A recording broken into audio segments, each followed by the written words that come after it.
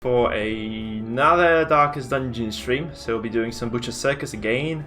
I hope you guys enjoy yourselves. I hope I'll enjoy myself as well. I hope the RNG isn't too brutal today, which might indeed be the case. Right, we'll just get started with some PvP. So I'll just queue up and let's see where it goes from here. Quite hopeful in this case.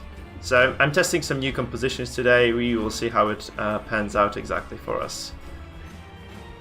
As always, pretty hyped for that.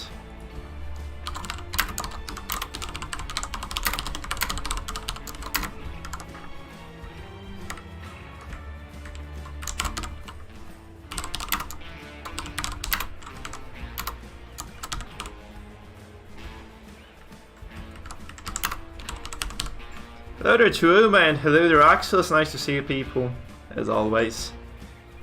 You were quick today, guys. You were so quick today.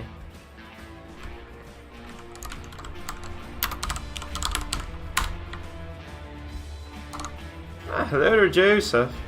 Now, I streamed on Monday, right? And then I didn't for 2 days because I was super tired. And now I'm streaming today, and I'll probably be streaming once I'm back from that trip, which is going to be quite soon indeed.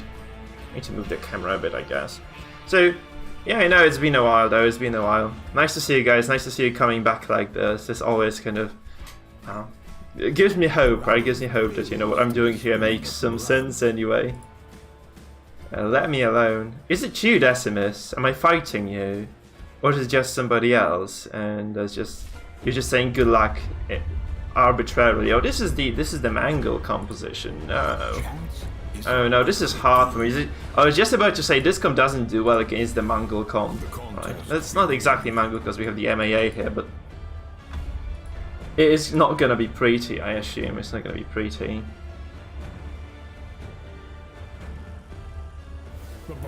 Yeah, I know. It's like I'm also going away like constantly this month, so it's like I left for the past week. I mean, I left 1 week ago, right? And then I'm going now again, so I'm kind of out of the... I lost some momentum, I think, overall, by doing that. Okay, that's not terribly bad. Okay, anyway, I need to focus, guys, so I'm sorry, but that's just kind of... I have to slow down a bit. Hello, Sis. Nice to see you as well, nice to see you people. Lovely, lovely tune. I think it's like when I don't post highlights, my streams just get notifications for everybody, right?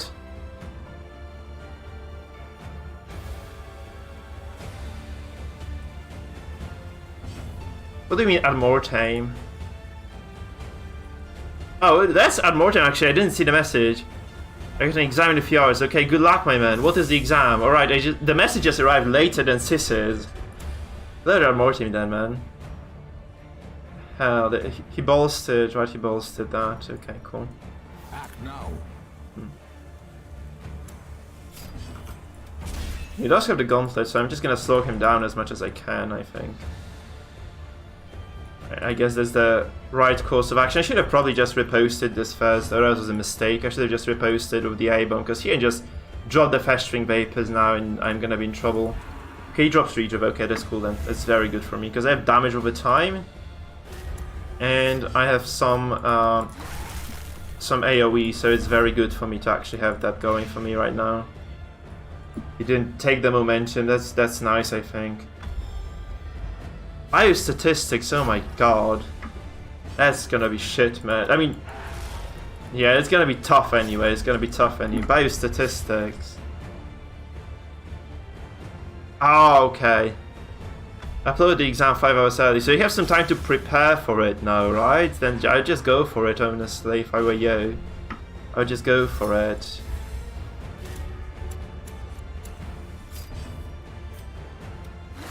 Okay.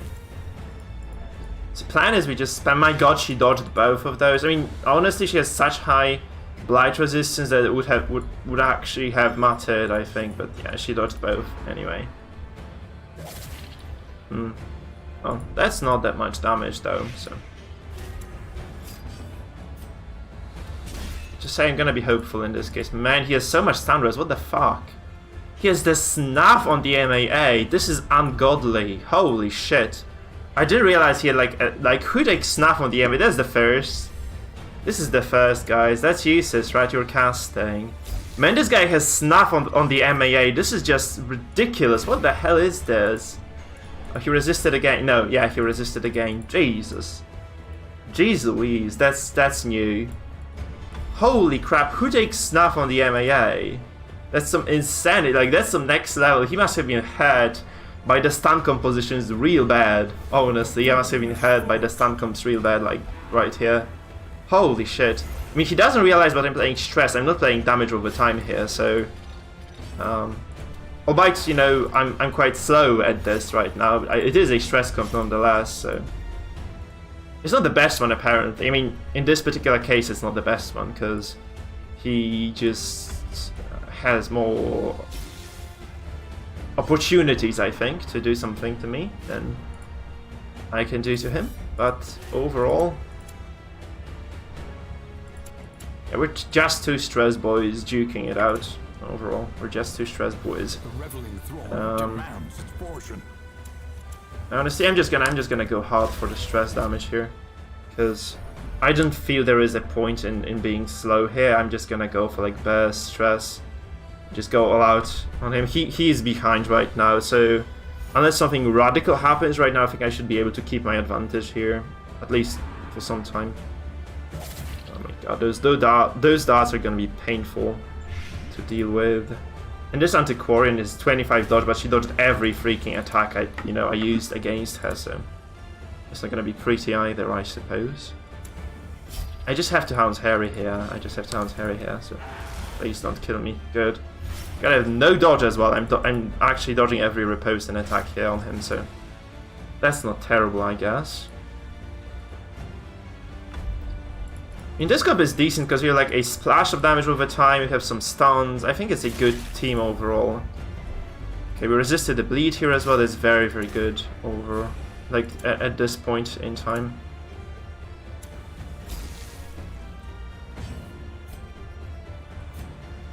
Act now.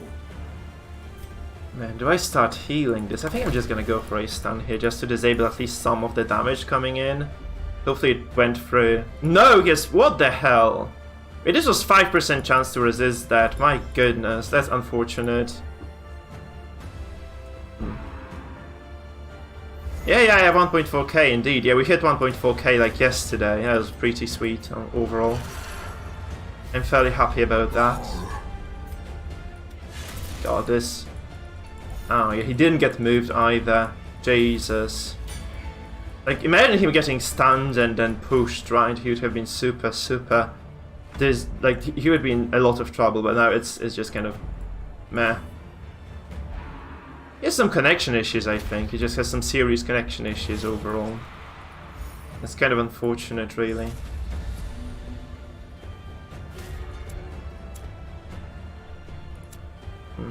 I'm gonna just Hound's Harry again. No point in just kind of delaying this. I'm gonna take lethal damage soon on him, but I'm just trying to break someone before that happens, right? That's how it is. Man, that's just unfortunate the way this fight has gone overall. It's just not too good. Like the stun, I needed the stun on this guy. This would have kind of salvaged this for me, but now it's trouble over again. So it's 2 rounds of... Yeah, he also has like a lot of riposte, right? Because of the kite here. Feels like he just counters me really hard at this point here. Yep, that's just how it is.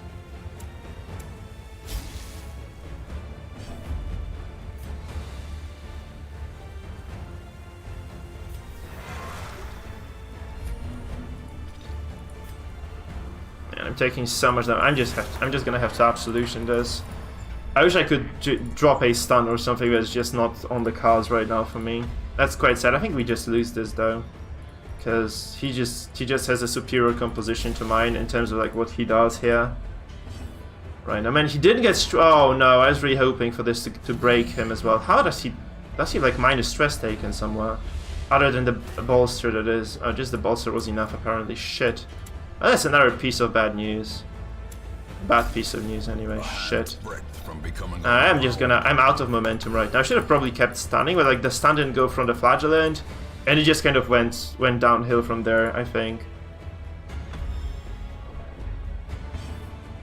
So it's just not gonna look good anymore, I feel. Okay, we got a dodge though, that's good. That's kind of fortunate at least.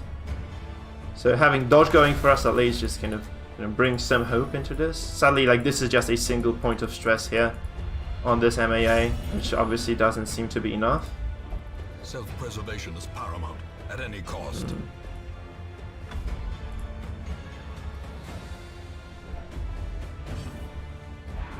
Man. Yeah. I'm just super dead right now. Because there's like very little I can do to salvage this fight. I think. God, I'm just gonna. I have no way of attacking him right now because of this. Like, he has a perfect anti-AoE setup, and I have a very strong AoE setup. So it's just kind of two things that don't go together very well overall. And yeah, I just cannot save this at all. I just can't. Teetering on the brink, facing the Oh no! Come on! Oh no! So, yeah, that's just me right now. I can't do anything here.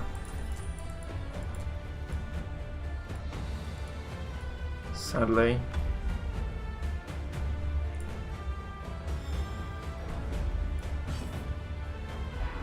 Oh god, he gets a kill as well probably. That's just my luck. Okay, he doesn't. That's the good part.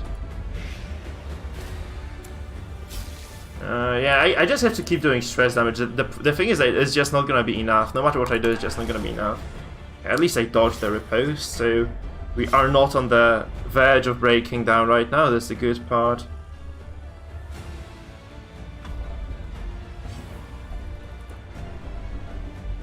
So, retribution. Jesus, please don't do 4 damage. Okay, he didn't do 4. That's very fortunate. Injury and despondence set the stage for heroism or cowardice.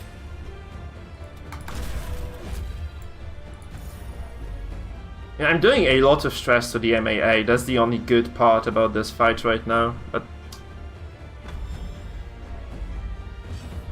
overall, since this is a good, I think this is a solid team. I don't mind the, you know, the lack of MAA, but it's just, I just bumped into a comp that directly counters me, right? I was just unable to get my stuns off. He has the perfect setup to protect the Grave Robber, and I just have nothing to counter that. Festering fear consumes the mind. So it's just not a good spot for me to be in right now. That's just how it is. That's just not a good spot for me to be in. I'm just gonna lose the Vestal as well right now, so that's kind of shitty.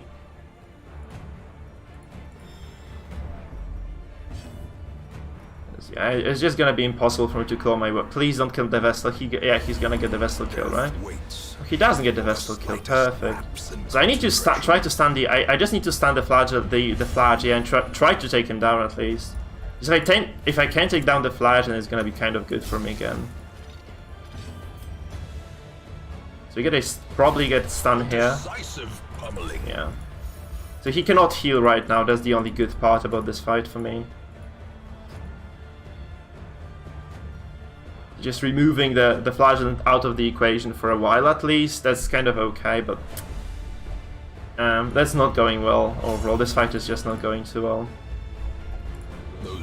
I just lost. I think I missed a single stun there, and then I failed to stun the MA8 altogether. Like, completely failed to stun him, and from there I just I missed like a 5% stun. Like, he got like a 5% stun res on the Flage, and I also didn't get to stun the MAA once using the Vestal and the Crusader, which is kind of predictable, but still like does hurt nonetheless, right? Still does hurt nonetheless. No, he dodges. Shit. I really needed to hit that as well. So. That's not going well.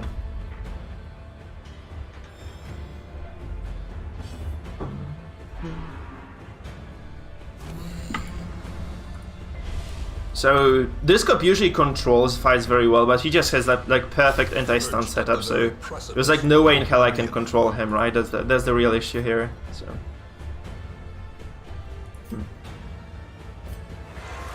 Yeah.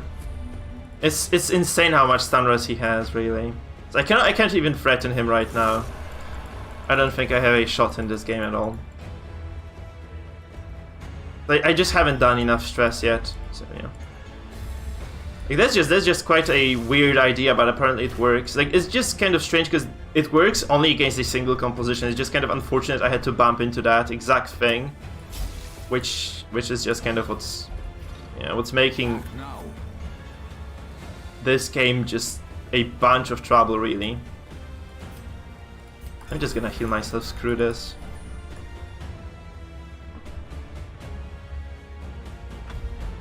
Hello there, Dangang. Nice to see you, my man. Nice to see you. Hello there, Winter Bliss as well. I haven't actually. I'm just not paying attention to the chat for a while, so I just need to read through it and see if there are some new people around. Nope. Okay, there's just the two of you. So welcome to the stream, guys. Welcome to the stream.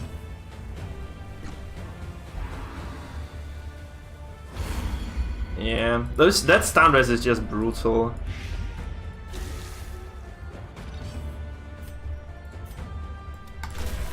Why does he dodge? Like, he dodged like 3 of those already. What the hell?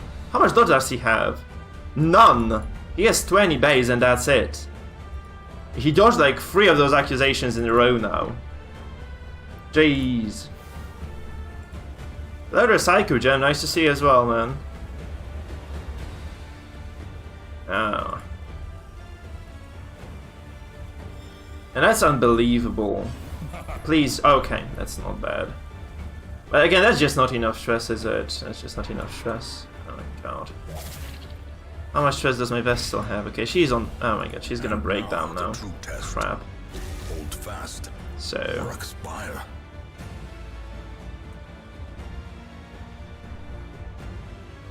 A powerful blow. I could have stunned the. I guess I could have just stunned the Flagellant. No, he has 105 stun res though, so quite unlikely to work.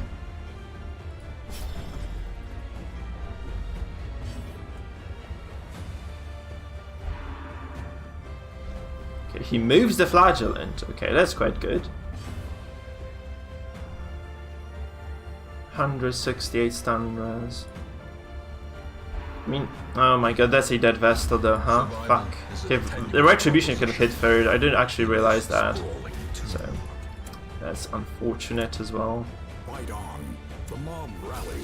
I need to stun the Flash right now and just try to kill him, but that's just a long fucking shot if you ask me.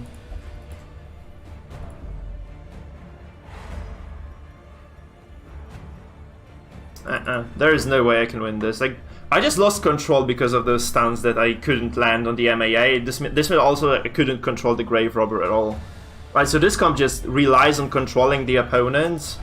And yeah, that's just how it went. Shit, he also drops the Defender here. Which again means I cannot do anything about this, right? I just can't do anything about this at all. There is 0 things I can do right now in this fight. So I take her down to 0. She's never gonna take enough damage to actually drop that here.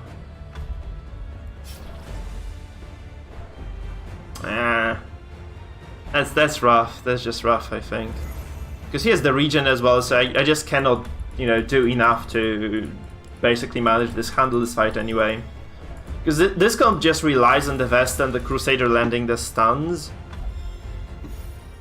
It's just that, yeah, he had so much stun resistance. I guess he got super lucky with how the opening of this fight went, and this meant that he just got, you know, he got to win this in the end. And yeah, that's just how it is, guys. That's just how it is sometimes. No, it's like guard MAA works. It's not like that's not a new thing for anybody. I think just. Yeah.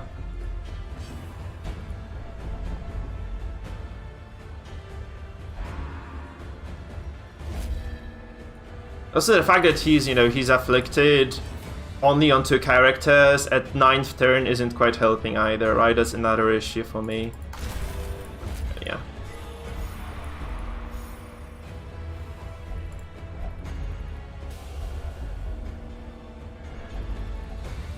They're obviously taking a lot of stress right now. It's just way too late, I think. They would just need to kill they would just need to kill themselves right now for me to be able to even to contest this position, right?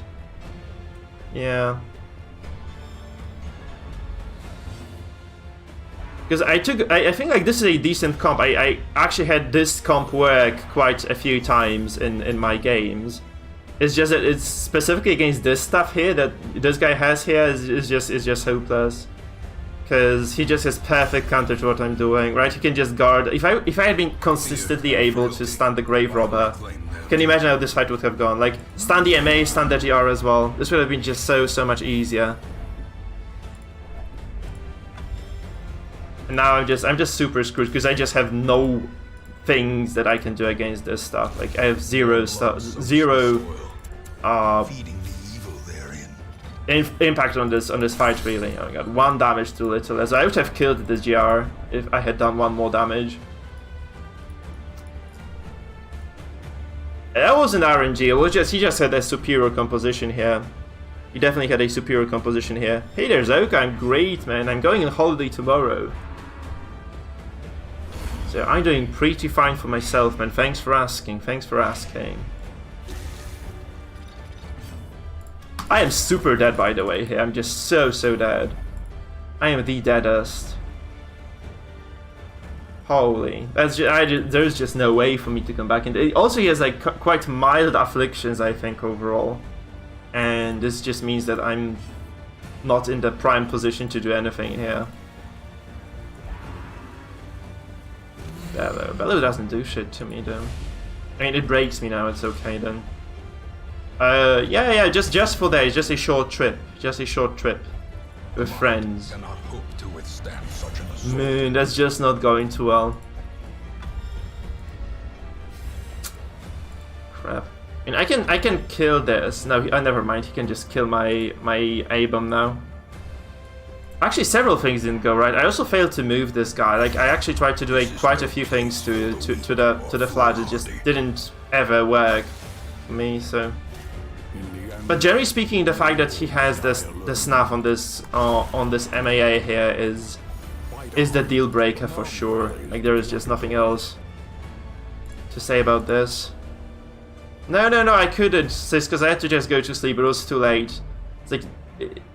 It seemed that you guys were gonna keep talking about playing because the Steam was off, and this meant I just decided to go to sleep because I'm leaving tomorrow. So I also wanted to be able to play my own game, right? I wanted to be like in good condition to play. Yeah, congrats, man. Whom were you playing? Were you playing like some high rank guy, or was it like someone lower rank really? Because I actually wasn't able to keep track of your opponent. My god, this Crusader is like unkillable. So who was your opponent, sis? Who was your opponent? But there's a vault somewhere, because I really don't know. Like, does Mizukin have vaults there? Oh, I can just go to his Twitch though. I can just go to his Twitch, I guess. Maybe I'll just check it tomorrow. I'll just have a look at it. What are you playing, by the way? What comp did you go with? What team did you go with, sis? Okay, I'm gonna kill myself here, right? Just boom, dead. No. So he doesn't lose the MAA either, Jesus. I think she just needs more accuracy and she needs some nice quirky trinkets and she's gonna be okay. And maybe some move resistance. Those things are just killing the PD right now. She's just too vulnerable in a lot of situations. So maybe some slightly higher accuracy and move res, and yeah, that might sort her out. Might just be enough. Okay, I'm dead. Oh, this Crusader, look at this guy. 25% death blow res, he's still there. Crazy, actually. How long? This fight could have been way worse for me, because he has like direct counter to my composition. I was just getting lucky with those death door resistances as well. You have to admit it. Yeah, finally dead, right? More ashes. More disappointment. Bounty Hunter, Arbalest Musketeer. That's crazy, so you went like for full... Oh. So you Vestal Jester Crusader Flagellant, cool. So you're playing the control comp, right? And he was just playing the focus damage comp. Oh god, that wasn't the best fight in the world. I just want to show you guys how this composition works when it works. Because in theory it's just very good. The problem is that guy had like... I'm just gonna wait, hold on. I just don't want to get into the same fight again, because this guy had just direct counter to what I had. So I really don't want to be doing that. That's crazy stupid. Bumping into the same dude again would really suck.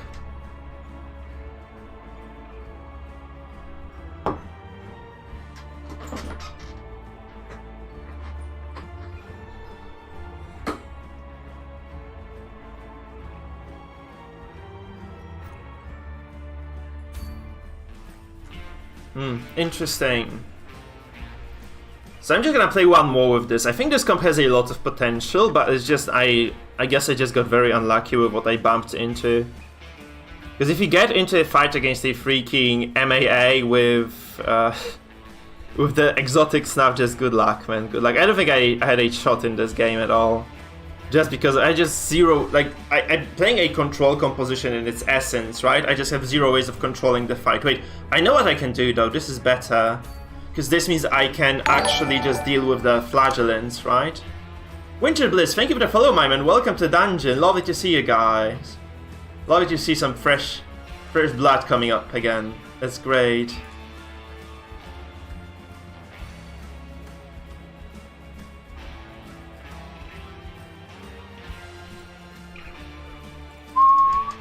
Hey guys, just a quick reminder, if you're new to the stream, remember to follow and to subscribe. So if you're on Twitch, follow, on YouTube, subscribe. Also, CEST is spamming the links to our Discord channel, which I invite you to join as well, guys. It's great fun. We have like the biggest Butcher Circus community there is. I think the community on the original Discord is not as big. I think Goliath also has quite a big BC community there. But I recommend that you guys join us. We'll have like some cool events in the future once I'm back from the holiday anyway. So we'll be doing some cool stuff. Once the Mizikans tournament is over, I think we'll just try to figure out our own one as well. So by the end of the month we'll be doing something cool for sure, guys.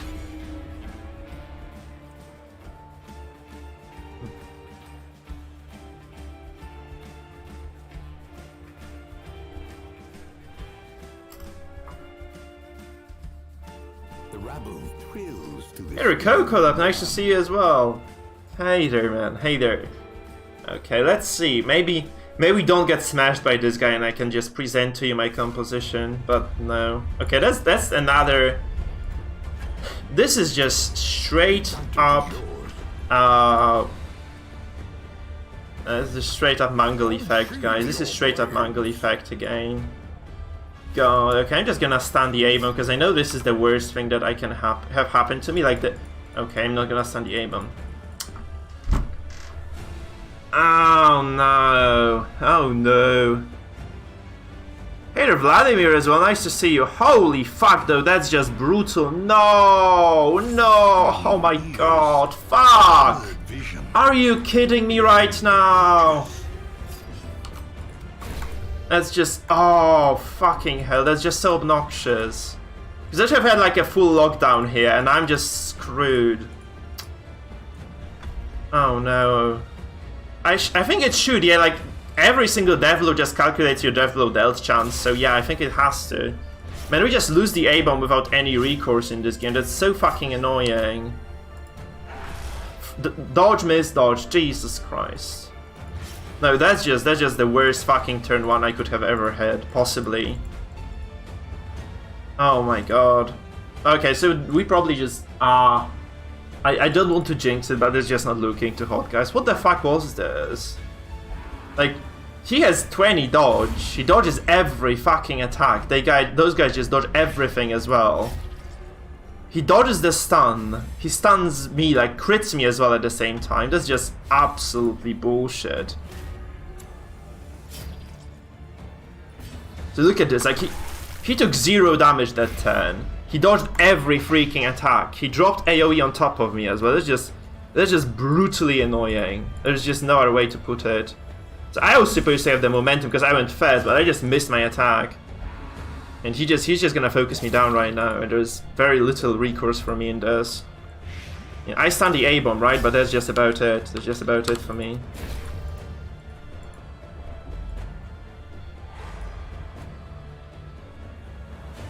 Man, that's just very unfortunate opener. Like, I needed the freaking stun to go through. Holy shit. Hey there, Daniel as well. Nice to see you. But that's just ugly as fuck. At least he doesn't have the gauntlet on the flash, right? That's the good part. But I am taking so much damage here. Holy shit.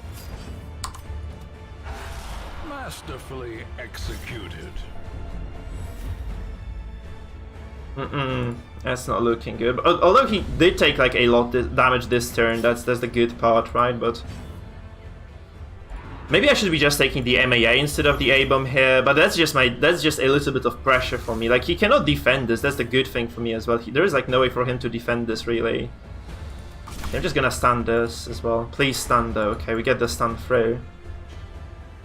So we have some semblance of control in this fight, right? We have some semblance of control in this, which is the good part.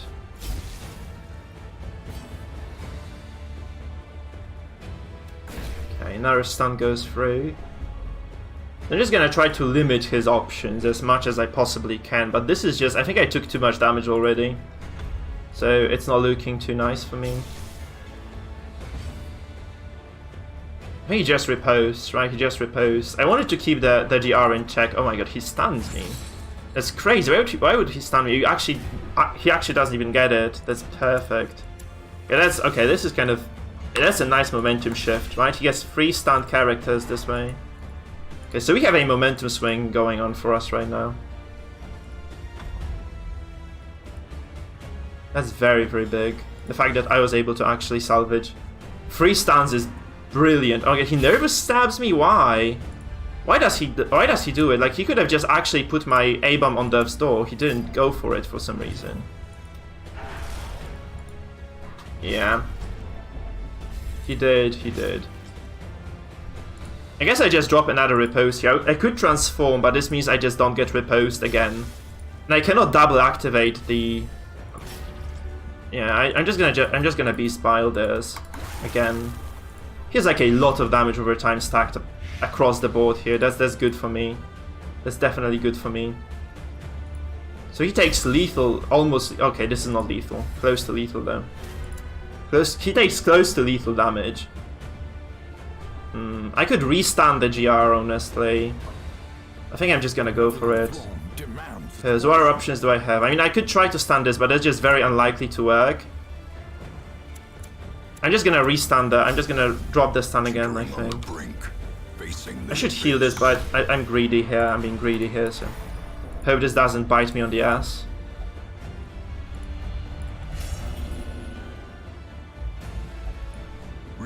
No, it's just he has 105 stun res, guys. There's no reason to be strength. I think I just need to let him heal this. I have so much. Okay, he goes for an aggressive play here. Actually, that's very silly. I mean, I see what he did here. Like, I know why he did this. He just wanted to just get the AoE healing of those guys, right? But they're already super hurt anyway. So I think this is okay for me.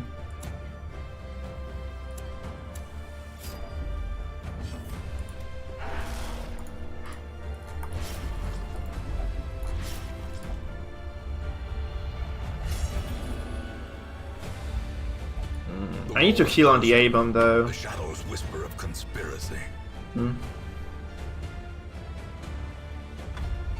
I don't know. Maybe, yeah. Maybe lower prestige. That would kind of explain a bit. Please don't kill my guys. Oh my god. Okay. Whoa. Right. Cool. Alright. So I'm in it. I'm still in this game for sure now. That's actually brilliant. Right. So now I'm gonna try to stand the flange, I guess, though. No, there's no... Oh, okay, we get a death blow. Perfect. Okay, that's good. Because this healing doesn't really matter that much, because he's gonna go to lethal... Almost lethal state anyway. I'm gonna start next turn too. Yeah, that's very good for me now. Because I'm gonna start the next turn. Right, I'm just gonna go first, and I can just heal with my...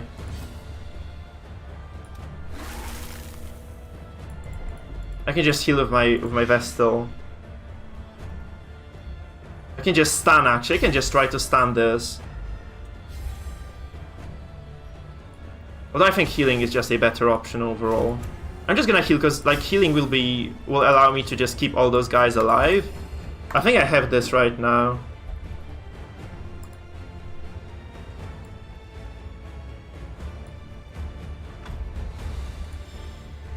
Because, like, he can try to AoE me there. Oh, he drops the rejump. That's very good for me as well.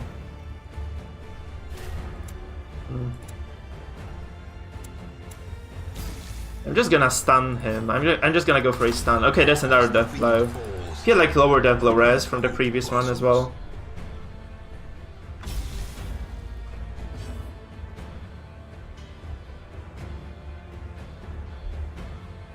I hate your mangle, by the way. I didn't notice you too. Shit. Okay, so you can see how this composition can work, right? You can at least see how this comp can work. At the very least. Please, Cherry. No, abusive. I am well. Hey there, Pojas.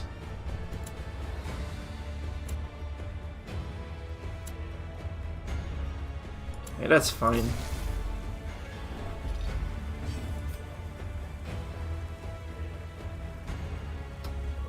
Thing is, I just can't. Oh no! Oh no! Oh no! Oh no! That's bad though.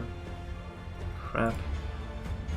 So I could honestly just heal on the A-bomb. I think I should just heal this, because this means I can use single target healing on my Vestal as well. That's very good for me if I can just do it right.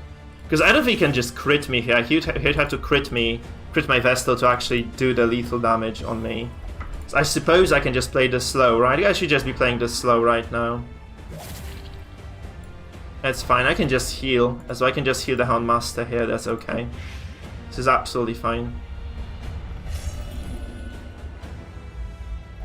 The mind cannot hope to withstand such an assault.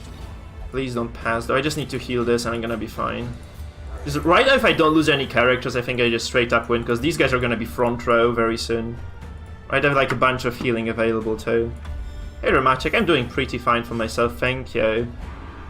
How about you guys? How are you guys doing? Oh my goodness, that's 18 though. Jeez Louise, that's painful to experience.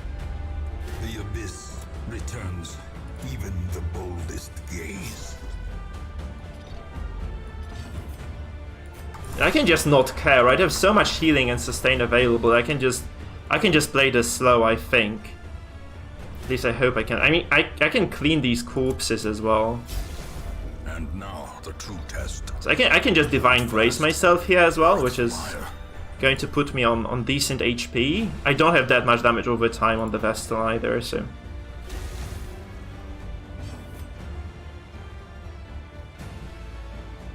Oh, that's not enough damage, huh? I would need to crit the A-bomb corpse to remove it. Although it just dies, I think it just dies from the poison, from the blight, right? Yeah, okay, so we have the GR in the front, like that's just the best thing, that's the best case scenario for me, because I can just AoE those guys really hard right now.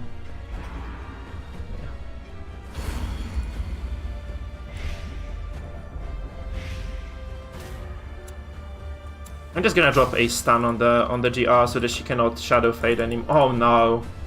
Okay, that's unfortunate again. That's not good. This could kind of be not game-ending damage, but this could be a lot of damage they take right now for that.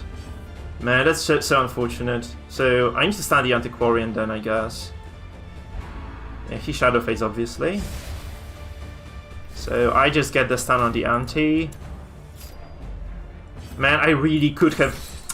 If I had hit that freaking stun, you hate to see it. You really hate to see it. Crap.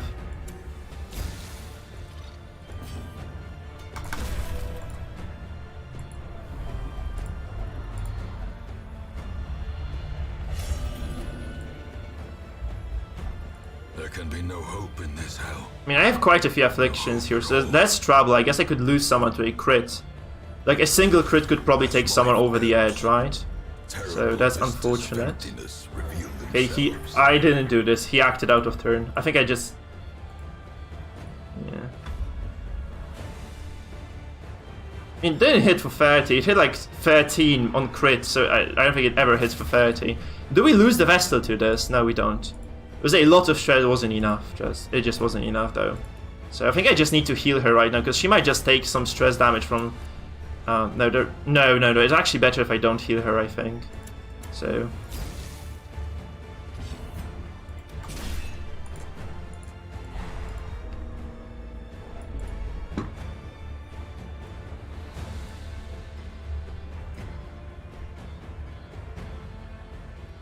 My Houndmaster takes 2 damage only, that's not bad. I can stun the Antiquarian again as well, that's kind of controlled fight for me anyway, no matter what happens really. Oh no, Vestal, no. Do I just activate the Vestal though? Because she takes damage but she doesn't go to Death's Door, so she should be theoretically okay, right? Yeah, she doesn't take the lethal damage, that's the important component of this anyway. Just gonna heal myself here. So that she doesn't die from a random affliction, I guess. That's reasonable, I suppose. So we just control this from here and it's gonna be okay, right? It's just easy controlled fight from that point.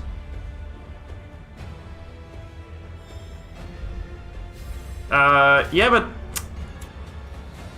I use Hound's Rush sometimes to just do damage as well, so that's kind of the problem here.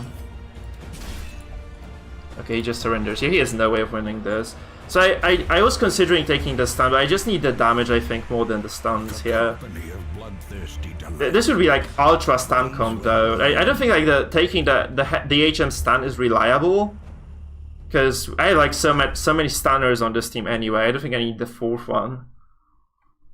Plus the HM is mostly spamming, because he's like the core damage dealer here, and he's also the core source of stress with those two. I just don't feel like getting the stun would help me at all.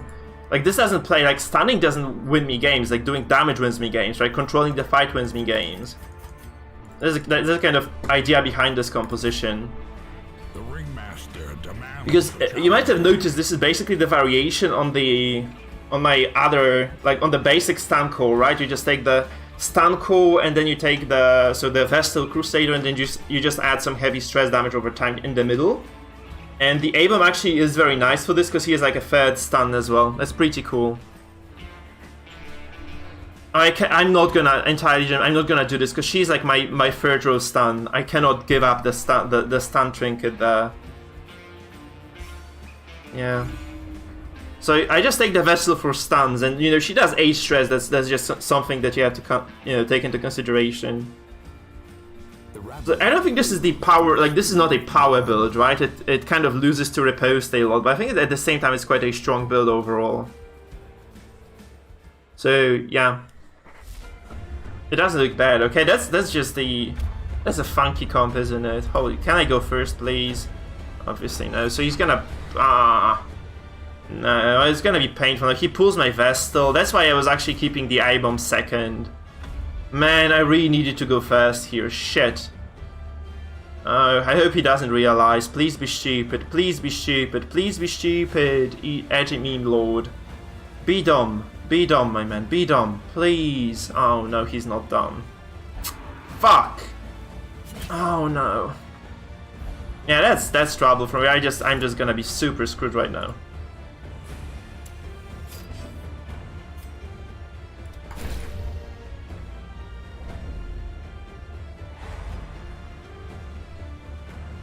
That's just the worst possible case scenario, right? They have a pool and you start 2nd. I don't know, she just went first, so I don't think it matters what kind of player he is right now, because he's just gonna get the W here. If he plays his cards right from this point in time onwards, I think he just wins this straight up. No competition from me at all. Like, I don't think I can do much about this, because he just kills my Vestal next turn. Oh, he also resisted that, so that's basically it for me. Yeah. He also is the Arbalist to remove the stuns. Yes, okay, indeed. Like, he has the perfect setup against mine. If he had not gone first, I would have probably had a chance at stunning the BH and probably just kind of salvaging this somehow. But right now, it is just crit. No, okay, he doesn't crit me at least.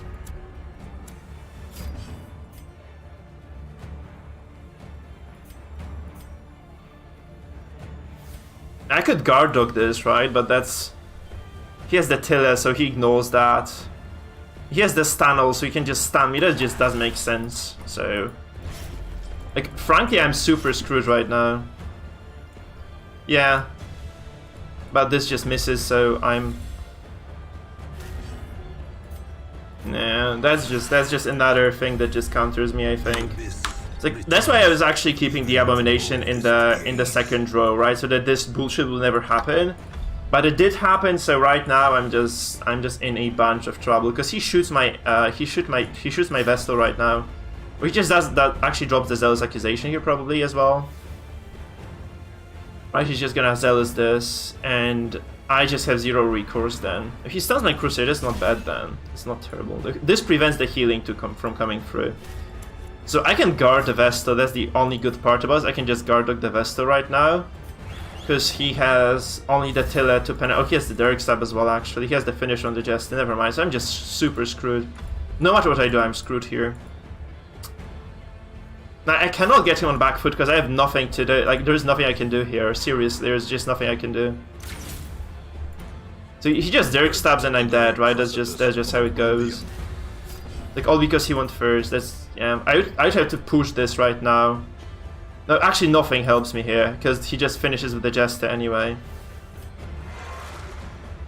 So I have to stun the Jester right now as well. On top of all those things, I just have to stun the Jester. He can still finish me with Caltrops, so...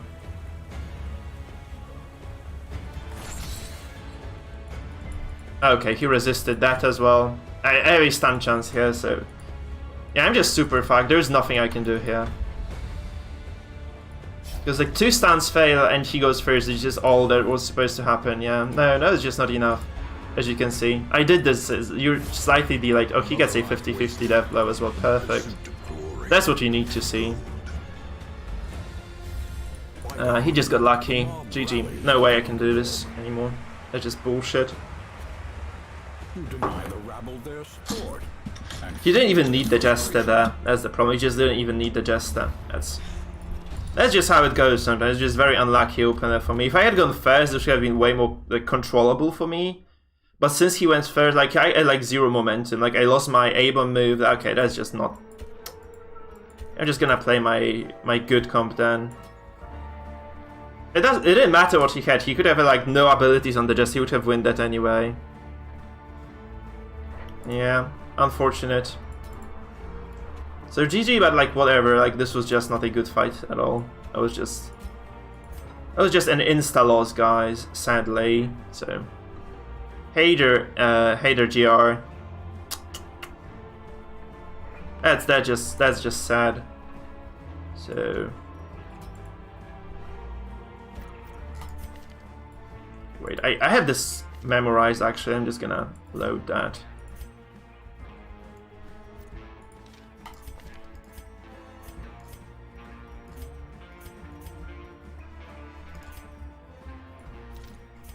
That's the correct setup, yeah. That was unlucky. I don't think solo is good at all. I think solo is complete garbage. Because it just puts you in first and then you get stunned and you die. So I don't think this is the best in the world, so...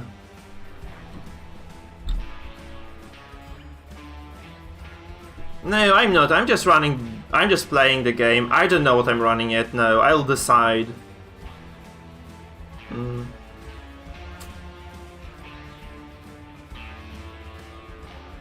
Yeah, sure, but like if someone runs like solid stun, like if someone runs a Vestal, you're stunned anyway. So I don't think it matters that much. Like it's just kind of hoping the dodge doesn't kill you there. So yeah, I'm taking the Shroud indeed. I'm taking the Shroud. Oh my god, not again, not you again. Come on.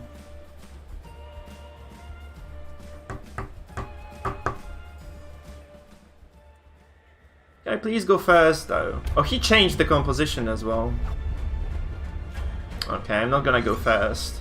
Cool.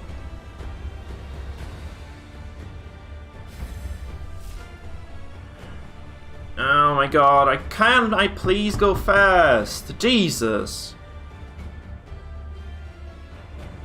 Or you can just, instead of queuing into me, you can just ask me for a match, man. Because... you saw what I was picking as well, so it's kind of unfair, but whatever, I guess. It just doesn't matter too much.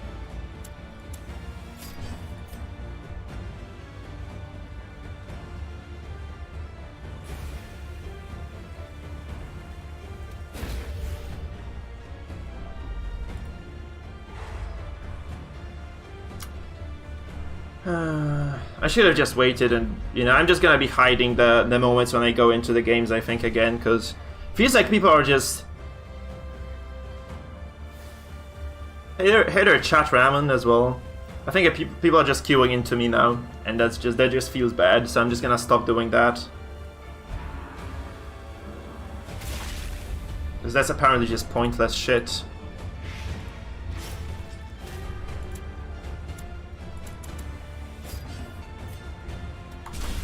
Masterfully executed.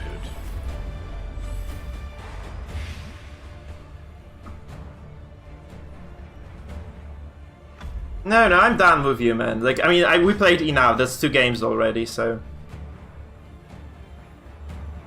That's 2 games already. We played enough, my man. We played enough. I'm just kind of frustrated right now, because I just don't like bumping into the second... Like...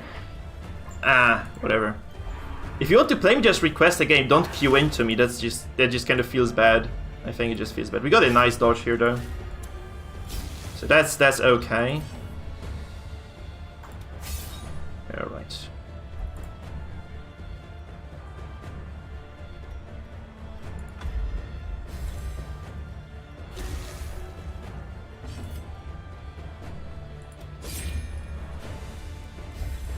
And now the true test. Yeah. Hold fast. Yeah, I think so. Yeah, that's just... I always have to mute the sound though at Mortem, because people can hear when I go into games, so it's kind of meh anyway.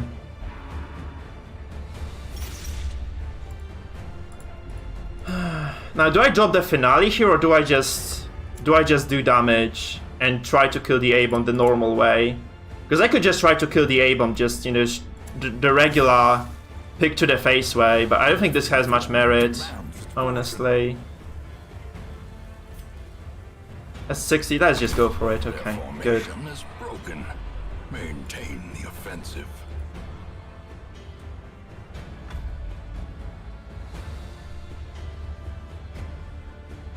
So I kind of needed that to work as well.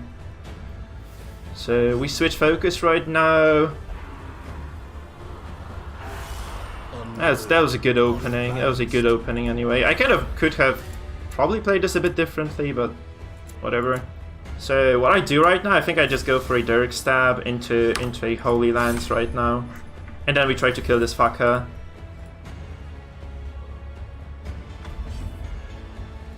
Yeah, we'll see, man. It's fine, it's just frustrating, right? When people just kind of go into the same game twice in a row. Yeah, I really hate like playing against the same person twice in a row. On the ladder setting anyway, that just kind of feels shit. Oh no, come on man, come on, what the fuck? I need to stun this now. Oh no. Please. That's good. It's 13 damage. I don't think that's enough. I would need to drop like a Zealous Accusation here as well, on top of that. Yeah. Yeah, right. Okay, crap. So, how do I do about this right now?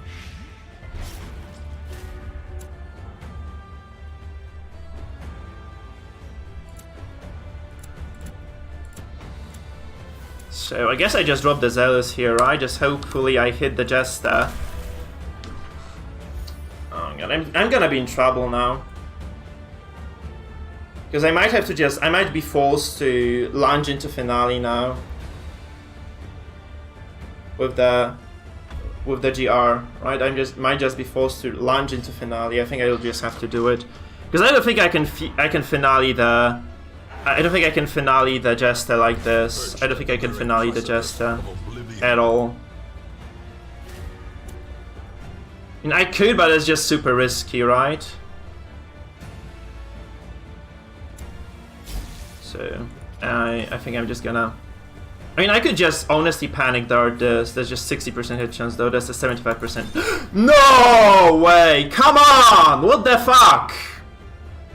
Oh my goodness, that's just brutally bad right now. So, I'm gonna lose that GR for this. Just to secure the kill I need to do this, I think. Oh my god, no! I missed twice, it wasn't even a dodge, I just missed 2 attacks in a row. Oh, this was actually gonna be enough. I didn't how is this enough? So I just made a mistake then. I made a huge mistake there. Fuck! Okay, I made a huge mistake there. I could have just finale'd this straight away. Whoa! Why was I gonna do so much? I didn't realize it was actually... I had enough damage there. Okay, this is not a kill. Death blow, that's good. That's good. This is not a kill, actually. That's just very, very good for me. I thought I would not have had enough damage, but apparently I just had enough damage there. That's just crazy. It's just crazy, guys. Crazy. The reveling throng demands portion. So I'm just gonna go for a stun here. I need to stun this. Because otherwise he's just gonna do, you know, I cannot just take the turn in a different order right now. So I just have to heal with my GR. I just have to heal my GR with my Crusader it is. That's how I have to do it right now. So I have to just Shadow Fade here. I think I might lose this because I wasted a lot of turns. I didn't know I had that much damage on my Jester finale actually. I just didn't realize that he was so ready for that. He was so ready for that damage though. It was my fault. If I lose this now, it's just me. It's just me. No, you can't. You can't check your character's damage. You can just check your base damage here, but I just thought the finale would have... I know why, I just completely forgot that this is the case as well. I had the Reaper Shroud, which is a huge bonus to damage. It's just ridiculous how much damage it kind of brings to the table as well. So... that was kind of good for me as well. Yeah, that was kind of good for me as well. Man. Terrible vistas of emptiness reveal themselves. I'm just gonna have to AoE heal this now, because I cannot stand the Flagellant at all. I think I might lose this, honestly. Yeah. 80%, I think this actually, with the bonuses from damage, actually is a good, legitimate combination. I think that's just quite good overall. He has to use the Flagellant now, so I just stun him next, right? I just try to eliminate him as soon as I can. So if he uses the Rain of Sorrows, which he does, yeah, so I'm just gonna try to stun him now. And 12 damage over time though, that's just painful. It's freaking painful. So, I mean, what I could do is honestly just activate the GR, lunge, and then try to go for a stun. Or, well, never mind. I can go for a kill here, right? Really, I'm just gonna go for a kill on the Flag. I think I should just go for a kill on the Flagellant here. I was gonna... oh, no, that makes no sense anymore. I'm just gonna go try stun this. Okay, this... okay, this went through perfect. So he only has a single chance at killing my characters now with the Houndmaster. A hand's breadth from becoming unwound. Please, kill. Yes. Okay. That's still sketchy though. Because, like, he can kill 2 of my guys, right? The maniacal cheering. Man, I'm so scared to be doing this fight now. Come on, please don't kill both. Don't kill both. Okay, he killed neither. Perfect.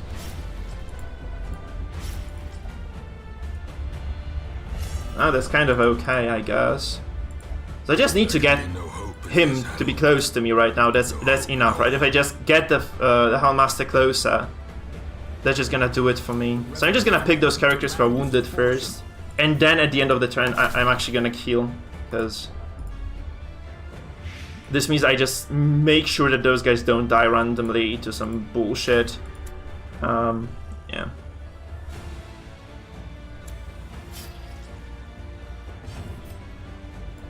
I just have to heal some more as well.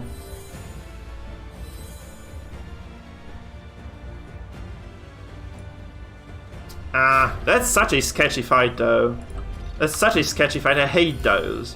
Because it just can go wrong still. It's like, it still has a potential to just be a complete fuckery of a fight instead of a win.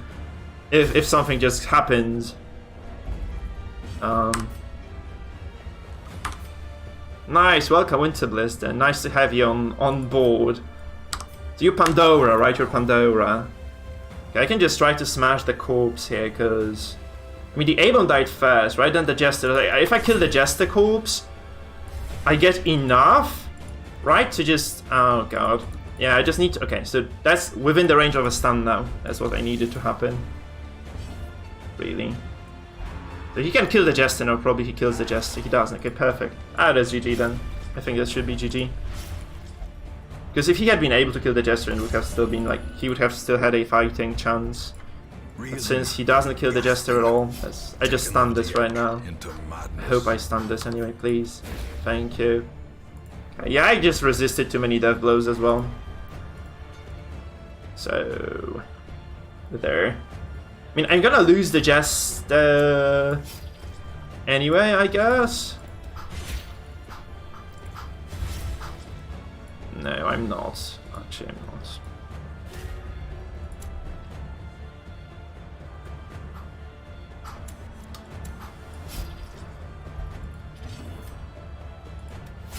Yes, perfect. Alright, so... I'm gonna heal the Jester, I guess, now. Okay, just surrenders. GG. Yeah. You have won.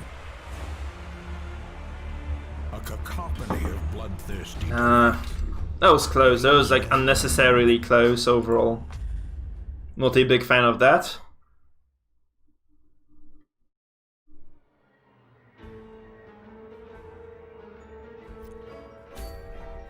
The ringmaster demands a challenger. Yeah, man, like, it's worth going into the Discord just because people are having fun there. Guys, remember, if you're new to the stream, follow on Twitch, subscribe on YouTube, join the Discord. The holy trinity of the stream is right there. Here are the links, guys. I don't think I played this that well anyway, JR, but it worked, nonetheless. I think I could have lost this easily if I had not saved the finale. If I had not saved the finale on my Jester, I think I could have easily lost that game. But yeah, I did save the finale your Jester, and it kind of went okay from there. So yeah, right, I keep repeating myself. I just keep playing, let's see where it takes us. So I'm just gonna play 2 games with this comp, maybe 3, because I really like this one. And I'm gonna go to my comfort stress comps again, I think.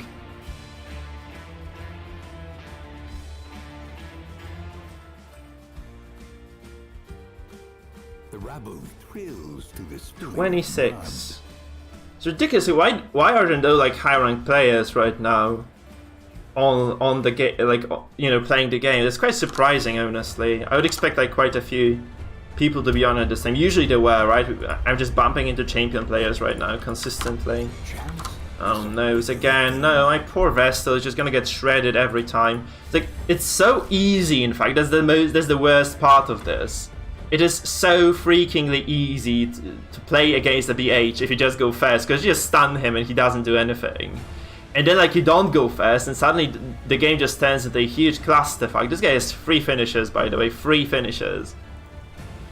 It's ridiculous right now for me. Okay, he marks me for that. He doesn't pull me. That's actually quite good. So he has no dodge. Look at this. He has no dodge on those characters. So I guess I can just focus the... I'm just gonna go for the shield breaker here.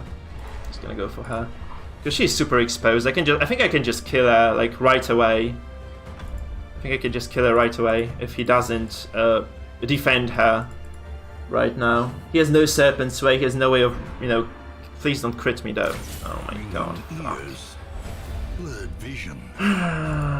You hate to see it, guys. You fucking hate to see it. What the hell do I do now? Because the problem is, if I heal this, he just does, and that like goes for another, you know, another Hound's Rush, and I'm toast, right? So I cannot even. Yeah, here's the finishes. I just lose. I just lose the Vestal right away. That's the worst part. Oh, that's the lowest damage roll as well. Jesus.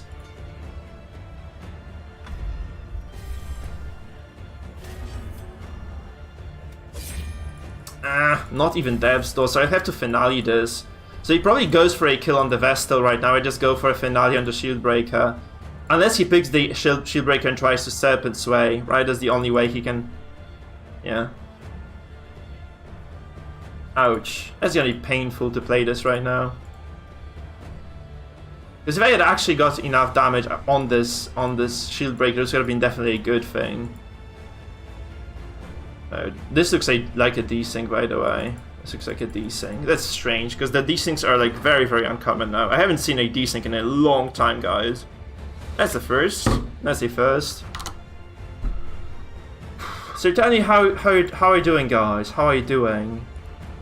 Just gonna check the viewer numbers since I have the time right now. We have 30 people on YouTube and 20 on Twitch right now. Looks like it from my numbers. Anyway, it's perfect, guys. It's perfect.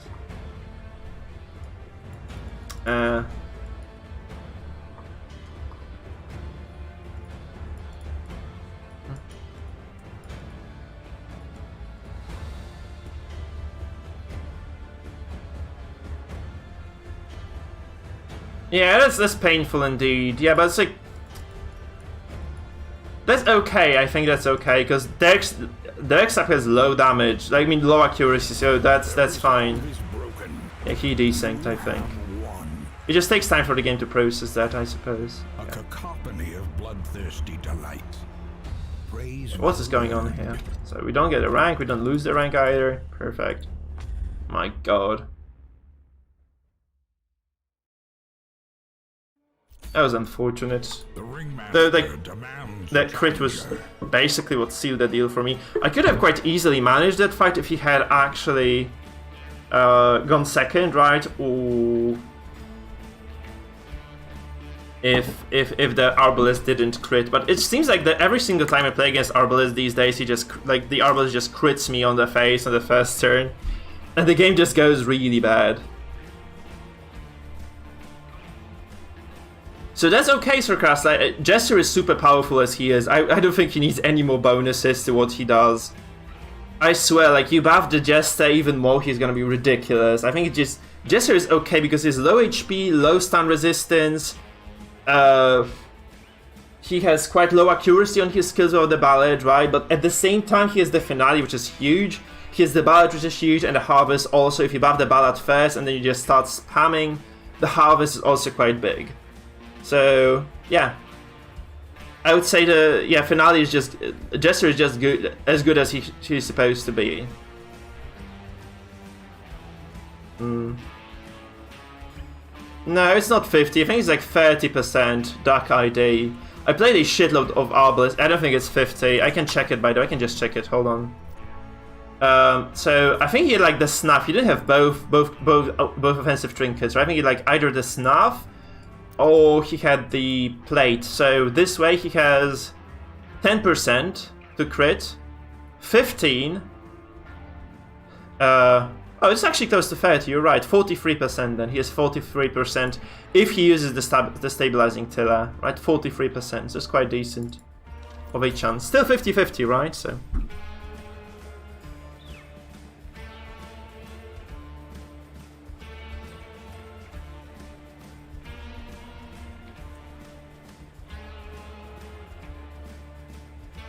Yeah.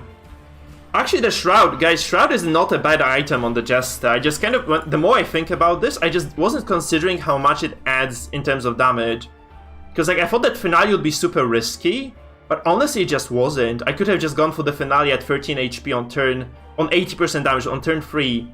You can just go for the Finale easily at a target that's, like, below 15 HP, and you just get it. So this combo is actually quite strong. I was not aware of how much this 15% damage means. Because it might be just stacking multiplicatively with the base damage bonus of the Finale from, you know, from Dirk Stabs.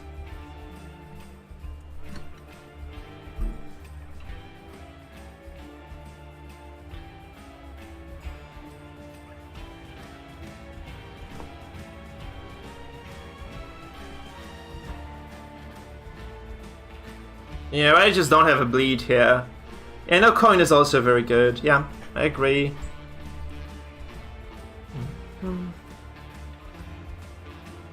Yeah, there are those blight resistance items, and there's also the mask, I think, that gives you bonuses when you're afflicted. Those two items are barely ever used, right? I think those are just the rarest ones.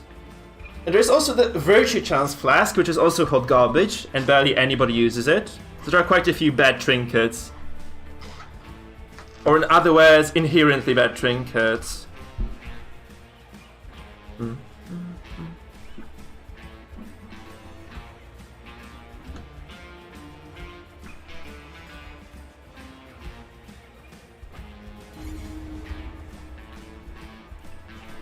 So I think you should be good, guys. I think you should be good here. With the Shroud, because I used to run the finisher or the Blight, the Hemlock, right, on the Jester, but I think it's just good. The rabble thrills to this spilling. Why buffed? No, I mean, yeah, maybe they could be buffed, but just I think they could just easily remove them because they just don't function. I don't think it matters what numbers those items have. They just wouldn't function ever. This is the same dude. Oh my god, can I go first this time? Thank you, game. The advantage is yours. Oh my god, that's fucking splendid. So I'm gonna go for a stun here on the BH. He's gonna... Yeah, the question is like, do I think I just have to stun the Bounty Hunter here with the Crusader. That's just my best hope, really. Because otherwise I just get my Vessel exposed anyway, right? If I just use her too soon. So it's kind of a bad idea, right? To be dropping the... To be activating the Vessel here. I think that's just the... I think they would need to rework those trinkets. The bad trinkets just need a rework. I don't think they need a... they need a buff. I think they just need to replace them with some other bonuses. Oh my god, that's the same guy. So he pulls my... Okay, what is... Why? Okay, Pierce, okay. Oh my goodness, no way. Oh no, that's ridiculous. That's fucking ridiculous. What the hell? 20. Oh, okay, perfect. Oh, wow, wow. 1 HP. 1 HP, guys. Holy crap. Come on. You hate to see it. You really hate to see it. Is he? Is he shady?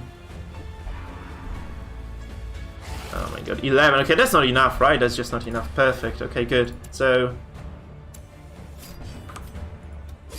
There we go, Dex, stab this. A hand's breadth from becoming And I guess I'm just gonna finale him, I think. This... I mean, I could try to just do damage here. I think he might just heal this, though. He might just heal this, right? He's just gonna use the bandage here, yeah. This is just a good opening for me, because, yeah. I am going to...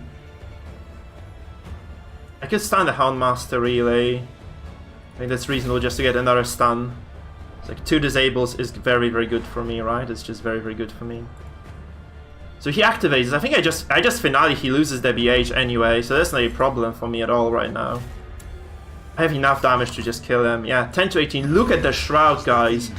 I would just say Shroud might be like this might be a sleeper OP item if you have like high damage, you know, bursty composition. I think this might be a sleeper OP. Seriously, this might just be sleeper OP. He's just gonna pull my Vestal forward. I just have to heal her right now. No, he pierced. Why does he not puncture her? That's very weird. Like I would just always freaking. That's very weird of a move. You could have put my Vestal first, and I can heal myself. That's very weird of him to be doing what he's doing. Honestly, it's just very, very strange. Can't say I agree with his moves here. And he's gonna shoot my Vestal now, right? He's just gonna shoot the Vestal here again. So I have to heal her. I have like a single move advantage right now. So that's the good part for me. Because I'm just gonna Shadow Fade and heal with the Crusader, and then he goes first next turn. I'm just gonna have like permanent first turn advantage in this fight if this keeps going like this.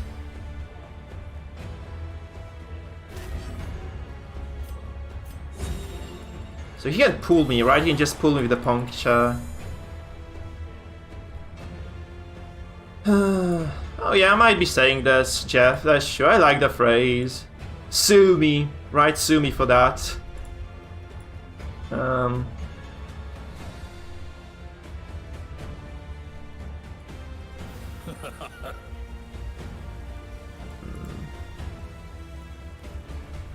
So he forced the finale out. That's what he has going for him right now. But he's gonna take a 30 damage lunge right now to the face. That's the thing. He's just gonna take a 30 damage lunge to the face anyway. So he punctures, So I obviously don't do anything crazy here. So the only character that can target my Vestal right now is actually the Houndmaster, because he cannot target me with the Arbalest anymore. So I can just wait this out. I can just wait this out now.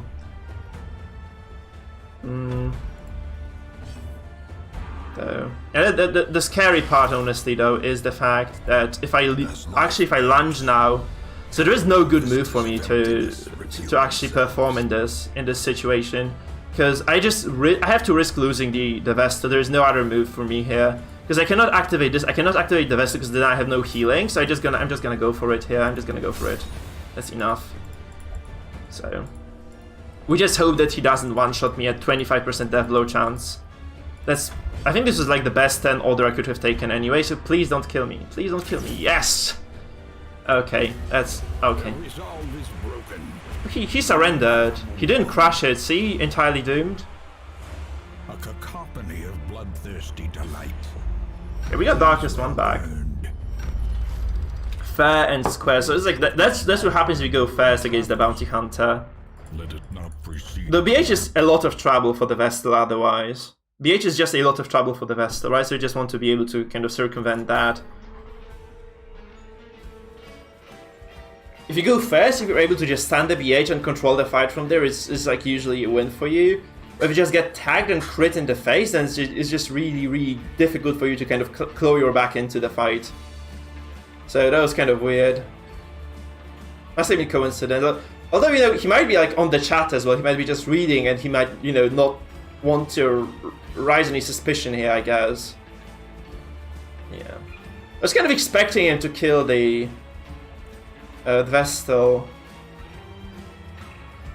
Says, I don't know, we could do something like on the final hour. We could do some viewer versus viewer. Do you want to go against Mangle, for instance? Would you like to fight Mangle? Says, I think that would be cool. Like that would be a nice show match. Like best of 3 Sis versus Mangle. We could test the system we have in place as well. This way, you could just test the system, guys, because you could test the, you know, the best of 3 system where you just declare 4 compositions, ban one of each other, like one of each other's comps then, and then you just play with those compositions, right? We could just use we can test the format. Would you guys like to do this? So Sis and Mangle, guys, you have to prepare 4 compositions then, and message me with them, right? Message me with them on Discord. Right, just private message me on Discord with those compositions. We'll do a show match, you versus Sis. That's gonna be really fun. They're doing like a mini tournament, so we're testing a tournament format, a relay, which we have like an idea on Discord for this. So it's gonna be a best of 3. You have 4 compositions. At the start of match, like players reveal their compositions to each other and ban 1 composition each, okay? And then they play each other in a best of 3. The rule of thumb here is, however, that if you win with a composition, you cannot use it anymore, right? So every single winning composition has to go. So it's indeed Hearthstone format, yes. I think it works. I think it works quite beautifully as well. My god, this is a Leper of Hemlock. Holy shit. Like, that's greedy as... Like, this is insanely greedy.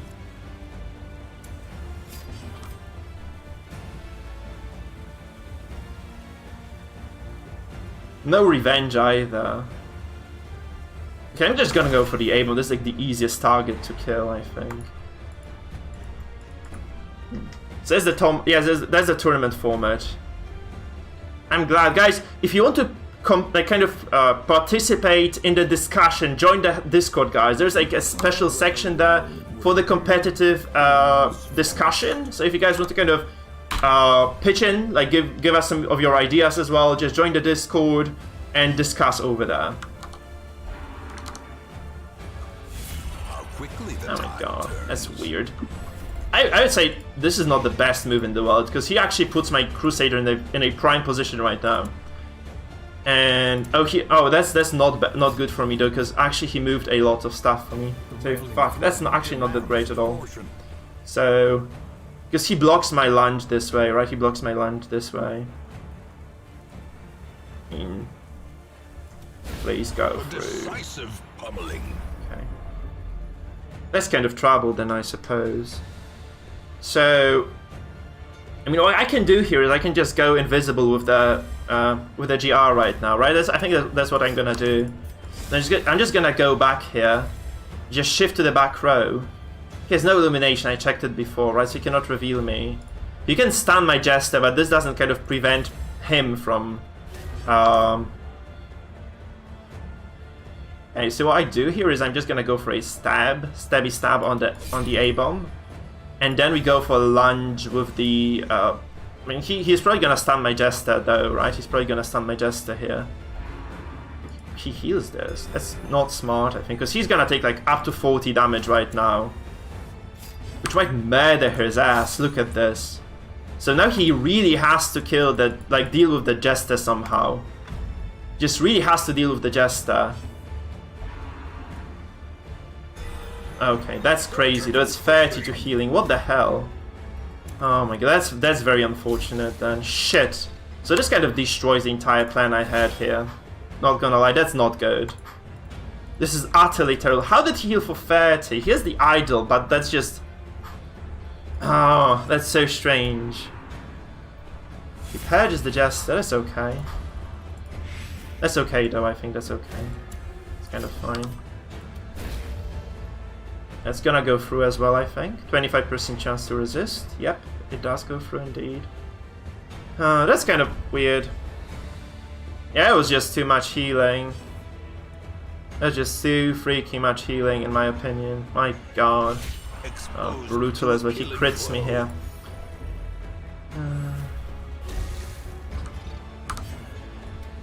Okay, so what we do here is he is stunned, right? So I can just Shadow Fade and then Finale, and he's like he can only stun me to prevent that. So I'm just gonna Shadow Fade with the GR, set up for the Finale. He has to stun now. He just has to stun now, right?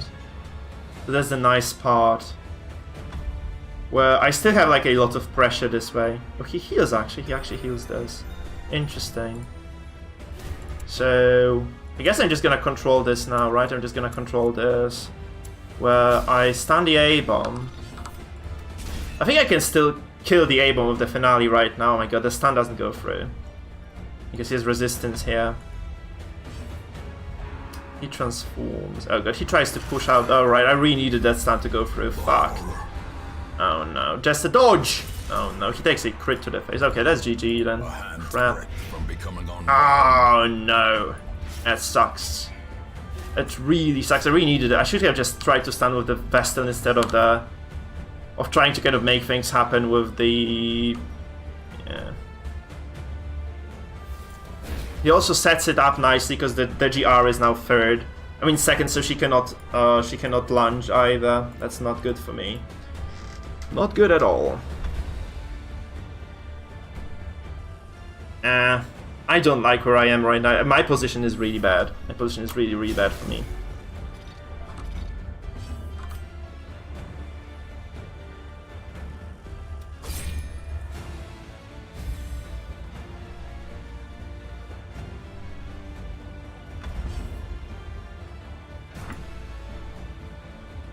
That healer actually just screwed me over super hard. That's really what happened this game. That heal, like the 30 heal on the A-bomb meant that I was just unable to get any sort of damage done to this guy.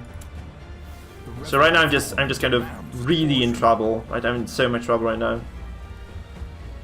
Because you can just continuously control this fight. I have like very little I can do here to respond. Right, I've basically no responses available to myself. Teetering on the brink. So that's just rip. I think that's just rip, because he just bought enough time with that crit heal for me to be unable to actually do anything here. He probably yeah, heals for 16 again. Jesus Christ.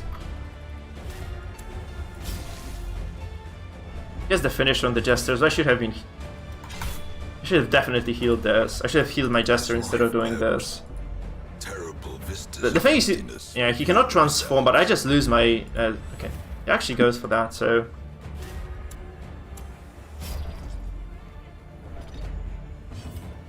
I'm gonna heal my Jester then. Okay, good. We got a crit heal as well, so the fight resets actually.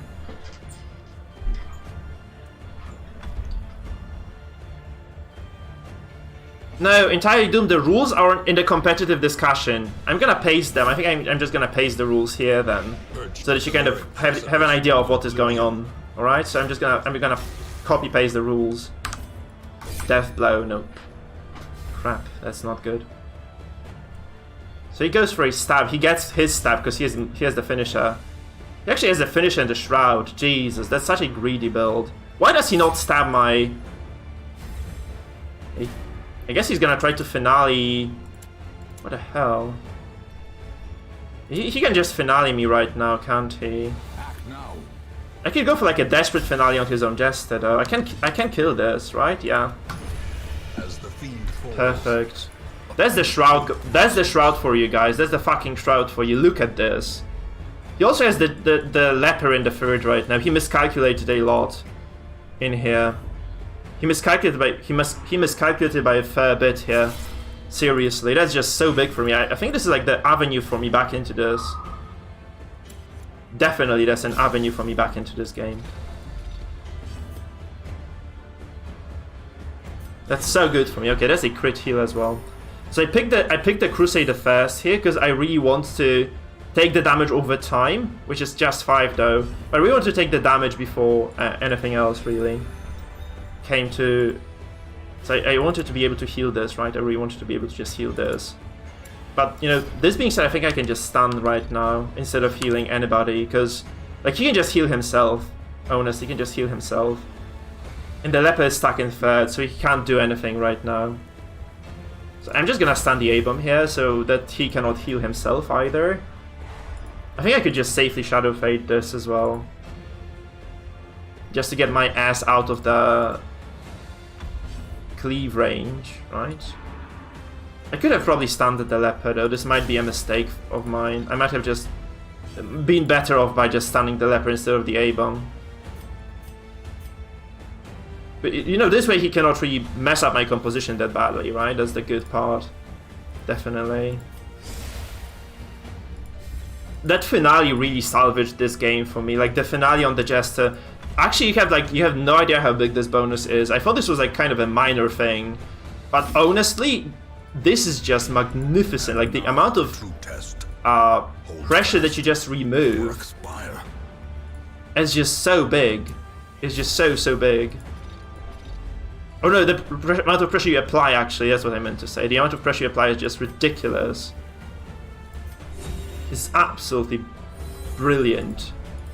So he has to go for a stun here, I guess, on my Vestal. I would do that anyway. If I were him. Okay, he actually... Oh, right, so I see what he's doing. So he's trying to buy time right now, right? He's trying to delay. That's not worth it. That's worth it, though. Look at this. 40... Oh my god, 47 crit. That's what I was waiting for today. 47 crit, guys. 47 crit. He crit heals this though. Nope, he doesn't. Perfect. I guess I just AoE heal this, honestly. Right now, just get my... No. Honestly, I think I'm just gonna stun the... I'm just gonna stun the leper here. Because this just gives me some momentum again. And I have like a single move I can use here, because nobody is at death's door yet, so that's pretty good. Holy crap. That damage was crazy though, absolutely crazy. I was mad.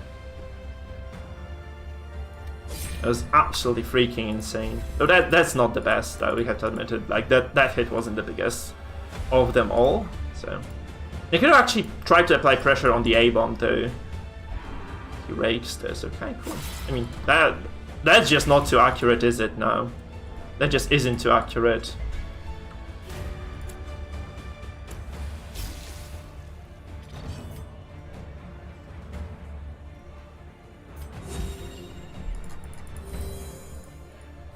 Okay, right. It's good to hear this, good to hear this. Does he go for a stun here? I guess he has to go for a heal on someone, yeah. See, he's just healing a lot. So I think I have full control over this fight right now. Because he just isn't doing damage, he's permanently stunned. He has a healer who is just sitting there and doing nothing. So overall, I think this is just going very well for me. I have no Shadow Fades available though, so trouble, right? We have 0 HP here, so we can just try to finish off the A-bomb. That's very good, right? That's very, very good for me. And the fact I can actually just land a killing blow on the A-bomb from the get-go right now is brilliant. And I did. And this also sets me up for another lunge. I can also access, because this was a crit apparently, I can access his Vestal and just kill her off as well. That's very good. Although I think like permanently standing the leper is the best move here. Like, honestly, it's just the best move there is.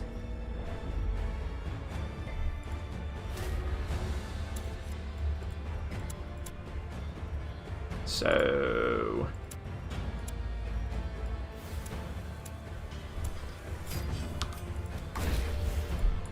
I guess he's just gonna go for my Crusader here then, right? He's just gonna go for my Crusader kill. I made a mistake here. I intended to heal my Crusader here, but I just didn't do this. Shit, I made a mistake here. He just doesn't capitalize on the mistake though. So he's kind of... I think he just has like this kind of fixed set of moves that he wants to take. And he's not doing anything else, really. So that's the problem for him.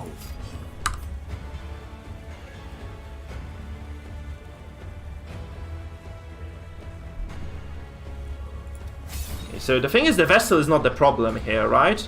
And yeah, but he's missing a lot indeed. Like he's missing more than he should be for sure. Yeah, I'm just gonna heal my. Oh my god, that's so big. Like those crit heals have actually been game defining overall. Like the Crusader has been crit healing all the time. He got a crit heal at the start. I got a crit heal as well. Yeah, that's just over. Yeah, Purge does, but I don't think this is enough. A cacophony of bloodthirsty delight. Like I think you just need the if you have like super healing focused Vestal that guarantees long games. You just want to have revenge. I feel like that's just the way to go. Although like I see a lot of people without revenge now, so maybe I'm wrong. It's really hard to tell. It's really hard to tell.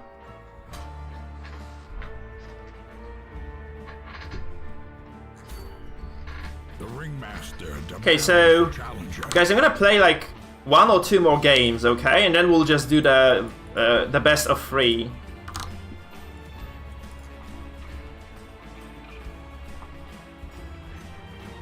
Again, a quick reminder, if you're new to the stream, remember to give me a sub or a follow. So if you're on Twitch, follow me. If you're on YouTube, you know, give me a subscription. And finally, there is also a community Discord that we have. I encourage you to check it out. It's over there. And the links I have just copied and pasted on the chat. So, you know, join us, be a part of the community. Enjoy yourselves.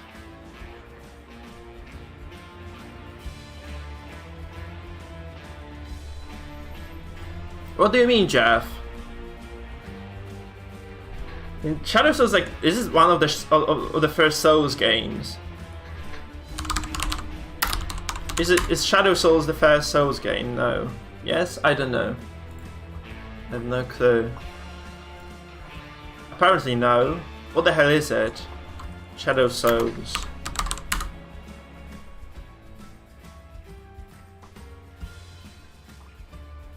No, I have no clue. I have no clue what you mean, Jeff. I just googled that. Demon Souls, yeah, Demon Souls. Oh, Shadow Souls. Oh, that's what you mean. Alright. Cool. Sorry. I'm permanently confused when someone mentions names. Including names of products and artists, by the way. Okay, that's kind of sketchy of a fight. We have the Highwayman here, we have the Antiquarian, we have the Shield Breaker. What the hell do I focus? Do I just go for the Shield Breaker? I think I just go for the Shield Breaker. Just stun her and just focus her down. And then we can switch the focus to somebody else. Because if I just am able to stun her on the first turn, like there's very little she can do. Oh no, she has 65 dodge though. Oh my god, okay, never mind. So I guess we just go, this is heavy dodge team. I'm just gonna lunge, go for the Highwayman. Hopefully, oh no. That's so much dodge. I was really hopeful because lunge has 110 accuracy, so it's like the best skill I can use. I really just needed to set my Jester up for the Ballad.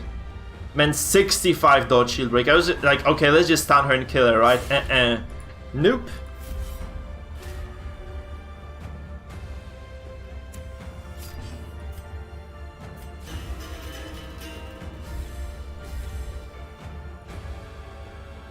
I don't remember that, no.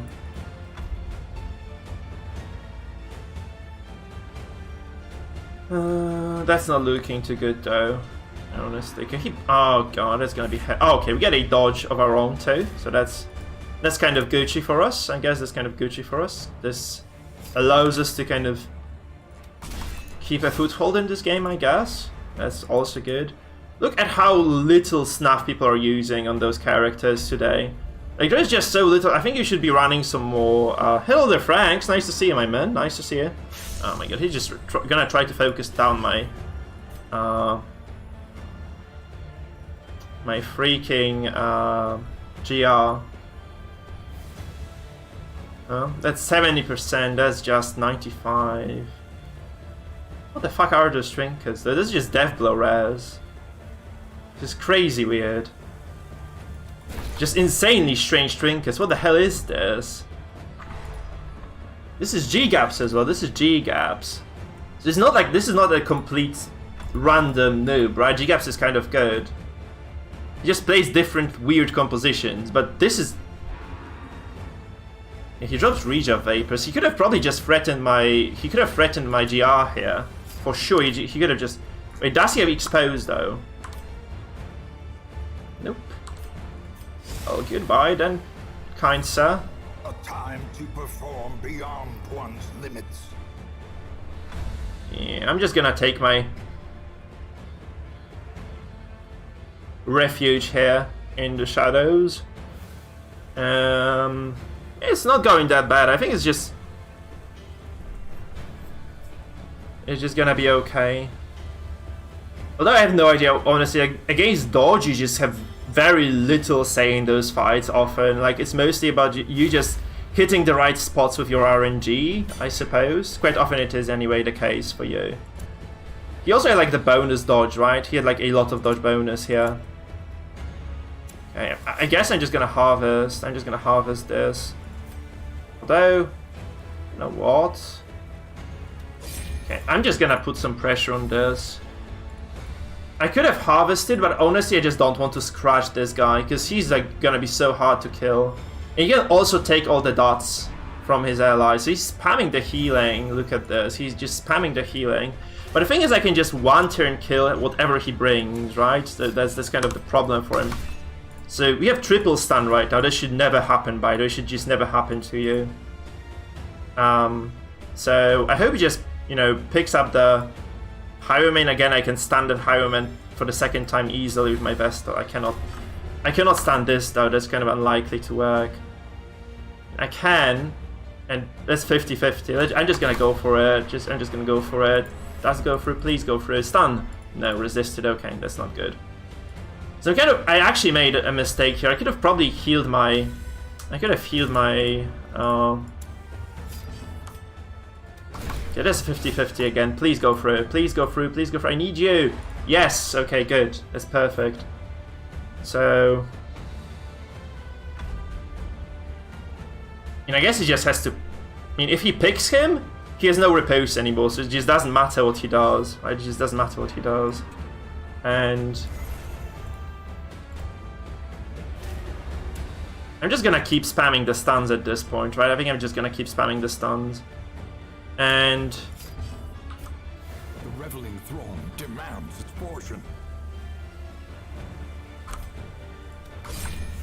I'm just gonna do it first, and then I'm gonna lunge, maybe into the shield breaker even.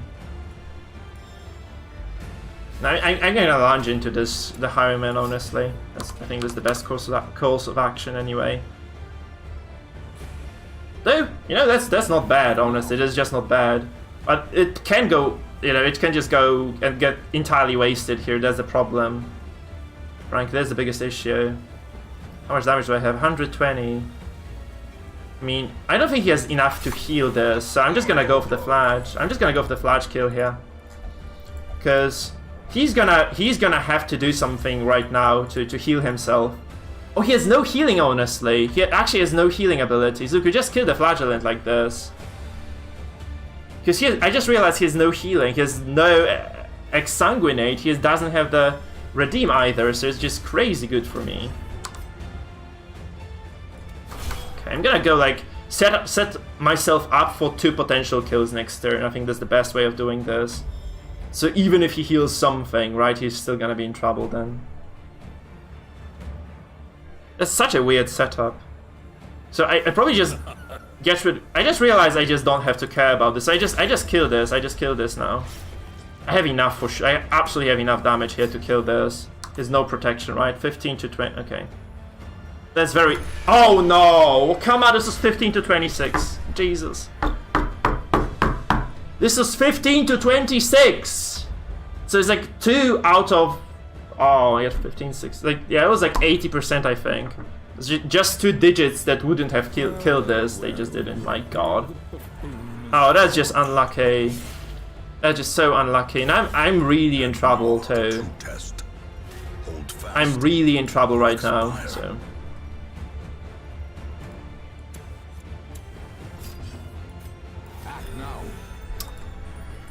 Oh my god, that's so frustrating as well. Holy shit. Oh, that's an F. That was definitely like an F. That was greedy of me. I could have just killed the flagellant there, but that just ruins everything for me, because he has like so much regen right now that I just don't think I can handle this anymore. So he's gonna out-heal me for sure right now, because I was just banking on that finale to kill, which it would have, but it just fucking did not. It just fucking didn't. Can you imagine that? If he resists the stun as well. Fuck, come on!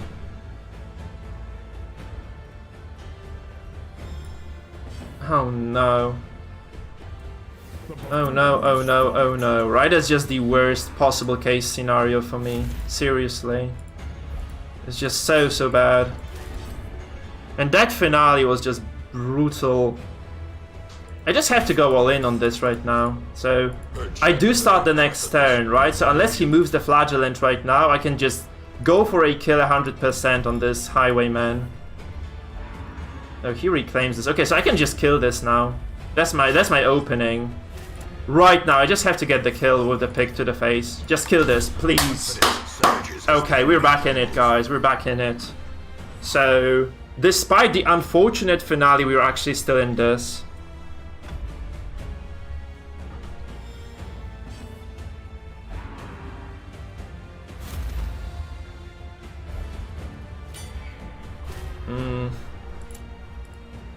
So...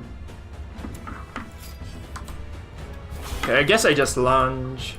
And then I mean, yeah. First of all, I do this, and then I can just lunge again on the flagellant.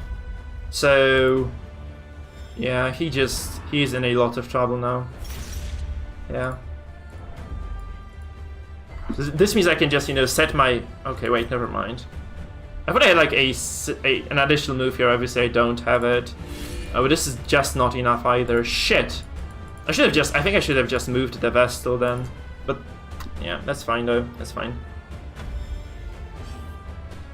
I mean, the issue is right now with my Jester. Yeah. Look at how hard he has bled himself here as well on the Flag. This means he's not gonna be able to heal this anymore, because he has 10 damage over time stacked. So even if he tries to heal this, he cannot anymore, right? So we can just get the kill here. He has no way of self-healing this or protecting this anymore.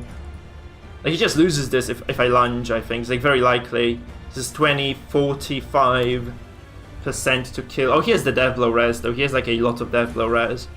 So this might not be the best focus in the world right now. This probably is a bad call to be focusing this guy. But still, yeah, he cannot pick this, right? He just has to... I think he just has to pressure me into doing something instead of allowing me to do whatever the hell I want, right? So he actually punctures. That's smart. That's a smart move.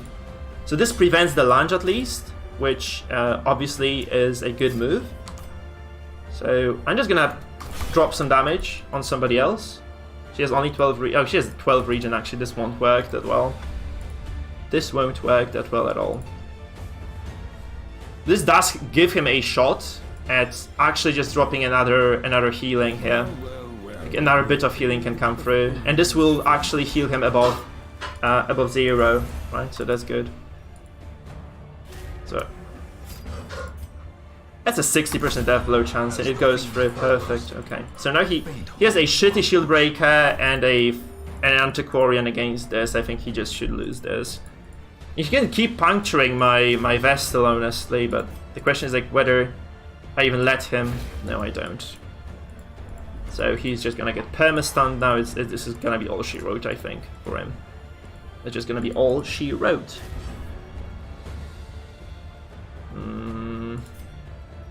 I'm gonna pass because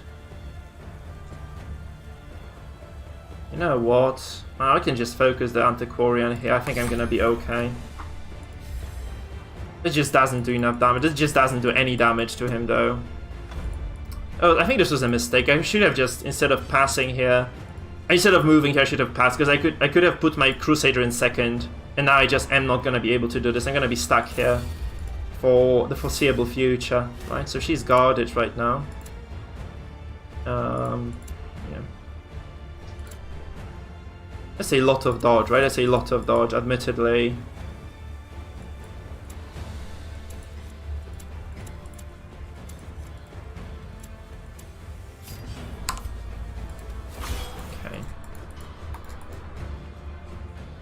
And those heals are just gonna dissipate very soon, right? Those heals are just gonna dissipate very soon. So I'm gonna go for another stun here first.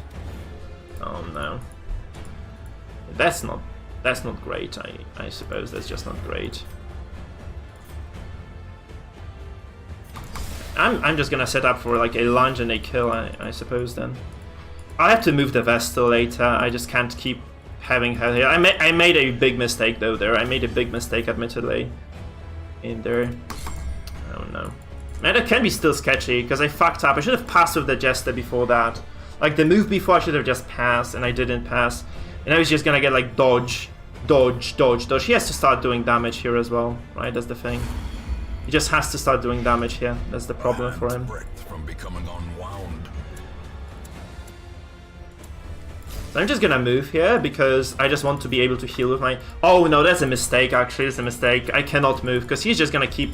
Oh no, that's a... I punished myself. I punished myself here. Though, oh, he impales. Please don't kill my... Oh no, he gets a kill. Fast. Oh my god, come on. It's 2 HP as well.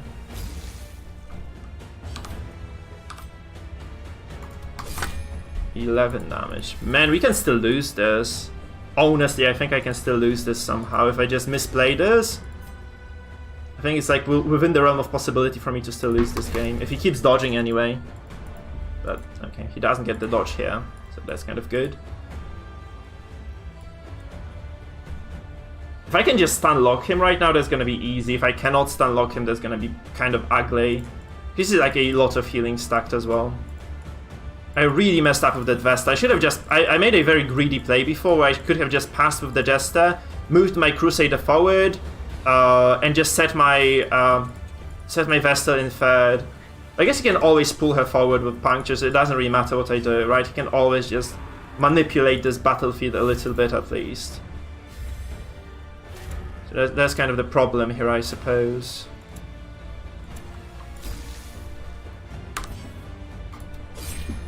I mean, no matter what he does, no, he cannot really pull my Vestal anymore, right? That's the good part for me. It's actually the good part for me, so... I'm gonna go for a repeat stun here with the Vestal, I think. Oh no. Oh no, no, no, no, no, no, no. I hate when this happens. I have like a lot of hit chance, so the fact that... Yeah. Please, go for it, go for it, go for a stun. Yes. Okay, good. Man, it's gonna be such an annoying finish to this, because he still has like a... He still had a lot of regen there. I lost my GR for no reason at all. Like a random impale. And that just kind of made this a bit of a difficult fight, really. Because this shield breaker can definitely solo me, right? There's like no question about that. He's gonna protect me now as well, I think. He's just gonna protect me right now. He drops Festering Vapors, okay. That's fine. As life ebbs, this is fine. Terrible vistas of emptiness reveal themselves.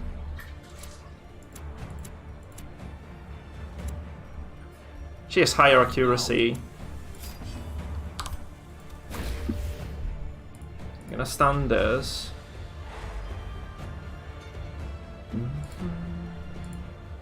gonna heal my Vestal of the Crusader then, I guess. I'm just gonna heal the Vestal of the Crusader because I have to. That's gonna be trouble. I think I may lose this fight. Okay, that's very good healing though. That's very good healing for me.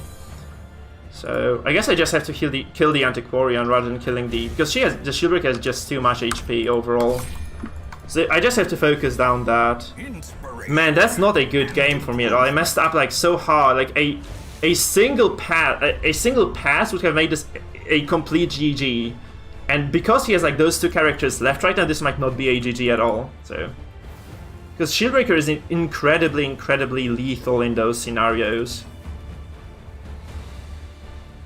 You know, obviously the good part is that even the puncture doesn't do anything here. Even if he punctures, it just doesn't do much, right? So that's very good.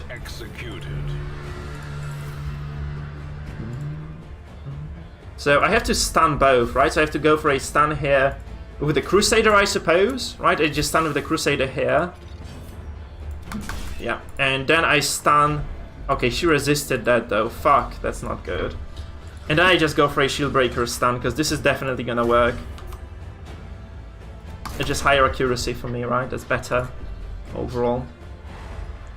So just go for the Shieldbreaker with the Vesta, right? It just gives me a bit more breathing room. So this should be winnable right now. He might just take cover, honestly, just to prevent the Antiquarian from getting just completely wrecked here. I suppose that's what I would do anyway. Man, that's not over yet. That's like super far from being over, really. See, he takes cover here, obviously. So this also increases the death blow resistance he has, right, by a fair bit, to be honest. So but we get another crit. Oh, okay, that's fucking sweet, though. This is just fucking sweet. So once the stun dissipates, I'm gonna re-stun with my Vestal. Hopefully this works. And if it does, okay, that's a re-stun. I'm just gonna Zealous Accusation this shit, right? This has to work. It's like so unlikely not to stun. Thank you, Mr. Game. And now we just drop an accusation across those boys. Okay, perfect. That's glorious. Now this kind of solves it, I think, for me. Because, like, a single Antiquarian, this is just the best case scenario for me. I made a big mistake. I mean, guys, I have so much accuracy here. That just didn't really matter, did it? It just didn't matter at all.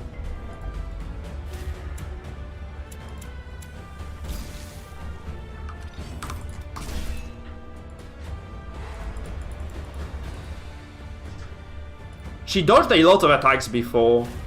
But I think she had like a Death's Door penalty as well, where she lost some. No, that's probably not the case.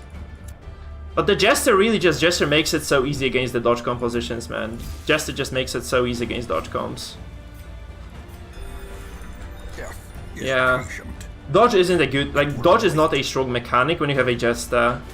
So Jester just negates a lot of your, you know, potential RNG. There's just nothing you have against it. That's how it goes.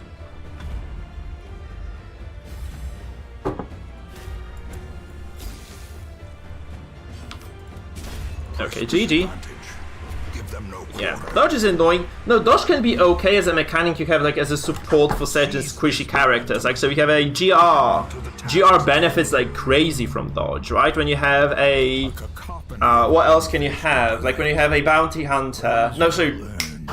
The Grave Robber, like, she also benefits a lot because she can stack a lot of dodge, right? This can be something that in a lot of fights, like against AoE, for instance, keeps you on the surface because those characters will just constantly be dodging. Antiquarian can have a lot of dodge. The Houndmaster can have a lot of dodge and be still reliable. So those are very good setups, right?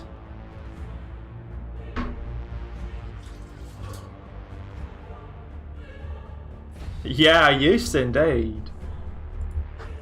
Thank you, Cherry. Indeed, she's the stream queen here. Yeah, those headphones are just way more comfortable. I actually tried setting it up without the headphones. It's just not gonna work, guys. It's just not gonna work. So, Sis and Mangle, have you guys PM'd me those setups? Mangle, can you please just message me with your team?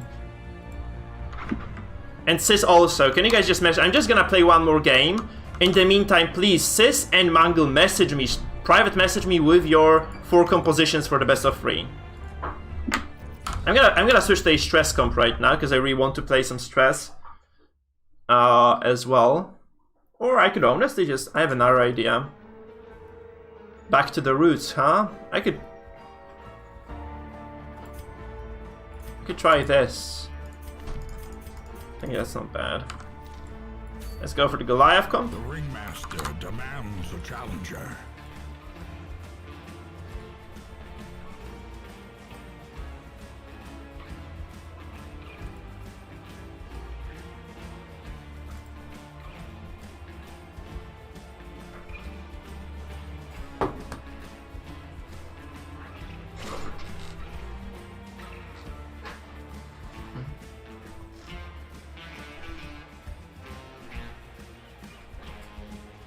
Yeah, you can store compositions now. They added this feature like a few days ago, like a week perhaps. Maybe a week and a half. So you can now store compositions. Yeah, you can save the comps, man. And save with a V, not an F. Save means like you're safe. But the action to save is spelled with a V. Winter Bliss. Sorry, English teacher coming through.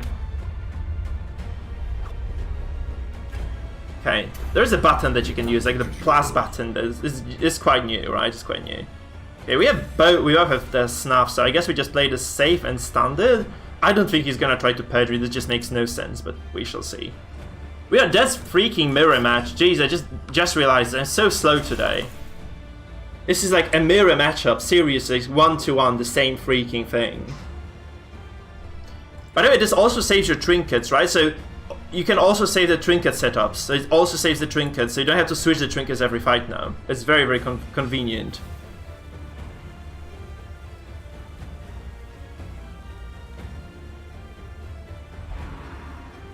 There's a battle ballad coming through right now. Oh my god, it's gonna be so boring. Let's get revenge, yeah. So it's exactly the same team comp. Jesus Christ. I'm just gonna drop mine as well because the leper can miss, and I also want to be able to hit his Jester when the need arises, because the need will arise for sure. It's either the decision making that decides this game, or it's just I guess that's just either of the two, right? Either the decision making here, or simply speaking the RNG, right? One of those two will definitely decide, and yeah, I'm kind of comfortable with this comp, so it might be fine. Yeah, I wish we had more, because I have like 10 teams I want to be playing, not 6. But that's still okay. I don't mind that. That's just such a huge quality of life improvement. Especially for me, because I like keep switching the teams between the streams, right? So it's just very, very big for me overall. Just having that option. If he flares this, he loses so much momentum. Because he can flare, right? But if he flares this, he just loses a lot of momentum in this game. Because I go first again. Okay, he will stun my Crusader probably, right? But okay, look at this damage. Jesus. So there's the crits coming through. There's the crits coming through. Look at this. So because he fled, he didn't do any damage with this. He did 0 damage with this Arbalest, right? That's very, very good for me right now. Because I'm just going to hew his ass right now. Boom. Jesus, that's brilliant damage. Holy freaking hell. This is some insane damage here. Holy crap, look at that. So that we're speaking of RNG, right? Please don't crit my ass as well. Okay, he didn't crit my ass. So Death Blow, yes! I knew it, guys. We have the finisher for a reason here. He got his ass hewed off, indeed. We just hewed his ass off. Completely. So goodbye ass. BZRK. Ass status lost. Ass not present anymore. So he goes, I go, he goes, he surrenders. That was unfortunate. That was just pure RNG though. We have to feel bad for the dude. This was just pure freaking RNG, guys. It was just absolute.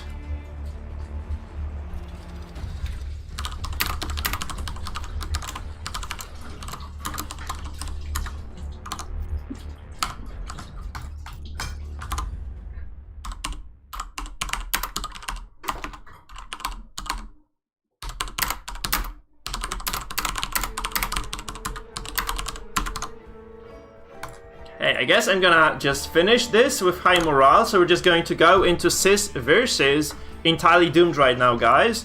And the way this works is that I'm just going to invite the boys into the stream into the lobby right now. So, CEST, and please CEST and Entirely Doomed, get ready for the fight. So, get ready.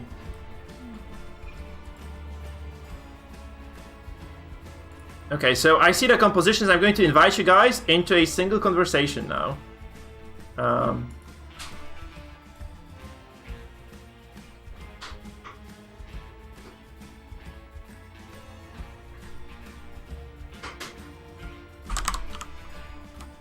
Okay, Mango, I don't have you added as a friend apparently, so I cannot do it. So, okay, I'm just gonna add CEST to this conversation then. So Mango, you have to add me on as a friend as well on Discord. Guys, we're playing a competitive match between Entirely Doomed and CEST, and those guys are both Darkest One. So it's gonna be very interesting, right? What compositions they bring, and we're also going to play it according to our formats. I'm just going to copy paste the format right now, so that you people know what it is, so that you guys know what we're playing exactly. Where are my pinned messages, though? Here.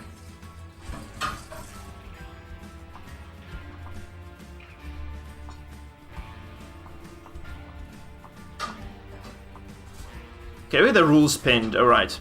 So I'm just gonna copy the rules into the chat right now so you guys can kind of have a look at them. That's kind of long message, by the way, so just gonna read through this. So first of all, I'm just gonna walk you through the rules, guys.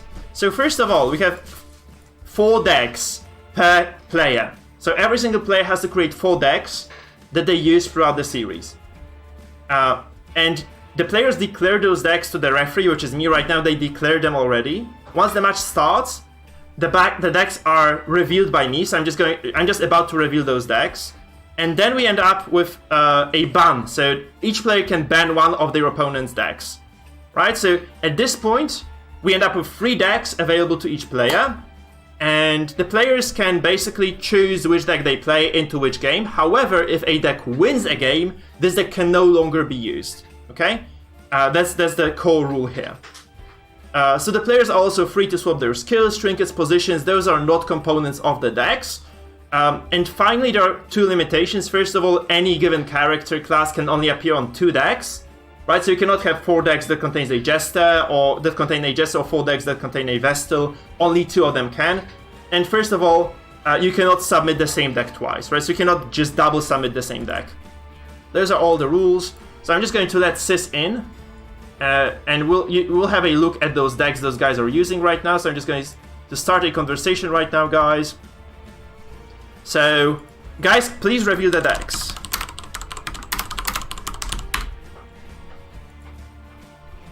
Okay, so I'm just going to switch my view to the Discord right now, so you guys can have a look at what's going on. So we have the lobby here. That's just going to be done this way for now. We'll see how this evolves, right? So I think we can. I might ask my brother, might even pay my brother to do, because he's like he's an IT person. He's a coder, so I could ask him to create a website as well for this to kind of be done in a network mode. We could do this. We could kind of pitch in some money and just ask, pay my brother to do it. This would be his first real assignment as well. Hey guys, by the way, so hello Mango, hello Sis. Guys, please reveal your decks. Guys, decks, here. You send them both to you. You could have posted them both here, man, rather than fucking shouting at us. Alright, whatever. So that would be cleaner if you guys posted them, though. Alright, fine. So that's I've just posted mine anyway. It's right though. Okay. So now, guys, you're allowed to ban one of the decks each. So you can just select a deck you don't like of your opponents and ban it. Just write it on the chat as well, so we have the record of it. Right? It's gonna be easier then.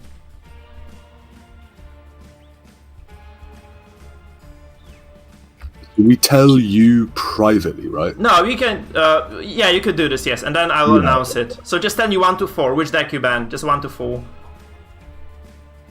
So again, you could do this privately. Indeed, it would be better if you did this privately. By the way, Mangle, privately. I've already sent you mine anyway, Yeah, so it okay, doesn't matter if he says it in right. the chat now. right? So I'm just gonna scroll to it later, actually. So Mangle and CEST, you just do it privately. We could get like a website interface for this. I think this would be better, but that will take a while to kind of implement. I actually need someone to do this for me. So Mangle, which deck did you? What did you ban? Do you want to ban? Okay, so Mangle banned the first one, and CEST banned Shade and Blade. So Vestal Jester Crusader is out, and the second deck, so the Vestal Grave Robber Crusader Bounty Hunter is also out. Okay? So CEST can use these 3 decks, and Mangle cannot use Shade and Blade. And Mangle, no Shade and Blade. So guys, you can go into the lobby. Are you guys in a match right now? One of you, CEST, can you share your screen? Can you stream this for me, man? You can actually stream this for me. Please. Hmm? Mangled, would you mind streaming for me, please, this time?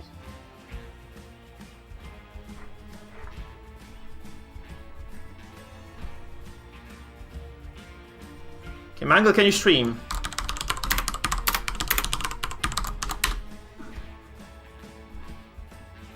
Okay, Mangle is indeed streaming, so let's just go into Mangle's screen right now. I think we get the sound though this way. And yeah, okay, right guys. So, oh yeah, I should just switch out right now because you're not supposed to be watching that, CEST, right? So I'm not watching. Yeah, right. Guys, just don't watch each other's streams, right? Because that otherwise is gonna be reveal like what each of you is doing. So I'm just gonna switch to the base screen right now. Let the guys pick their characters, pick their teams for the first fight. And again, if one of those guys wins, that composition is out, so they cannot use that comp anymore. So one of those 2 compositions is going to be eliminated from the series altogether. So basically, in order to win, the first person to not have any comps left that wins. Yeah, basically, because you win the best of 3, then naturally you win it, right?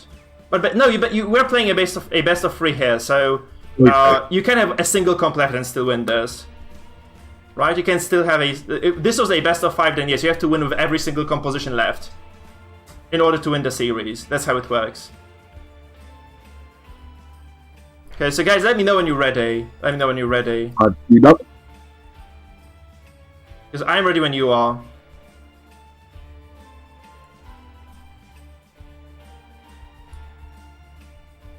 Okay, we're going into the battle right now, guys. I'm just going to switch the display again. So, here we go. So guys, welcome to the first series of CEST, Wistful Cider Lad and Mangled Cadaver here.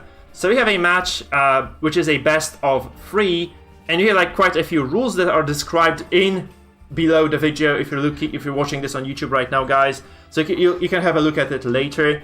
So the first fight here is a pure leper comp. So this is our Goliath composition by Wistful Cider Lad against the class. No, that's not a classic Mangle comp actually. You have a Jester here. So it's like a heavy damage over time composition by Mangled. So from my experience, honestly, I feel like the leper comp should potentially have an advantage here because it can just shred the front line.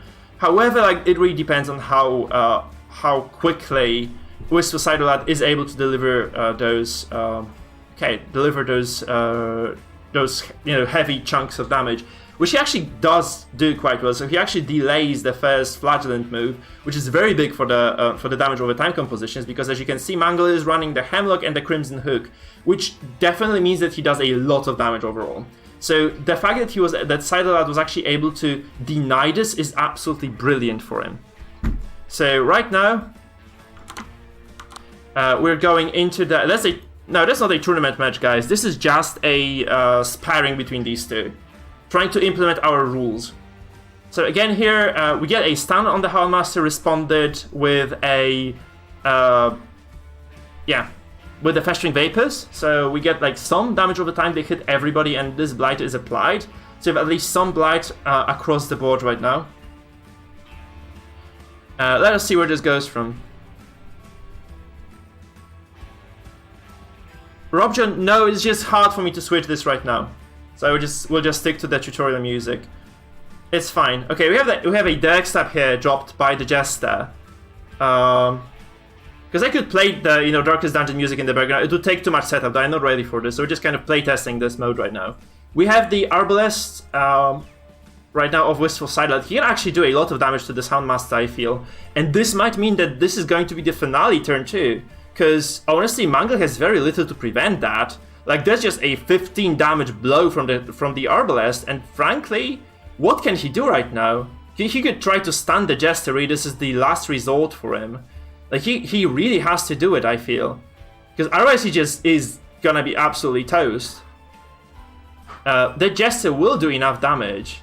So that's just so much trouble right now for Mangle. He can try indeed to stun the Jester. He probably gets it. He has actually great stuff for him. So he really needed that to go through, right? He really needed that stun to go through.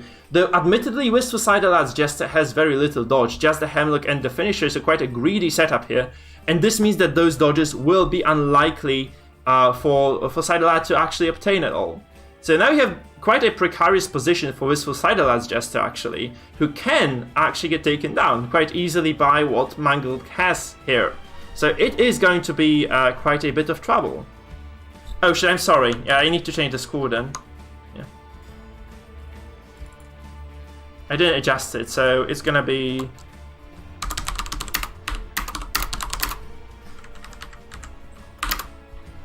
Sorry guys, it should be fixed now. So we're just gonna be back watching the match here. So nothing significant has happened yet. So we have the healing coming through. This AoE regen might indeed be enough. You have to remember that the Jester of Wistful Sidelad is going to carry this bonus to regeneration next turn. So even if this Houndmaster survives this turn, okay. By the way, no, he can just heal this. Actually, he can just heal this with the Flagellant. That's super comfortable. This is so comfortable for Mangle. Because right now there is just no way for the Jester to deliver the death blow. I just realized that this Flagellant took so much damage that because of the Leper, right? Because of the Leper's strike, that this allows him to actually use that healing. And this in turn means that it's gonna be very, very difficult for this Houndmaster to actually, be taken within the range of the finale right now. So this might be very, very good for Mangle indeed. So the Rally to Flame here dropped by Wistful Sidelad, and this indeed means that this just is slightly basically what Sidelad wanted to do here is to keep the Jester in the front, which he succeeded in doing. But at the same time, guys, the problem here is right now that his Jester is super vulnerable to any sort of damage. So if Wistful Sidelad just activates his Jester, he might just lose him straight away.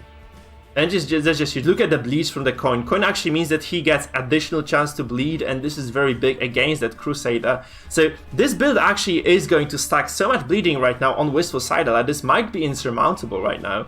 So the fact that this Flagellant did indeed get the healing off is detrimental in this. Because this basically means that, we might not be able... Okay, okay, this is enough damage for the finale for sure right now. So he has to stun this right now. Just has to stun this, he has to hope this goes through, because if it doesn't go through, he's just super toast. That's how it goes, really. This is just all there is. I think he just has to go for a stun here. He could potentially just go for AoE damage instead, just drop this Hound's Harry, and just give up on the Houndmasters. Another possibility for sure. Just, instead of stunning... Okay, see, that's just super unfortunate, because he has no stun items here, and this 50% stun resistance just actually works as a coin toss here. And it is going very, very good for Sidelad now, because he gets the finale here. And that's not a crit as far as I can see, so this corpse stays. And this in turn means that this Jester of Mangle needs to move forward in order to actually get his finale off. So he has to move forward with the Dexter probably, and then indeed the Crusader is going to stun him most likely. Because, actually Sidelad has not dropped the Ballad yet. So this might not be the case yet. So it's quite uncertain, actually. The situation here is quite uncertain. I don't have a co-commentator, Real Spartan, right now, because my co-commentator is in the fight right now. So Sis is fighting. So I'm just solo casting this. I think it's okay, guys. I think it's fine. You do a really fucking good job, bro. Thank you, sis. Thank you, mate. You should not be listening in, though. You're tuning in. That's a crime. As if I'm gonna fucking do what you say, bro. I'm so much better than you are. Oh, come on. Criminal activity right here by sis. Okay, so we actually get quite heavy bleeding on Wistful Sight-O-Lad again. So it might be the case that this bleeding is enough. But at the same time, I feel like the damage potential, like the huge damage output that Sight-O-Lad has right now with this composition might allow him to just obliterate Mangle.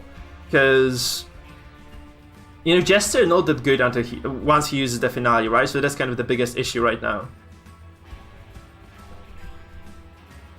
And, you know, you can only finale one person. I don't think that Mangle has any sort of finishers available to him either. So, personally, I really like running the finisher on my Antiquarian, because if you have, like, this heavy damage over time composition, Antiquarian is very likely to be the character who actually gets those executions off, right? That's very, very big. Okay, we get a Q here, so this might be a dead Flagellant indeed. Looks like it, honestly, that this might indeed be a dead Flag, so he can heal with the regeneration that he has, but after this, like, any damage he takes now might be lethal. And remember, you know, Sis or Sight-O-Lad has actually the ability to use the Ricochet, the Bola shot with this Arbalest here, and this means that indeed this might be a dead Flagellant. So it's going to be a Bola into a Dexter probably, and this might be all she wrote for the Flag, and probably that's going to be the game number 1 decided by the victory of Wistful Sight-O-Lad. So this is quite a curious situation right now for us. It's like, you know, it depends on what Mangle really does from here. So he probably has to move forward. That's the big move right now for him. He will go first next turn, but he can still get pushed back by that Bola shot. So that's very important to remember. This might indeed happen. This Bola shot might push the Jester back away.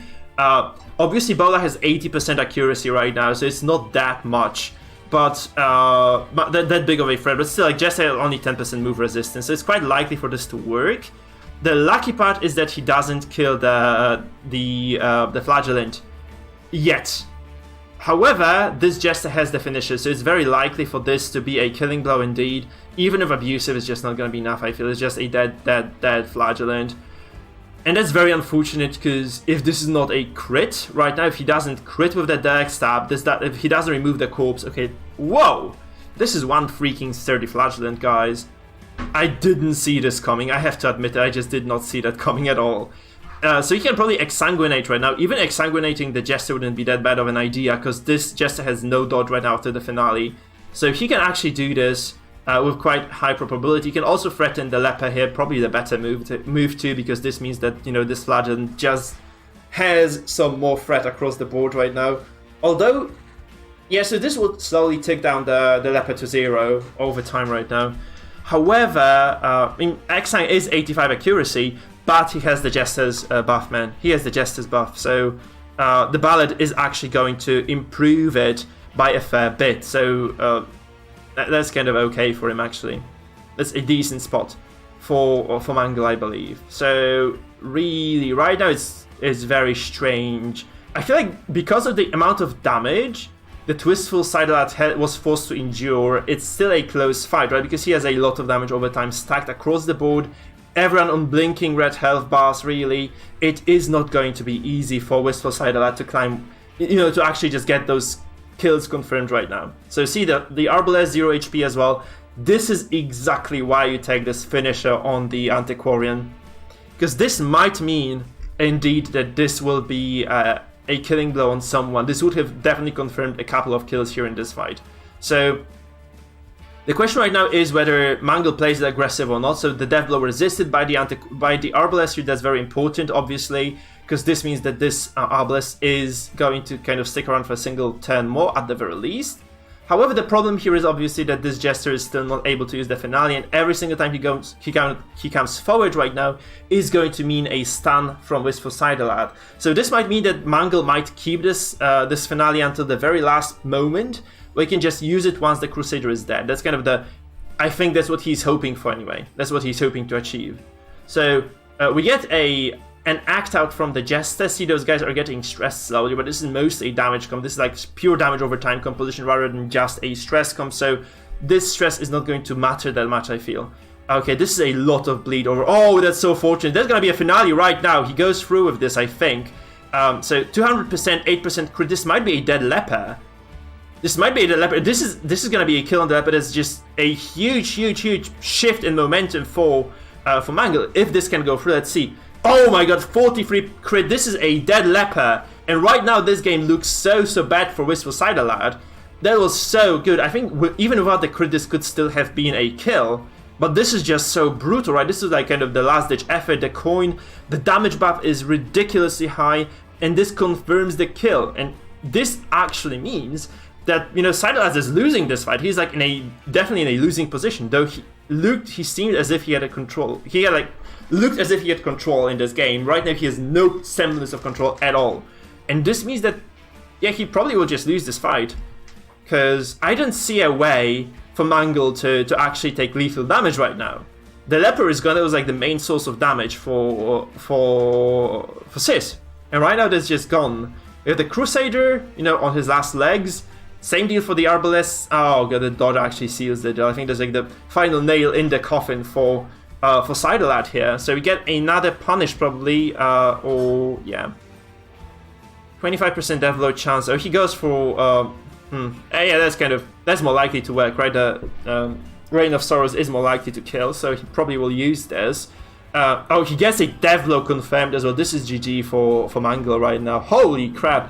What a crazy turnaround for Mangle here. That was absolutely insane of a play with the Jester. The corpse just disappeared at the very best moment, and this man, like, exactly this kind of walked right, like, yeah.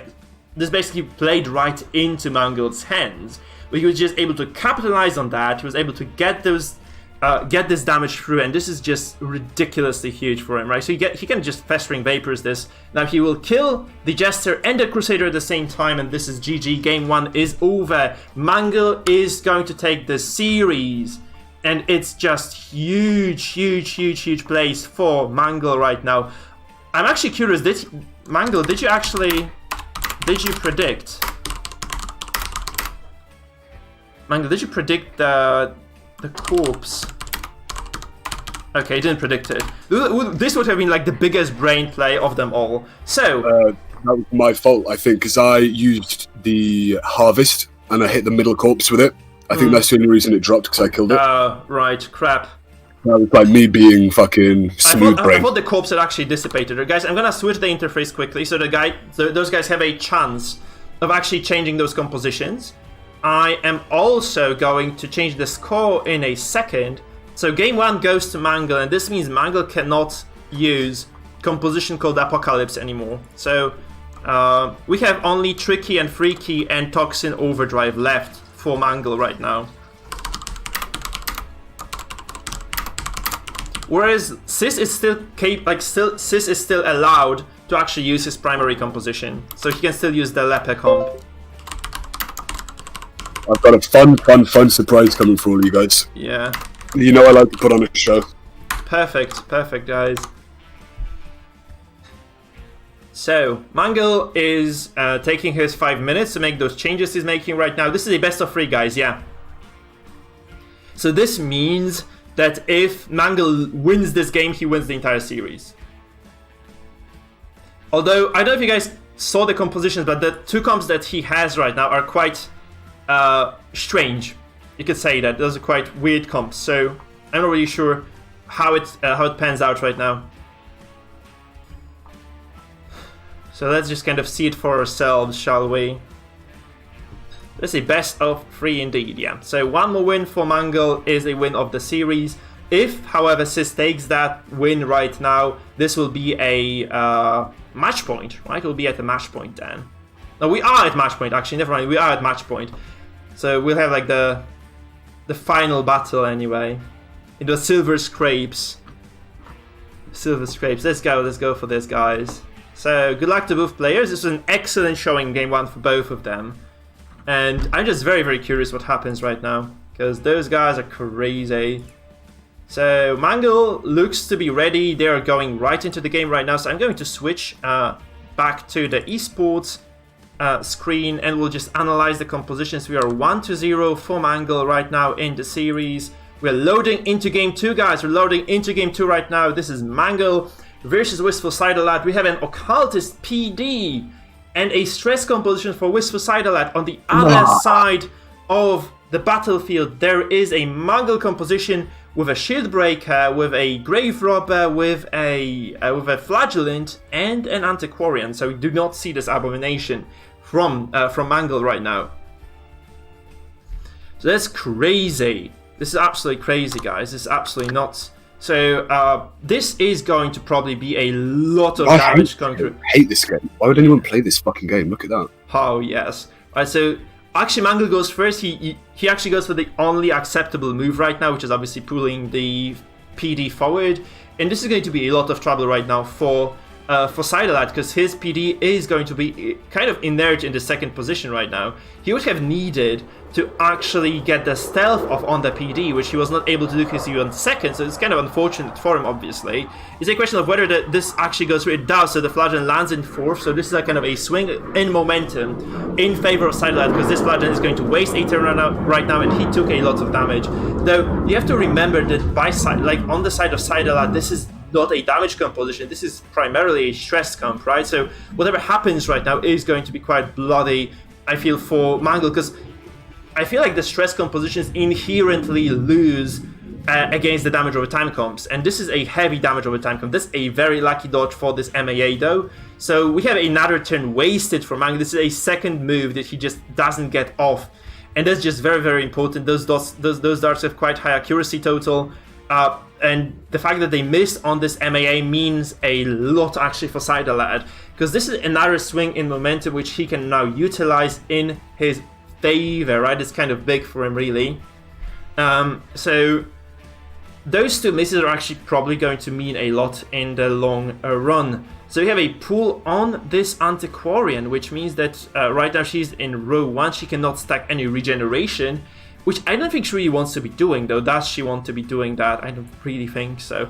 We have another bunch of AoE dropping on Wistful Sidelad, though this is mostly resisted. By the way, we can see there is a lot of Blight on Mangle's side of the battlefield, whereas Wistful Sidelad has a lot of Blight resistance, though both the PD and the Abomination have very, very high base Blight resistances. Obviously, the Grave Robber doesn't really care about this, right? Because her setup actually facilitates.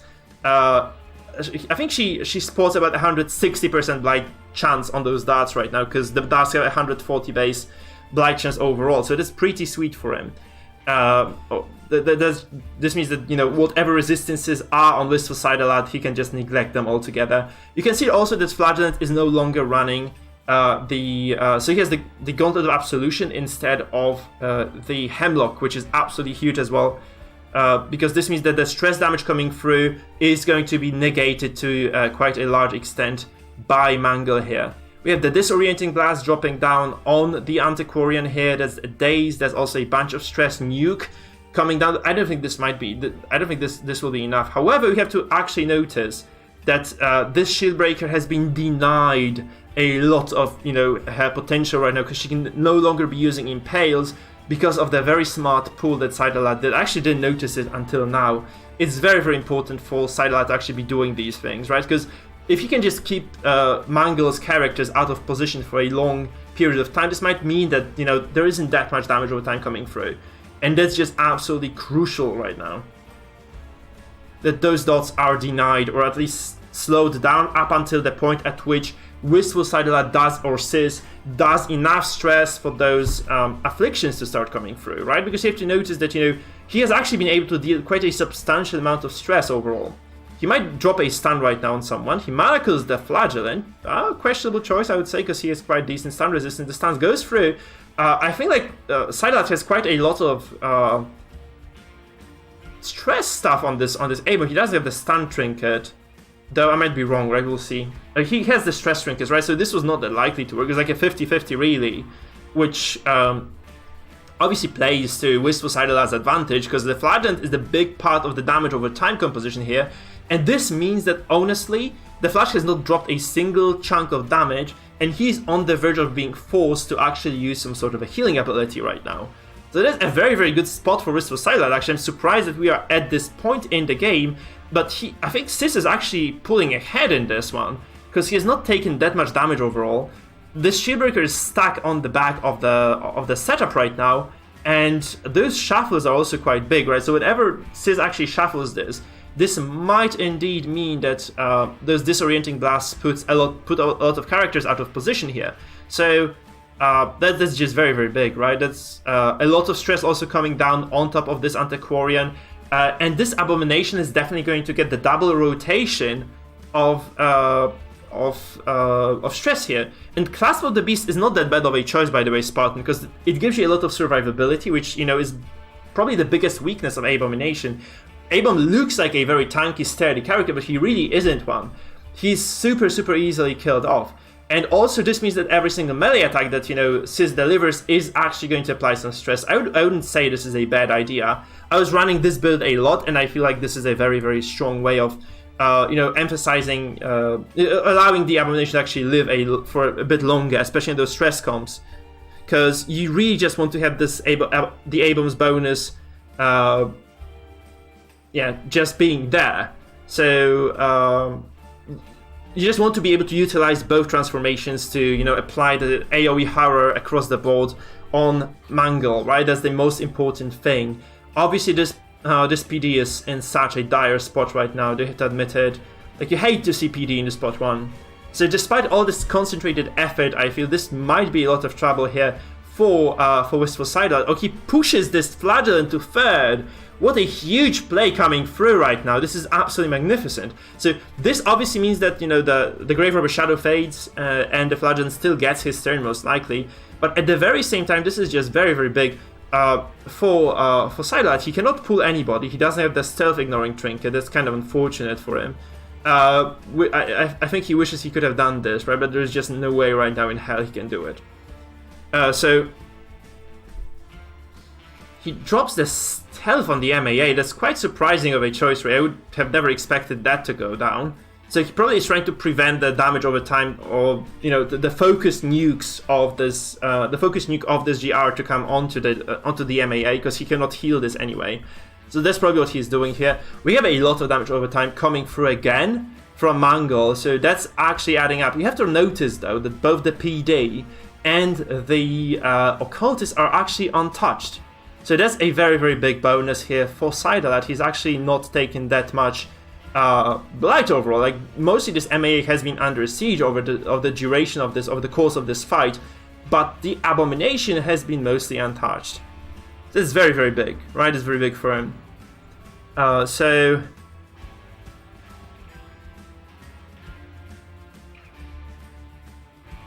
let's see what happens here. We get a dodge from the PD. That's very important because the Exsanguinate misses. And this actually means that this Flagellant can probably die next turn if nothing is done about it. He can actually die right now. Like, if CEST actually transforms, and probably, I guess he's just gonna try to push this, right? He's just gonna try to push this. This might mean the end of the Flagellant. Okay, he doesn't die. Does he get pushed though? Yes, he does. So this is another deny from Mangle. I mean, from Sideline. This is so big. He's making those really big plays. He's delaying, substantially delaying what Mangled Cadaver is trying to do here. Obviously, I feel like Impale might come through right now, but this would mean that the Grave Robber doesn't get the Dals, so he has to actually wait for this. So he probably goes for the Dals right now with this Grave Robber. It's quite a sketchy position. He actually drops the Flashing Daggers here to just deliver a bit of damage on this MAA. This means that this MAA is being threatened right now with a killing blow. So this is exactly the issue with the Flagellant, right? The Exsanguinate's chance to hit is quite low. The accuracy of Exsanguinate is about 85 base. And even with the Crown of Thorns, this might mean that those more dodgy characters are indeed going to survive a bit longer. Okay, we are... I think this might be a turning point in this game. Like, let's see what Sidelat does here. Does he actually push the... I would push the Shieldbreaker as well. Or stun the Shieldbreaker, perhaps, right? This could probably just, you know, put a little bit of a timer on Mangle. He goes for Manacles here instead of the push. And he doesn't get it. That dodge from the Shieldbreaker, obviously 35 is not a low value, and this Abomination is not doesn't actually wear any accuracy bonuses, I think. So right now this might be Impale that decides the entire game. or the festering vapors as well. They might indeed decide whether this game ends right now or not. It's all basically on this single shot that this MAA is about to take in the face. He dies, so MAA drops dead, and this means probably this might be curtains for Wistful Sight Alert, because he has no way of actually doing anything right now. Honestly, he just doesn't have anything he can do here. That's just kind of a very, very dire situation for Sight Alert right now. Oh, that doesn't come through. That's just kind of sad. That's very lucky that this move didn't go through. That's the worst thing you can resist on this Flagellant, though, you have to admit it. But at the same time, it's just such a dire situation for Wistful Sight Alert right now. If this MA had actually lived a single turn longer, it would have just made this entire game an entirely different scenario here. So it's just so unfortunate this doesn't go through. And right now, I think this is just it. I don't think like Wistful Sight Alert has done enough stress either in this fight to actually do, put some threat on Mangle right now. So the first possible death blow actually goes through, and this basically decides this game. I feel like this death blow here is, you can call it bullshit all you want, but it just this is what Darkest Dungeon is like. Sometimes you just have to live with that. And honestly, Mangle is in a very, very good condition overall, like almost mint condition, I could say, right? Because he has not taken that much damage overall here. His Flagellant lives. This damage over time composition is just, the longer the fight lasts, the better damage over time is, really. And this fight has lasted a long time. Mangle has taken 0 damage in it. And, Wistful Sight Alert is in a lot of trouble right now. He has like 30% HP on the PD, 30% HP on the Abomination, and right now this means that basically it is a lot of trouble. It is a lot of trouble for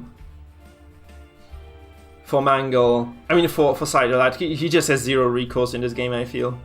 Yeah. So it's going to be a Shadow Fade. The funniest thing in this game, turn 1, pull PD. Like, that's it. Yeah. That dictates the whole game. Yeah, that kind of turns the game around, really. That's kind of unfortunate indeed, yeah. That's kind of the risk you run, right? If you knew what possible compositions Mangle could have run, right? So you kind of put this PD forward, knowing that he has a pull on both the compositions he has left, because both the third and the fourth comp have a pull available. So picking a PD into this is a huge risk overall, I feel. It's a 50-50 you lose a game, basically. That's flip a coin, bro. So it's kind of tough luck, right? It's tough luck, obviously, because you rolled you tossed the coin and you lost the coin toss, really, there on the very first turn. It's kind of, there's just heavy repercussions right now for you. That was a 25% death blow on my Man at Arms, right? Yeah, it was indeed. Yeah, so quite unfortunate as well that this went through.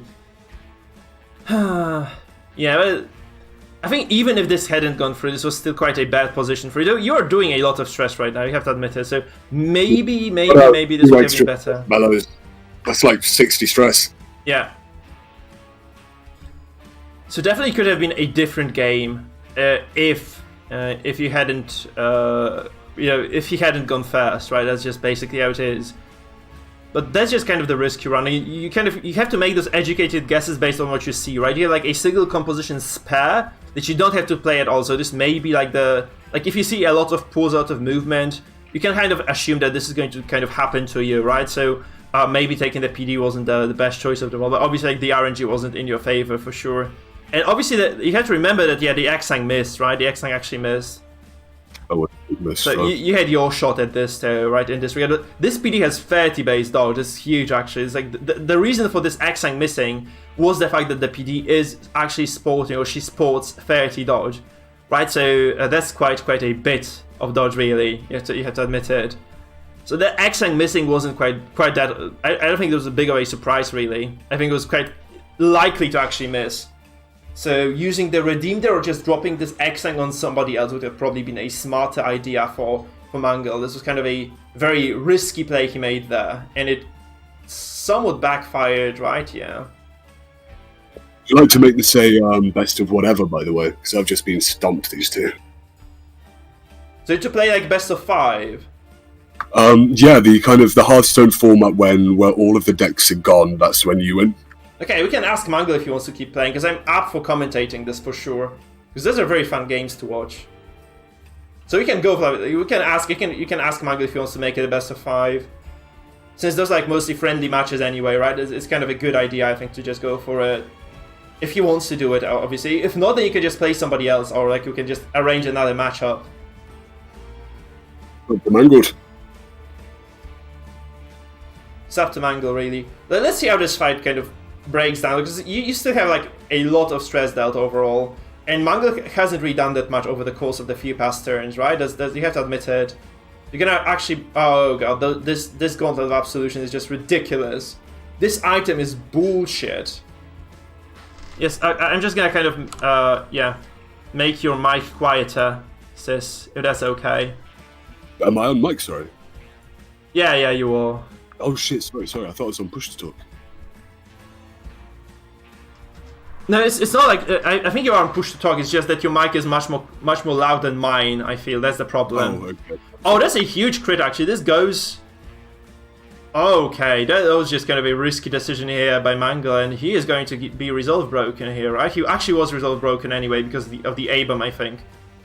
So like 170 stress on the Grave Robber. She's heavily afflicted. 160 on the Antiquarian, 120, 120 respectively for the Shield Breaker and the Flagellant. So that's quite good actually for CEST. So if this MA had not died there, I think he still stood a decent chance. He had a decent shot at winning this. Right now, however, it's just, oh my god, that crit from the GR is absolutely brutal as to how much damage it does. So that's going to be another problem. I think that's another problem for Wistful Cider Lad right now. So I'm just curious as to where this fight goes right now, whether he's able to get those afflictions to come through, and whether he's going to be able to actually do more stress here. Okay, that's another dodge from the Shield Breaker. That's kind of heartbreaking, really, that she keeps dodging those, right? It's 183 stress, though, for the GR. So she will be close to 200 very, so she might just drop dead very quickly. 12 HP, so... Yeah, this is kind of trouble, right? I don't think he has a way of... Maybe he can just try to heal this. There's definitely trouble for the GR, right? He can just drop the Reach of Vapors, though. This might... Okay, no, he actually goes for the aggressive play here. He pays for it because the Repose comes through as well. And it's kind of a strange situation here, really, for Wistful Cider, where his aim is in a perfect position to actually keep doing what he's doing, as long as he's kept alive, right? So those Beast Biles are actually going to be maybe detrimental. Obviously, like, he's in a very dire spot still. Like, you cannot overemphasize how well Mangle is doing here, but he has taken a lot of stress, so a couple of act-outs can actually turn the game around, potentially. Right, but it's quite a sketchy... Yeah, that's the healing is not enough. If this had been like a 24 heal or something, this would have definitely been better. So let's see what we have happening here for us right now. So Mangle again deciding on a move. He can probably try to focus down the Occultist very soon. Right? He can probably get the kill here. That's the problem of Mangle's composition. He just doesn't like running those finisher trinkets. I think he could have secured a lot more kills in this game if he had actually ran that. So see, again, the kill just doesn't come through. This Occultist still alive, still doing pretty hot for himself. So we're just waiting really for those act outs right now for Mangle, because those characters are not acting out at all though. So let's just see where this goes. Is it gonna be a direct stab here, incision, right? So okay, this obviously it's called incision, right? So he incisions the Flagellant here. Not sure if this is the best call in the world. We have a lot of stress coming through. There's gonna be like a chain stress right now. Yeah, probably a kill on the Occultist as well. Quite likely to be a kill. You can also just take this Plague Doctor to 0, right? That's another possibility, obviously. But this Occultist is quite likely to go down. Yeah, 40% death blow. It goes through.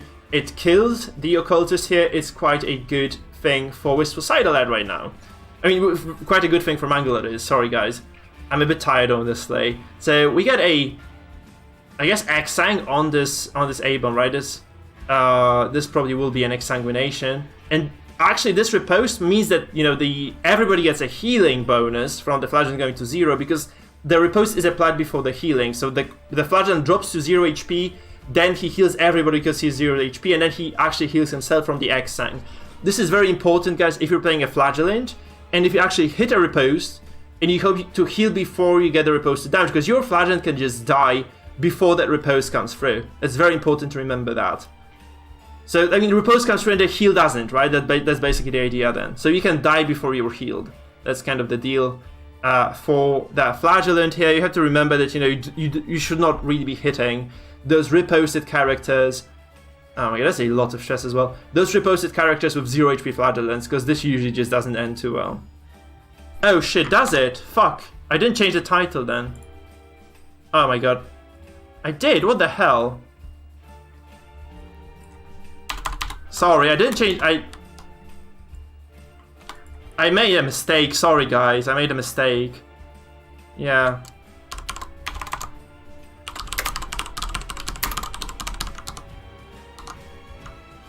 Okay. Sorry, guys. I made a mistake with titling this. I'm sorry, so sorry. I actually didn't realize the stream was mistitled there. Okay, we're back. Shout out to Corsair and Rob John in the chat, by the way. What's up, guys? Some Goliath bros. Yeah. And Corsair as well. Corsair is here too. Yeah, sorry guys. I just didn't realize I had this title there. Because I thought we would be like duo streaming that. Oh, there's another dodge from the PD. I thought we would be actually duo streaming this. With Musicon on day one, because I thought we would be like doing the games there. Like I thought we would be casting the games there, which was obviously not the case in the end, because we were just doing the draw, right? So it's kind of unfortunate. Okay, we get another riposte. Holy shit, that's so much. Can you imagine this MAA being alive for a single turn longer? This could have definitely turned this fight around, because honestly, right now this is like on knife's edge. You can heal someone with the redeem here. Obviously goes through. And we have two characters healed a little bit, though this is not a lot of healing, admittedly, right? So those riposts might... No, the GR is actually okay. She's fine. And the PD isn't fine. Like, this is basically... Those guys are on their last legs right now for Wistful Side Lad. So...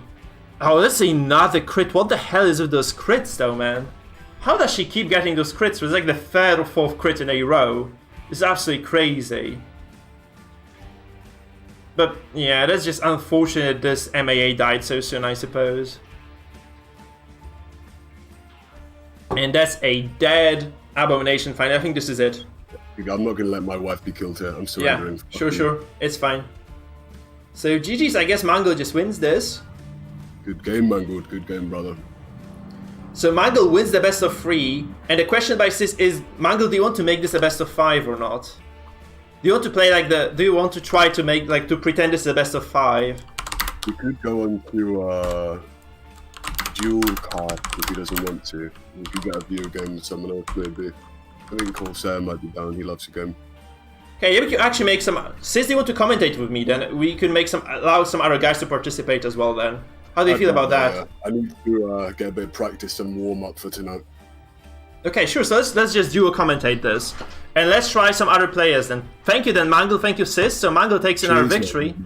That was a very, very good game, guys. Those are very good games. So I'm going to go to the screen now. Guys, if you're on the chat, if you want to participate in a viewer match, just let me know in the chat. We'll get you right in there. So I think we won't be doing the tournament format. We'll be doing like one... Oh, we could do the tournament. Actually, we could do the tournament format. So yeah. Dino Boy... Perfect. Dino Boy is volunteering. Who else would like to go? Dino Boy, do you have 4 comps ready to go? It would be good if we got people with 4 comps, because we could do in the tournament format. I mean... Yeah, we could also... Someone does have it, you know? Yeah. Yeah, we could do like Spartan versus Big Dino Boy, right? We could just do Spartan versus Big Dino Boy. Honestly, I think this is a good matchup overall, right? That'd be fun. By the way, Mangle, you're promoted to viewer game adept right now, so you got like a rank up because you won versus Sis now. You won the series versus Sis. So I think the system works very well. I love these viewer game ranks, to be honest. Fucking love them. Yeah, the viewer ranks, guys. If you're on Discord, you get viewer ranks for basically participating in the viewer matches. So if you want to do this, like we could do Dino Boy versus Spartan, right? If you guys want to do it. Okay, sure. So, if you guys want to do it like with, yeah, you need to post 2 decks each, like 4 decks each to me right now. So just message me, give me a private message on Discord. Spartan, are you on Discord at all? Just jump to our Discord. Spartan's only got 2 comps. So if there's any other listener that has 4 comps, we could maybe do Spartans after. Yeah. Rob, Corsair. You know, you don't really need to warm up anything, Corsair. These are just some fun little viewer games, you know, trying out the format. And you can just come up with something quickly. Or Spartan messaged me, actually. Cool. Guys, so I'll give you a few minutes to just prepare your own compositions then. Let's do it like this. So, Dino, do you have 4 compositions ready as well? If you do, then just private message me with those. Private message me with those decks, okay? And we'll just geocast that with CEST. So let's just wait for the guys to post those decks. I'm just messaging Dino and Real Spartan, getting them in a single lobby as well. So I have to add Spartan as a friend. Dino, can you stream, by the way? Or Spartan, can you stream?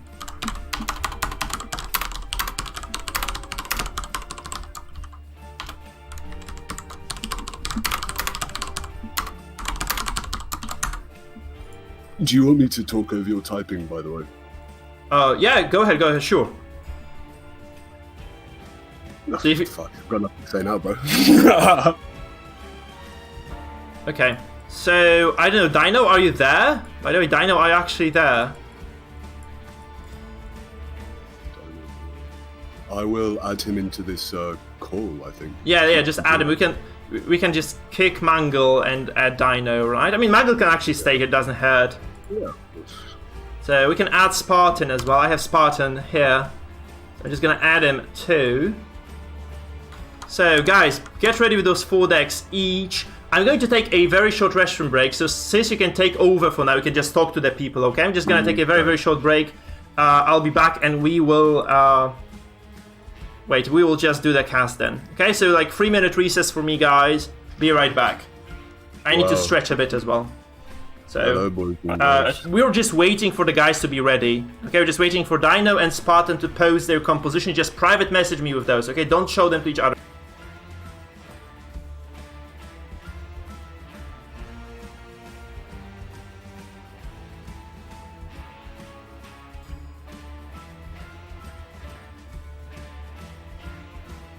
I can go over if you want to go now, brother. Yeah.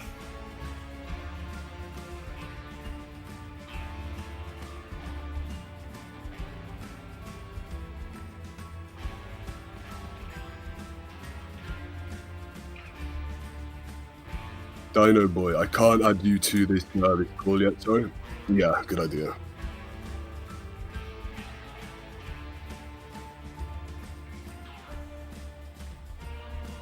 Dino boy, Real Spartan. We are down for some fun games today, my friends. Nice. Yeah. I'm making the comps right now. Perfect. I'll post You you guys right know the rules, yeah? You're Yeah. not allowed more than 2 people spread across your teams. You're also not allowed any kind of exact same comp. You need 4 distinct comps, 2 character limit. Hello Goliath boys in the chat. It's beautiful to see you here, Corsair and Rob John. It's always a lovely treat. It's perfect to see the greater Darkest Dungeon community coming together, especially for this tournament we've got tonight, the Misukan tournament. Absolutely fantastic to see.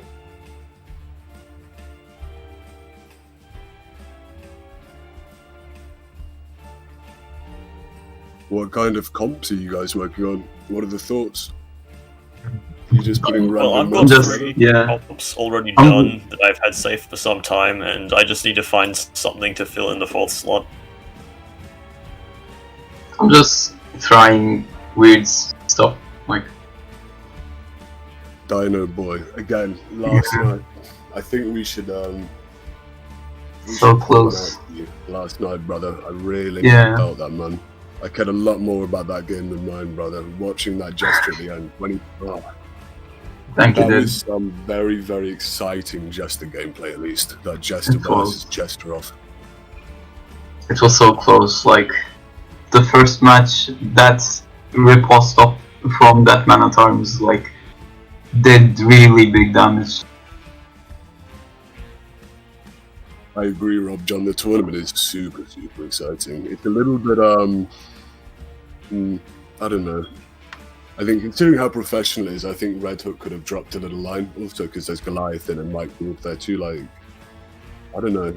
I'm not really sure about any other Darkest Dungeon streamers, but it would appear to me that they're kind of some of the most prolific Butcher's Circus ones, at least. I'm pretty sure Red Hook's really busy right now.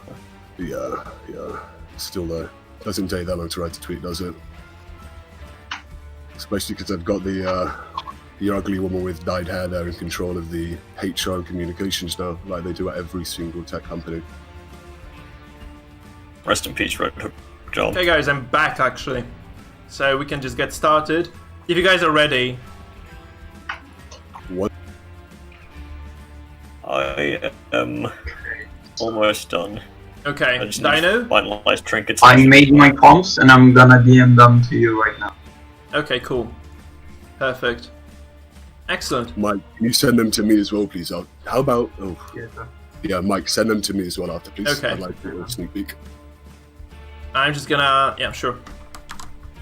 Also, Corsair, Goliath's been talking a lot about making a tournament, and I'm fairly certain that you get a chance to cast in that. I'm pretty sure in the Mikefield tournament there might even be, you know what I mean, a couple guest days. Yeah, sure. We could just collab with Goliath to just do a joint tournament, or like make a viewer game, like viewer tournament, like viewers versus viewers as well. That would be pretty cool. Oh, yeah, imagine that. The Mike Yeah. versus Goliath gang war. How fun would that be, right? Yeah, it would be absolutely amazing. Since the servers Does are that make you stable right choose now, that's sides? very good, right? That's just very, very good, guys. The stability of the servers means that, yeah, we just... Okay, I need to actually disable the break picture. I just forgot about this. So, Spartan, just waiting for you right now, man, by the way. Yeah, I just need to find one last trinket, Sure. and I should be good. One last trinket. Spartan, could you send me your friend invite code? Oh, you mean for Steam or Yeah. Discord? I'm sorry, I'm total, what's the word? Idiot when it comes to Steam. Dude, Where- We have Where would Dino that Boy be? versus the real Spartan playing right now, my friend. Yeah. Dino Boy, coming fresh off that tragic defeat last night in the Misukun tournament. A real upset for the Mikefield boys, unfortunately, but there's a hope and there's a will. Silentia might take it against Goliath, and we might have a seed in the Yeah, second group as well. indeed. And you're still there, sis, so that's important, right? yeah. And I'm in the Yes, tournament long for way. now, Nice. at least until today in the evening, right? Man, it'll be you against Mangold. I'm really, really glad I've got to cast that. Yeah. Such an exciting game. So much to talk about there. Indeed. Let's just wait for the guys to be ready then. Alright, I'm gonna send you my comps right now. And guys, are you actually friends on Steam? No, we aren't. So, We're gonna add each other right now. Spartan, you'll have to add him, right? You'll just have to add him right away. Yeah, I sent my you, code. you know what? Just send me your code. Yeah, It's I probably sent easier. It. It's Yeah. on the group chat. Alright. Okay, so we have both compositions right now, so I can just post them publicly. So, wait, this is gonna be, hold on. Hold my beer, guys. Let me just see. So this is Spartan. Wait. Alright, sent. Alright. So this is Spartan's composition. It's 4 compositions, and these are Dinos. Okay, I accepted you. Right. So now, guys, you can again message me with the bans. So each of you can ban one of those compositions, right? Basically, the rules are that you have 4 decks. You get to ban. You get to ban out a single character, a single composition from the deck. So yeah, you basically get rid of a single deck here, and that's how we get started with the series. And then you just pick Send the me your first band composition. privately, by the way. yeah, you are banning privately so that you guys do not, make your decisions based on your opponent's bans as well. So those bans are independent. So we should message Mike or yeah, Mike. Message me because it's just faster. I think because whatever you want. Just message me. I think it's just consistency, right? Yeah. Just go for it, guys. Alright. You can just say, okay. So we are banning CEST control. So Dino loses. So Dino can play 1 to 3 now. Dino can play 1 to 3 comps. Actual little nod to the viewers here that Dino has named one of his teams after me. How fun is that? Yeah, they won't get to see it. Honored. They won't get to see it. Thank you, Spartan. And Spartan loses his first comp, so it's gonna be 2 to 4. So you guys now. It's fine by me. Okay, who of you can actually stream this? I can stream. I can, if you want. Okay, so fine. Whoever would like to stream is fine by me. I'm sorry, but do you mind if I take a real quick 2-minute break? Sure. I need to do something Go ahead. Alright, I'll be This is back a in a little minute. bit of time to talk about this this setup. Yeah, let's have a look at the compositions then. True.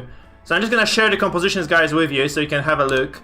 So for Dino can play compositions 1 to 3. So he can play the Arbalest. So that's a kind of classic Darkest Mark composition, right? With the Crusader Abomination, BH, and Arbalest. So that's on the cards. We have Old Faithful, which is a kind of AoE stress composition, very basic, but I think it gets the job done. And finally, we have the World of Tanks composition by Dino, which is this kind of weird stress composition, I guess, with the riposte available with the Highwayman's as well. It's a very, very interesting thing about that composition. He doesn't have the Occultist there to give any defense. He does have the Guard, though. Yeah, but when we look at what Spartan has, so Spartan lost his first composition, which is, so he was denied the Flagellant, Crusader, MAA, and Arbalest. So this is not on the cards anymore. So what? Can you walk us through what Spartan has, Sis? Yep. Do you want me to talk through it, or are you asking me if I can see it? Okay, so Spartan, the first ban we're seeing here is this heavy protection team with the Flagellant at the front and the stun curve. So for Dino, he must be thinking that his team's maybe light on dots or light on stress, and he doesn't really want to go against that team. The other 3 teams, the ones that Dino are against, the first one is quite an effective, what seems to be bleed Jester team with an Arbalest to the back, a Jester in third, a Crusader in 2 for those stuns, and weirdly enough, a Hellion at the front. We don't see much Hellion, and when we do, she's usually not at the front spot. You take her a few behind so she can break through forward. I think this team might be very, very weak to movement. His third comp here, aptly named perhaps the worst comp. We see a Vestal at the back, a Jester in third, a Shieldbreaker second, and up front we have Leper. Thinking about this team, probably going to be a control-heavy team. It might be a little bit weird though. He has obviously called it the worst comp. And finally, what he has called filler comp ASDF. So you can imagine the sincere thought in effort he's put into making this team. He's got an Antiquarian at the back, a Grave Robber at third, a Highwayman second, and a Bounty Hunter first for that mark. That's quite curious. Like, the final comp is very weird. But, like, it has several characters that can capitalize on Mark. Although, I really don't know what this composition is supposed to do there, right? I mean, the truth be told, you only have to play 3 out of those. No, you actually can get away with just playing 2 of those 3 compositions, right? So this means that he doesn't really have to use that final comp. So, but it also means that Dino can kind of read into what he's gonna be playing against after the first game if he loses it. I'm really excited about seeing that Helion in action. We don't see a Leper from Dino's side. Yeah. We might really not be able to kind of capitalize on the movement there. Yeah, it's true. Alright, I am ready whenever. Yeah, I'm ready to. Perfect. Okay, guys, so let's just go into the stream then. Let's just go into the stream by Dino Boy. And you guys are ready to fight, right? You have picked your compositions already. Yeah, yes. I picked it. Okay, so you know what you'll be playing right now, both of you. Yeah. Perfect. So good luck, guys. Good luck. I'm just gonna go switch into the stream mode here. Okay, we get a sound, by the way, so I can actually just mute my Circus. Because Dino is actually coming here with sound available, so hold on, guys. Yeah, perfect. So we have music from DD here, because some of the guys are actually unable to set the music up. Let's get into the series, Sis. We are seeing a heavy disparity here in the rank, going right into it. So our guy Dino is really going to have to pull out all the stops here if he's going to take it home. Right, Getting so the point. Dino goes first. Stuns at the front. Yeah, I think this is a very good situation for the Mark composition where it starts, because it can just open up with the hook onto some priority target and then just follow it up with a lot of damage. Right, so the actual weakness here for him is the fact that he doesn't have the Mark on the BH, which means he has to target. Go through with 80% of this. Yeah, it was quite unlikely, but I think he doesn't really care about this too much. I feel like he just doesn't care about this too much. He just wanted to get the Mark off. Out of stun range, right? And now that the enemy Crusader, Dino's Crusader, can really start leveraging that 2-to-1 stun ratio. Yeah, indeed. Yeah, because he has potentially he has 2 stuns available right now. The question is like, no, what are you doing? Oh no! Oh, you definitely have stunned the Hellion because she hasn't acted yet. You can stun the Crusader with your Abomination, or you can push her out. A higher base stun, which means it's less likely that you would have hit her. But still, then the Crusader has a sword that increases your stun chance. Oh no, she has 85% chance. So never mind. Actually, this wouldn't have mattered at all. I feel it just was. That's an interesting cure there. That's a really interesting cure. What do you think about that? I mean, that's very good for Dino if he wants to go for that stun right now again, or he doesn't, because he could have just re-stunned the Crusader again. I mean, what he can do right now though is he can just push the Crusader away.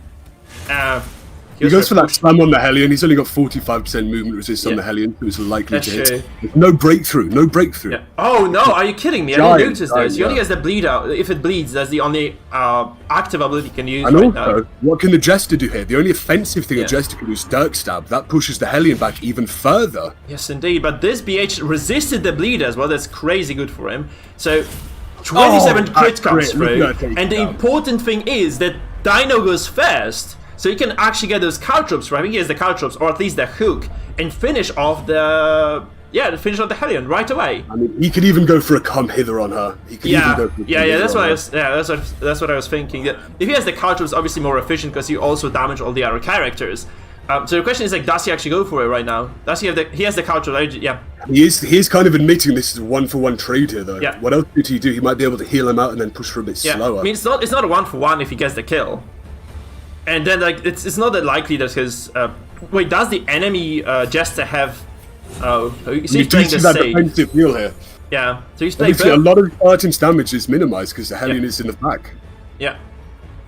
So it's not going to be that easy to access that Hellion right now. I mean, admittedly, she has no tools available to her right now. She just has to heal herself and just sit in the back until until actually Spartan decides to move her, right? That's not that good of a position, really.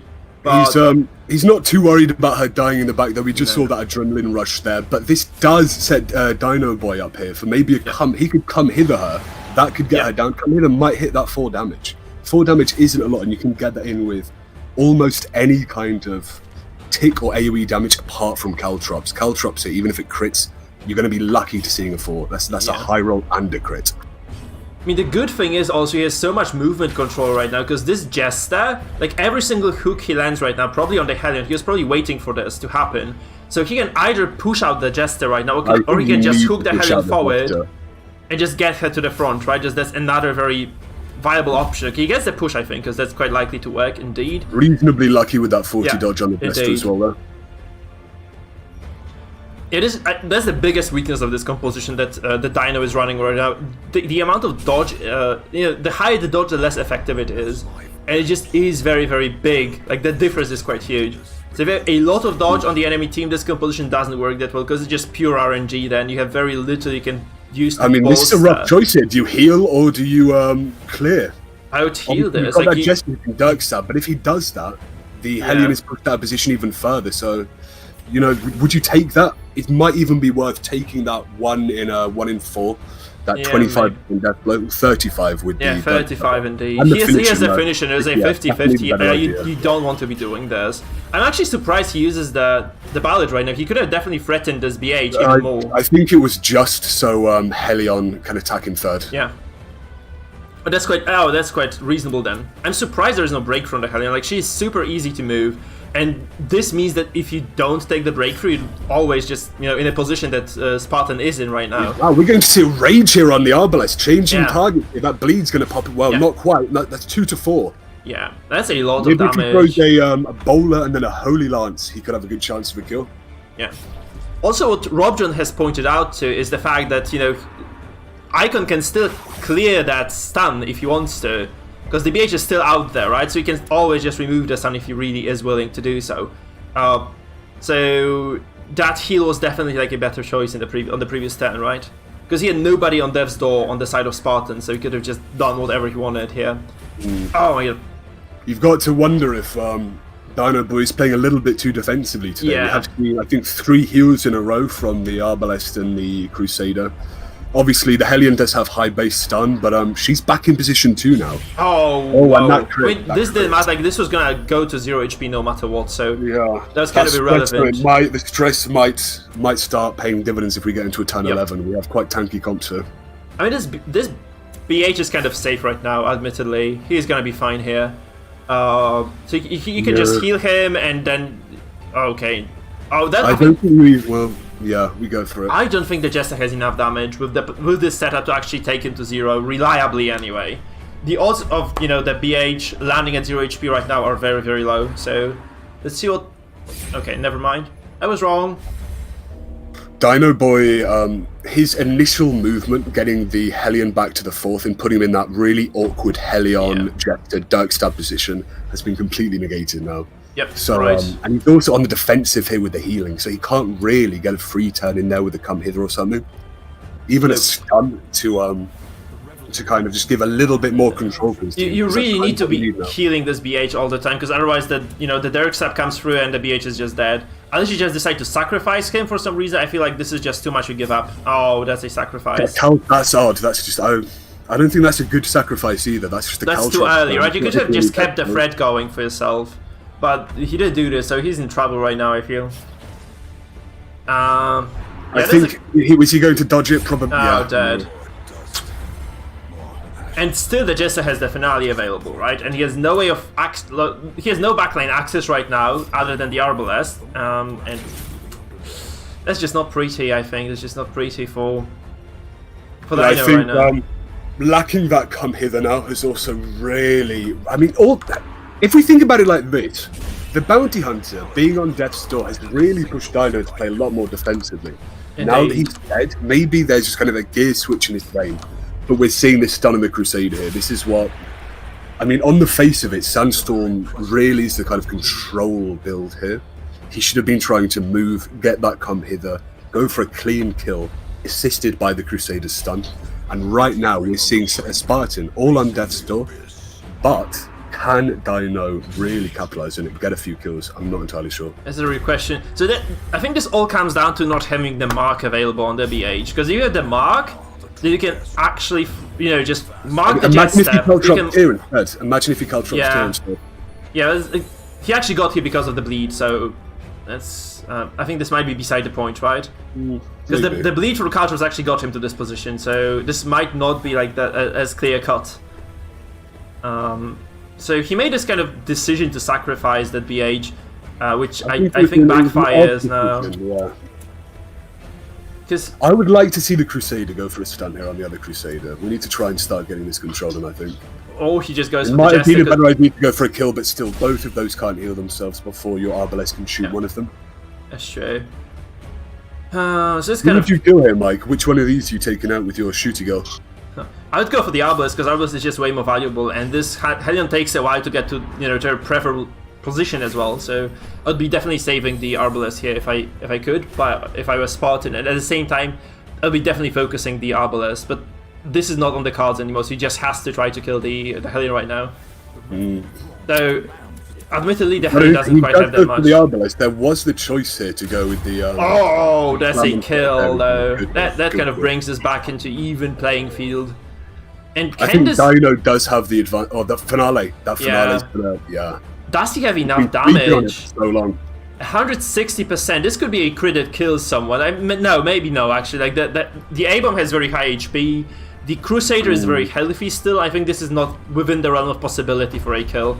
15% protection Dino as well. doesn't have any DOTs on his team No. either. Really, you want those DOTs or a heavy Arbalest hit to take him down into finale Yeah. range. Spartan has been healing his Arbalest for the last few turns. Can you imagine this Hellion having a breakthrough? It would have been the difference between the first 3 turns Yeah. kind of being movement heavy. This would have really given him the advantage. Give her the breakthrough, give her the Hemlock, put her in the last position even, I don't Exactly. care. She's just going to obliterate everyone. And right now this Jester is in check. I feel like in third as well. Can't yeah, finale. in check, 0 HP, probably Go for the, he's just go gonna for the die kill, very you soon. have to, right? You have to go for the kill. Yeah. It's really the question of whether this Jester can dodge something right now or not. Oh, okay, he doesn't die here at least. That's a little bit of comfort for Spartan. But the thing is, like, Dino has 2 possibilities of getting rid of this Jester right now. I mean, okay, one now. One of those is removed indeed. So the question is, because this Jester can and probably will finale the Abomination now. So, I think no, we're no, going no, to no, see- no, what are you doing? Yo, that's a bad move, I think. No. What do you He think? could have I mean, waited. I would like for a stun in the Crusader, right? Because Oh. that way you either need to clear the stun. That's a bad move That as does well. nothing, right? What does that do? 4 damage. He should have either stunned the Crusader or waited, picked the Abomination, and waited for that stun on the Jester, which is gonna come through right now. The Jester comes along forward, and you just stun the Jester. You have a lot of time again in this game. And then he just gave up all the control he had. Like, neither did he stun the Jester, nor did he actually threaten the Crusader with a stun. So there is nothing right now. I mean, admittedly, he goes first right now. So the thing is, he could have actually stunned both of them even. He could have easily got I mean, that Zealous accusation, it was not too dissimilar to just passing the turn there in terms of tempo and turn economy. Your opponent Crusader, he's kind of your Crusader's mano a mano. You want to always keep him in check, and you use your Abomination's mana cruise as the kind of off-stun. 55% hit chance. Okay, it goes through. Holy shit. You needed to see that. Yeah, it had to go through. So, I mean, he's still not out of the woods, because the Jester is still, you can just cleanse that with the Jester still. You can cleanse the stun with using the Arbalest, right? And now he has a stunned Crusader. That's because he didn't stun the Spartan's Crusader, nor did he actually wait for the for that to come through. Okay, he's in a lot of trouble right now. I think this was this wasn't completely out of it yet for Dino. If Dino picked his Crusader, what was he trying to Second, do? yeah, he was supposed to pick the Crusader second and stun the Jester, or as you said, just stun the Crusader of Spartan. Either of those two would have worked. This just doesn't. He's dead now. I mean, we just look at this situation now. This is something that I'm having flashbacks to last night. You really watching Dino get finale is a sore spot for me now. Yeah, but it was just bound to happen, right? It was just bound to happen based on how this game No, was I don't going. think it was bound to happen right now, though. I think there were a few chances where he could have got a kill there. Yeah, obviously, yeah. This was not a clear-cut game. This was a game for both people there, I think. I think Dino had a few chances to take it, but Spartan is the one here just to take it home. I mean, Dino played an excellent open notice, right? He had like very good Excellent. moves at the start, so I'm just kind of sad he didn't get to capitalize on those moves in the end. I think maybe he tried too hard to capitalize on those, and then what we saw is he went on the back foot, healing that bounty hunter very, very, very quickly. Yeah. Perhaps he could have tried to get some stuns down instead of healing. Okay, another question is, I really didn't have a look at this, but based on the picks, based on the teams that Spartan has put forward, couldn't he have actually guessed that this was going to be like no pool composition, and then he could have just adjusted the trinkets a little bit, like this Arbalest could be doing way more damage or way more healing. So either the battle, the plate or the bolts could have actually come through for him, since he kind of knew what composition he was gonna be facing, right? I'm not really sure how much movement I Spartan almost has. wouldn't have minded seeing. I think we have the movement trinket on Abomination. Something like the retiring. Are we seeing a surrender? Yeah, we are seeing a surrender. That was justified. I think there's like Arbalest alone just doesn't do much. GG. Now, Spartan is unable to play that composition, and Yeah. Dino Boy can choose whichever one he would like. Yeah, you can stick to the same thing, mate, if you want to, right? So let me just have a look what compositions we have left here right now. So Good first game. So we have the worst comp and filler comp left for Yeah. Spartan. Hopefully, I judging played by those really names, well. Dino can take a few wins. So Spartan, your comp that you have just played, the bleed and bleed out, is eliminated right now, so you cannot use it. You can only use the composition 3 and 4 right now. So either the worst comp or filler comp ASDF to finish off the series. Whereas Dino has full choice. He can select comps 1 to 3 right now, he can go back to what he had. That's also very much fine, I feel. So I'm just gonna revert the stream into this kind of I'm not going to show everybody what those guys are doing right now. Just wait for our people to adjust. And guys, let us know when you're ready. Okay, we'll go right into game number 2. Right, it's game number 2. Game number 2. It was a long game 1 though. It was a really long game 1. Real tournament scrims. Yeah, I'm ready. Cool. I'm looking forward to seeing Dino's old faithful team here. You've got to love an occultist team, especially mixed with Antiquarian for double stealth. Yeah. Really looking forward to seeing that. It could be a very, very difficult comp to hit. I I'd think- just like to say one thing. That the whole point of the bleed out comp was to use the Hellion skill bleed out, and I didn't get to use it. Yeah, I know. Okay. Kind of unfortunate, but you knew what you could have picked, right? So you kind of could have seen that pushback coming. It was kind of fortunate, right? 'Cause Yeah, you had the probably. snuff nonetheless. I think you need the breakthrough on the Hellion really to make her like even remotely effective. You Without just a need doubt, that. without a doubt. So Yeah, but I kind of need the other 3 skills. I mean, you can just ignore, Anyway, I'm ready. Yeah, you can just ignore I'm the ready snap, too. just take the breakthrough and try to play it. Okay, guys, so we're going Yeah. into game number 2. Game 2. Match This is point, by the way. This is match point. He takes it, he's bringing it home. Relying on Dino Boy's old faithful team here to get the victory for him, push him into 1-1. Give him a Yeah. little breathing room here. Familiarity breeds contempt, and does not. Who do you think's the favourite, Mike? Come on, I want your split. I'm putting it at a I want to see the 4-1 comps first. Spartan. Before I call, I really want to see the compositions. Because that's hard to judge. I think Ah, look at this heavy movement team with the leper Yeah. and the jester. a lot of... I guess there's like damage over time, movement, a lot of stuff is actually happening for Spartan, whereas Dino is playing this very straightforward AoE stress comp that he might just get away with. This leper, I'm actually curious, the leper has the snuff, so... I think you say very straightforward, but we do see the stealth on occultist, and I think this is anything but straightforward when you've got an occultist on the team. The occultist antiquarian, the kooky wife-husband duo. I think we might see some very interesting plays here. If he guards the abomination, stealths the back too. Is he going to finale? I don't know. I mean, I would really like to see the Abomination just dropping that Repose turn 1 as well, just to prevent those harvests from coming through, you know, to contain what Spartan has here. So maybe the Bile is not a bad idea here, honestly. But at the same time, the Shieldbreaker is positioned 2 right now, so until the second turn, like, there's not gonna be that much AoE coming through at all.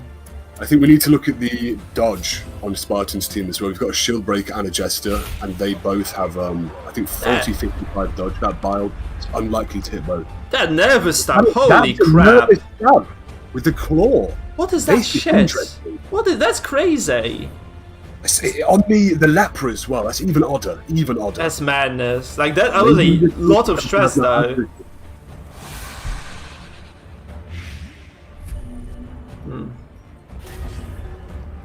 Yeah, I don't know what Dino's plan for this game is actually. Does he just try to drop a lot of stress on this Jester? Oh, he might pull the Vestal indeed. Because this kind of disables this the shield break at least a little bit, right?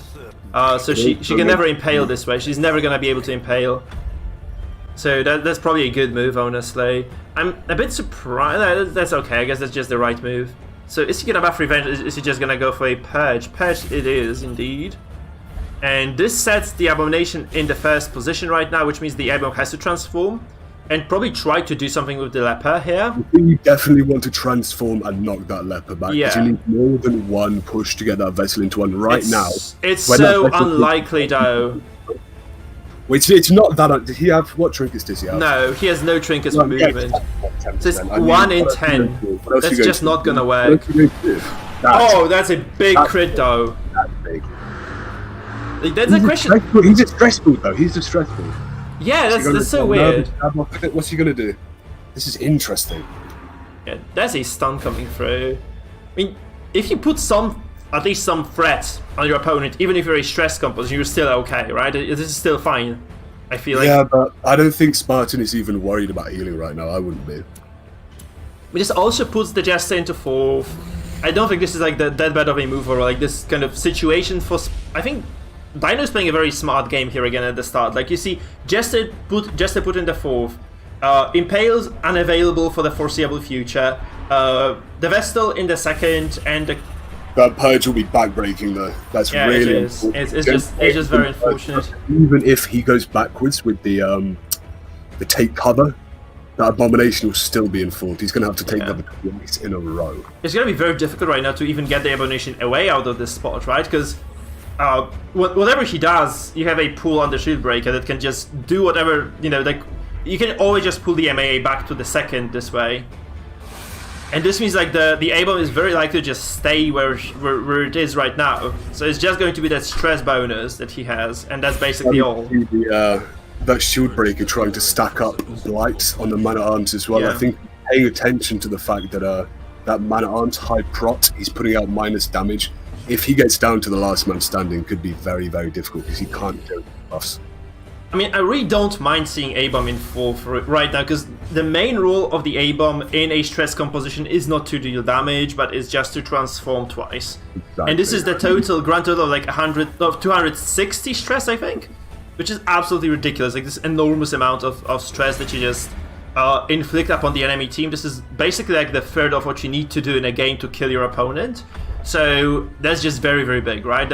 He does lose a considerable amount of his control, though, and with the Cultist, with the Stealth and the Antiquarian, you really, really need to see control. We're already starting to see the idea of 2 Stealth, 1 Guarded break down here. Now, if that was in play, how effective that would be. Get a riposte on the Man-at-Arms, and incredible. No Finale targets, riposte every time you hit, but maybe he focused too hard on that movement at the start. It'll be interesting to see what kind of strategy he takes now to try and take him home the win. You also have to notice, actually, that Spartan has no debuff removal on this team. So whatever Bellow is stacked on him is just gonna stay there forever. Honestly, I would just wait with this aim and just heal him right now. You have time with that. You can just. You know what? You nervous tab the Vestal. You need to nervous tab the Vestal. You started playing. Oh, maybe that's gonna do it. No, that's not enough. Not enough yet. How much blight does he have on the Vestal though? I think it's just 2, right? Isn't it? Yeah, it's just not even remotely enough. That's some pressure. Like, we have the first resolve broken character, 10-3. The rest of the team is on the way to the 100 affliction border as well, so that's very, very important for Icon. He's actually he's progressing quite fast with that. But I think we're definitely going to see at least 3 afflicted next turn. Yeah, so definitely. Lights out. He might even misfire the Finale. We're praying right now. We're praying, man. So I think you untransform with the A-bomb right now. You might not even want to move him, but you definitely want to untransform here. I think I would have moved forward twice. I would have why does he not untransform this? He has to do that. He had like a perfect opening to drop the double stress here. He didn't take the weirder question is, why didn't he move his Occultist into 3rd? I don't know. He only moved forward once. That was a very interesting weird play. I don't know why he didn't actually use I think A-bomb can only move 1 forward though. No, it's pretty sure. I'm pretty sure that's I think it's 2. It's 1 because I played a lot of A-bomb and it was always 1. Back 2, sorry. Back 2, yeah. So the thing about the A-bomb right now is he wasted a turn with the A-bomb really, because I think he could have just transformed and waited, and just used it. Get that tempo stress out, exactly. I see why he did this actually. He wanted to get rid of the Jester threat, so this might be justified indeed. What he did is indeed quite justified. He could have, however, he could have always just used the manacles, right? But he would have been dazed though. I think this was the right move by Dino. I criticized him too soon. And we actually made the best move he could have made, because this prevents the Finale from coming through. There's a dead Occultist though, for sure, yeah. So it comes through, the kill is indeed secured. Potentially a guard play that could have saved him, something like that, maybe a heal play, stress play. Yeah, maybe. So, I mean, that's a lot of Bellows. admittedly. That dodge in the middle is really, really unfortunate because I don't think they've got enough stress to make them afflicted. Yeah. This. Yeah, I know. I mean, the Jester is going to be afflicted next turn, but that's... What I would like to see here is the actually, this is a question to you, Antiquarian. Do you start spamming heal, or do you start spamming the DOT? Oh, against this call? Yeah, you've got all the minus damage out there. Yeah, I would be spamming heal for sure. Like, spam heal and spam the bellows, and you probably should be able to get through this. Now this... Does he have comeback? That's guard me, isn't it? Is that guard me or comeback? Which one is that? That's just move back. Move back. I would have seen take cover there. I think. I think he's just trying to do damage right now. Just put some threat on Spartan. Just make him afflicted. Make those afflictions matter. Okay, this doesn't kill the A-bomb. That's very fortunate. And this, oh god, that's very close to being dead actually, because she has like a lot of harass stacks from the occultist and from the A-bomb. So that's very big for Icon right now. For Dino, right? Dino is actually doing quite well here. Okay, the stress is definitely okay. Like those are acceptable levels of stress. Just that he has not got like that second transformation on the A-bomb, which is very unfortunate. We would definitely try to heal this A-bomb right now, though. I guess he's afraid of the Jester threat. But I guess if he can, it's quite unlikely that he can do it right now. It's a shame. A little bit of tech we've not talked about also, something that a lot of people take for granted, but considering she's called Shield Breaker, the guard here on the Abomination would have been completely ineffective. Yeah, because she that's can true. Shield Break. There's And nothing you also can do. that stab from the Jester bypasses guard. Okay, that's a good stand though. Keeping the Jester in check is very important for Dino. He's just doing this. So he's been able to control the Jester at the very least, but the rest of the team of Spartan has just been left unchecked. You know, obviously the Vessel has sustained a tremendous amount of damage too. So if he could actually drop, and oh, that's very bad actually. Yeah, if he had dropped the Vapors at the very start of that turn, the Vessel was probably dead. I think he was probably wanting to take the Abomination's turn Yeah. first because he is on Death's Door. He doesn't want to not to get to take that character. Yeah, but this would have been like a kill trade then. This would have just been a kill trade. Yeah, So. I mean, I maybe there is. Because like there's like 2 damage from the Antiquarian, then 2 damage comes as Blight, and this takes the Vestal to 0 HP. She gets a heart attack and she dies. Right? There's like 0 ways of preventing this for Spartan, which obviously didn't happen now. So that's trouble. That's just trouble for Dino. I feel there's just What a do you lot. think here about? I think maybe setting up a riposte this turn, not guarding, being invisible with the Antiquarian, and then just trying to bellow. Just sit it out with bellows and heals. Yeah, I think this might work. Right? Just depending on whether this A-bomb dies or not, it dies. Easy on here. Because the guard also, it increases the bleed and blight resistance of the person who's receiving it. Yeah, sure. But you cannot guard, as we said, right? Because I think if you remove the guard, you remove all the bonuses. No, if the Antiquarian is also stealthed. Yeah, okay, that's what you mean. Yeah, true. So, I mean, like whenever you guard someone, the Vessel can always just remove the guard, though. That's the biggest problem, I feel. Man at Arms does have high stun resist, though. Yeah. It's a 20. And he's got to heal here, so I think he's on the back foot. He can't really stun offensively. Oh, he does have the gauntlet then. Actually, that's for. Yeah, you're right. This could have worked because he does have the gauntlet. He has the healing idol, right? He has the idol on the Vestal. Idol of Purity, yeah. We're not seeing any horror on this team now, which is just really, really unfortunate for Sunstorm Dino Boy, because Spartan can just heal his entire team out of Death's Door with that one Divine Comfort. Yeah. Yeah, that hardly through. That's why you should have. The turn set up before was a little bit odd. By the way, have you seen a single affliction effect in this entire game? I've seen them stress each other out, but I've seen no passes. I think. No, yeah, that's. I think there's. That's not enough. I don't think that's just gonna be enough. I feel like there's just too little. I mean, what are the minus damages? You might have minus 80 on the leper by now. He's got 0%. Let's see it. So maybe if he had actually been, instead of using those stabs, maybe if he had just been spamming the heals at the start, maybe he could have just kind of punched through what Spartan has. Because Antiquarian MAA, as we already said, right, is a very powerful, potent combo. Just because you have that possibility to stack the debuff damage and also just accumulate those huge values of regeneration, which Dino unfortunately didn't though, so... So the early nervous stab that put the Vestal down into a low health range was basically never capitalized on, really. Yeah, that's true. And that in itself is not quite a passed turn, because it did apply some stress, but Yeah. it was a much less effective turn than it could have been. It was considerably worse turn economy, considering that isn't the strategy you're going for, that damage strategy. Yeah. We're not going to see a win here, surely No, not. I don't think so. No, it's just. I think too little, too late for him. Really. I mean, this Vestal might just die to some random affliction. Like if someone is gonna spread that stress across the board, maybe then. Oh, okay, there's a puncture too. So yeah, I mean the Vestal is dead, right? The Vestal is just dead. This might get very tough for Sparta all of a sudden. Look at this. We have a heart attack, a dead Vestal. That can make Dino Boy win this reasonably easily here. Like, Just with one self-hit, one shouting at each other, and one of them's going to die here. oh my god. 199, you really don't like seeing that. Really don't like that. I mean, no, the Jester is dead then. The Jester is dead. Because he picks the Jester just to takes damage over time. It's going to stress him and he's just gonna die. Ah.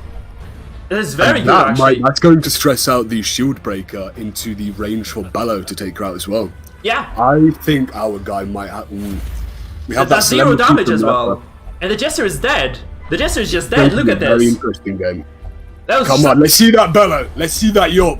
You can do it, Dino Boy. Look at those Oh! defense. He gets it. He Yo! does. He does it. Look at that! Our boy Like did dominoes it. may fall. And it's Dino. He wins.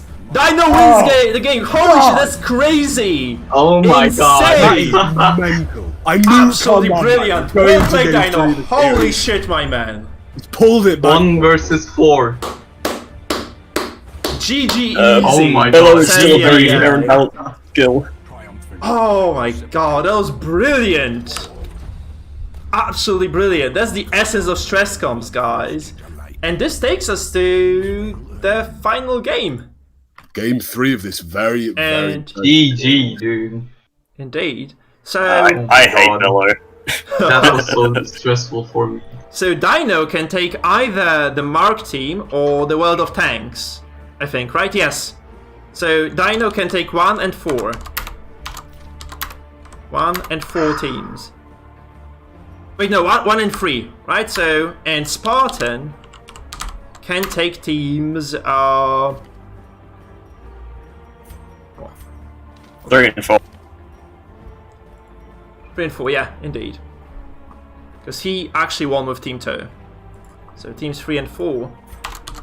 And this is very interesting because the guys know, it's quite likely they can predict what their opponent is going to use for the final matchup. And that's just going to be absolutely insane for the next one. Very, very big brain game we're going to see here. Indeed. We both have almost full knowledge to both players. Yeah. So this is kind of, apart from RNG, it's almost a solved game, if we put it like that. Yeah. Okay, I'm ready then. So I actually like this format because it allows you to predict a lot, right?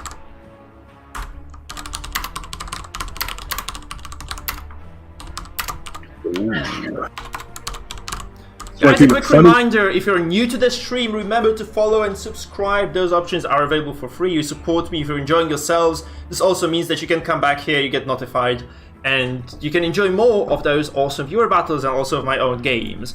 So this being said, I think we're about ready, guys. I'm ready. Right, Yeah. let's go. Okay, so I think we're going into the final game of the series. The game 2 was absolutely insane. It was a magnificent match between the two guys here. So I'm just looking forward to the final game of the series right here. So let's see what the compositions are. Let's see what those guys are going to do with them as well. I'm very pumped for this final game of the series because this was so even so far. So I'm so surprised to see the PD, and also the PD does get to act right here. Fast, but Says, what do you make of this? Well, I think this is a reasonably strong team in order to minimize the Plague Doctor's weakness of being pulled forward. But you do have that Bounty Hunter, that's really going to cause problems for him.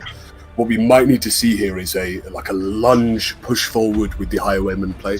They might be locked into those going forwards all the time. Tell you what, though, I think that PD doesn't care about pools in this situation, because she's just here to buff the Highwayman. That's the only purpose. And the Highwayman is just going to, I think, he's just going to spam the Vendetta here on somebody. Okay, it comes through as well, so you have a debuff on the... Vendetta instead of the riposte first, though. I would always go for the riposte first, because you can just get a... Since, you know, Spartan has no stuns, you can just go for the riposte first, and then just capitalize on that, right? So we have a caltrop drop here. Exactly, that would have been another little hit like that. I think slight issue with the turn order here from Dino Boy. Yeah. This game is so hard to read as well, I think. Like, I just had no idea I was gonna... Bolster here purely for the dodge. Would you use that? Because this isn't a stress comp he's against. No. I'm very surprised to see, but we shall see how it goes. I'm very, very... I have no idea. I've never seen a comp... Like, neither of those comps, actually. They're both very substandard, you could say, right? So, it's just Wild West right here for us, guys. It's just freaking Wild West. And remember, Spartan was forced into playing this composition because I think he assumed he was going to win the first 2 games and just, you know, have it the easy way. And right, it's not going to happen because he has to play this least optimized composition of his, I think, or like one of the least optimized compositions, into what seems to be, I think, quite a well thought out composition by Dino, because Dino wasn't... What are we going to see? We are seeing the vapors. Look at that. Sniff, sniff. Come on. Yeah, Dino knows what he's doing, I think. 80% damage. 80% damage. Yeah. That riposte is going to be critting for 40. That can easily be a full health. It's crazy. So much. Like, can you imagine the MAA taking the command along with this? That's absolutely nuts. But you have to imagine, like, I actually don't like what... why doesn't he riposte still? Why doesn't he still have the riposte here on the... I forgot the riposte. I would have forgot the riposte. Should we restart this? Should we restart this then? No, it's not. Okay. I'm willing to redo this if you want to add the riposte back on. Okay, then. I'm surrendering. Yeah, let's give it a shot. Let's redo this, because... I'm just very curious. You guys don't make any changes, though. Just stay with what you had, right? So stay with what you had there. Yeah, I'm just gonna take the riposte on mana times. Yeah, it's a fun. Why not? Yeah, it's a fun match anyway. Yeah, true. I want you. So let's say 5 is Dino Boy and Spartan have an equal chance of winning. 1 is Dino Boy's got this, and 10 is Spartan's got this. What number do you think they are, based just on these comps? Everyone in chat type 13. Okay, that's a complex question, sis. Let's just can we make it simpler? Well, it's very simple. So the closer to 10, the more you think Spartan's going to win. The closer to 0, the more you think Dino's going to win. I think I would say like 3. I would say 3. 3? Wow. I'm putting it at about a 6 or a 7 because of that bounty hunter though. Let's see though. Let's see. Let's see. RNG may be the one that makes me win. We've got 13s in the chat. 13s out for your boy. 8. Start off with that riposte. Oh. Look, now it's a 3.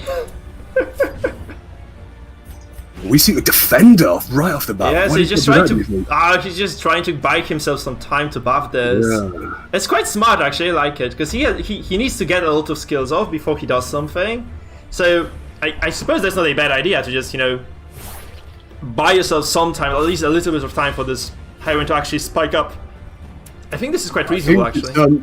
When you are guarding the Highwayman like that, you maybe would have wanted to see, is it called command on the man-at-arms rather, that increases both that 20 accuracy, 4 crit, and 25 damage while guarded. That might have been an interesting play, considering he's kind of going all in on this Highwayman, especially with the emboldening vapors. If you are going to kind of go for a gimmick, really take it home. So always just go for I really don't like this move. I really don't like. I disagree with this on all possible levels. Guarded, so the only thing that he doesn't even have flash, like what's going to hit him now? Antiquarian's vapors anyway, so you at least deal with the vapors. I would just drop the riposte anyway, just for the sake of it, I guess. I agree with you. Yeah, maybe he doesn't want to get his man-at-arms pushed out first. Maybe there's some complex back and forth he's got set up with the Grave Robbers movement, you know? Yeah. Okay, so he gets the darts on the GR of Spartan. I think, honestly, this is a lot of damage that he has sustained on this GR already. So that's not the best spot in the world for him. And the minus 20 dodge, I believe, on her. So look, this opens up for the Vapors again, because he could have just prevented this. He could have just used the Vendetta later, I don't see a reason to actually be delaying the Vendetta at all.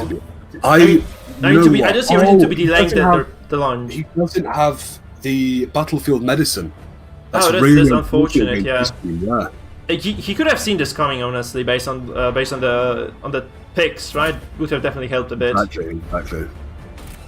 I think the GR is okay. Never mind. Yeah, that was almost a good turn for him. I would be happy to take that. There are no cow chops. It's just the vapors. It's impossible to heal this right now, so she might just die next turn before she gets to act. That's the problem. He can't heal, can he? Toxin Trickery doesn't work, and it doesn't heal. This is why you need the battlefield medicine, right? Okay. It's so late with the riposte as well. I think you should have just started with the riposte and then buffed turn 2. Because they just... Oh, no. What's he gonna do here? Why? Why don't you just... For the prot. But, like, you're losing to damage over time right now. You're not losing to straight up damage. I think you're just shafting yourself doing this. Seriously. Yeah. Oh, that's a dead... No, that's not a dead... Dead you. Alright. It's so late. No! Why are you not, like... I don't like it. It's just so confusing. I thought this was gonna be like a launch, because he can actually threaten this Antiquarian so much, just disable her entirely. And he just doesn't use the launch at all. That's a lucky GR as well. You have to... You want to take the Grave Robber as well, because she's just going to die now. You've got that Festering Vapor, she's got 45%. You want to throw out Panic Darts, I think, here, right? Yeah. So that's going to be the most damage over time, and that's the only way you Dino doesn't have any finishers available either.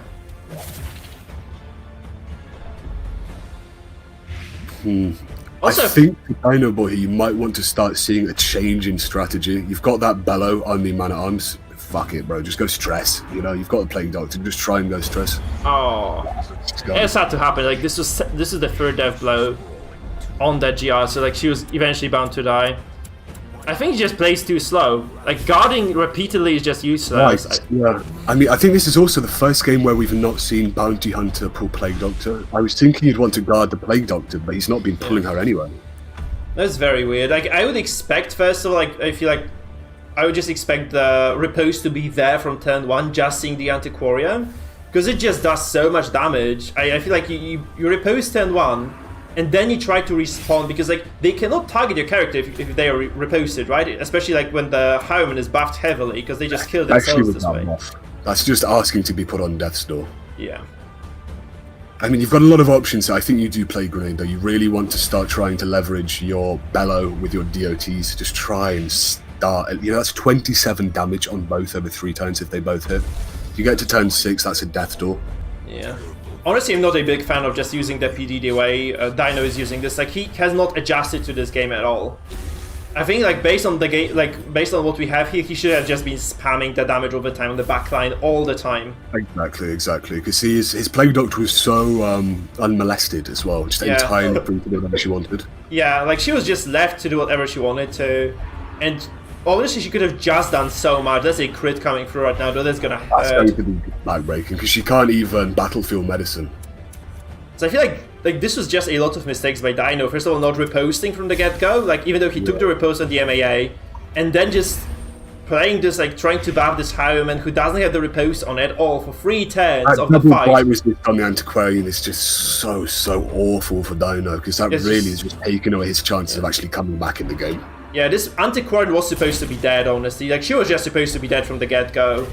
When you're guarded and reposted, it's not going to hit you with the riposte. No, I don't know why he hasn't reposted with the MAA either. That's very baffling for me.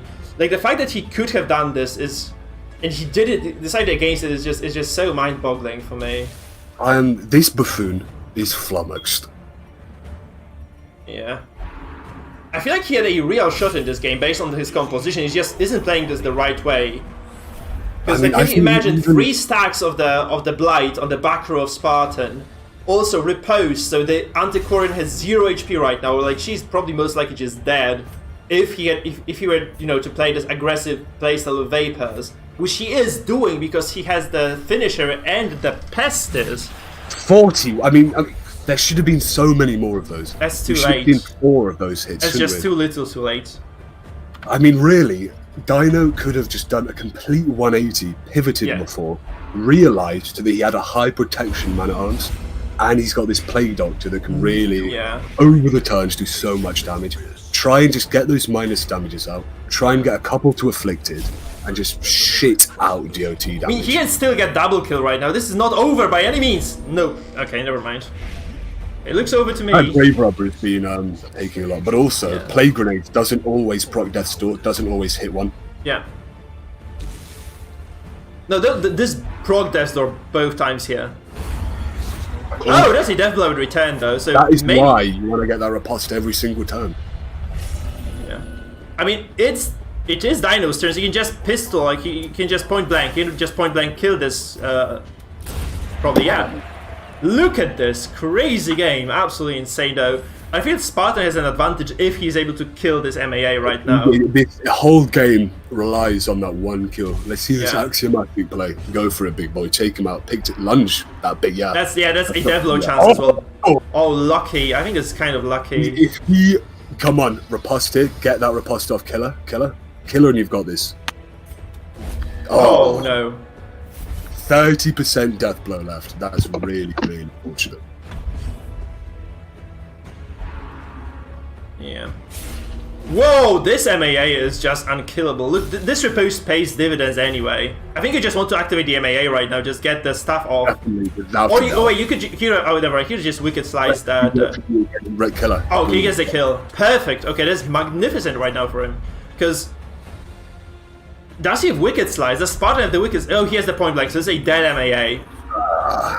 I think Spartan might have it here. Oh, honestly, if He can't Dino cannot repose. Oh shit. Yeah, he takes this That's hit. gonna be gonna massive pull damage. Look at this though. That's so yikes. Oh, so it's Dev's. Oh, look at that 2 health. He might take this here. He might take this here still. Because he's not in a position to point blank shot him, so Yeah. he can't get the death blow. And he has Wicked Slice, so Wicked Slice has like 20% more death blow chance.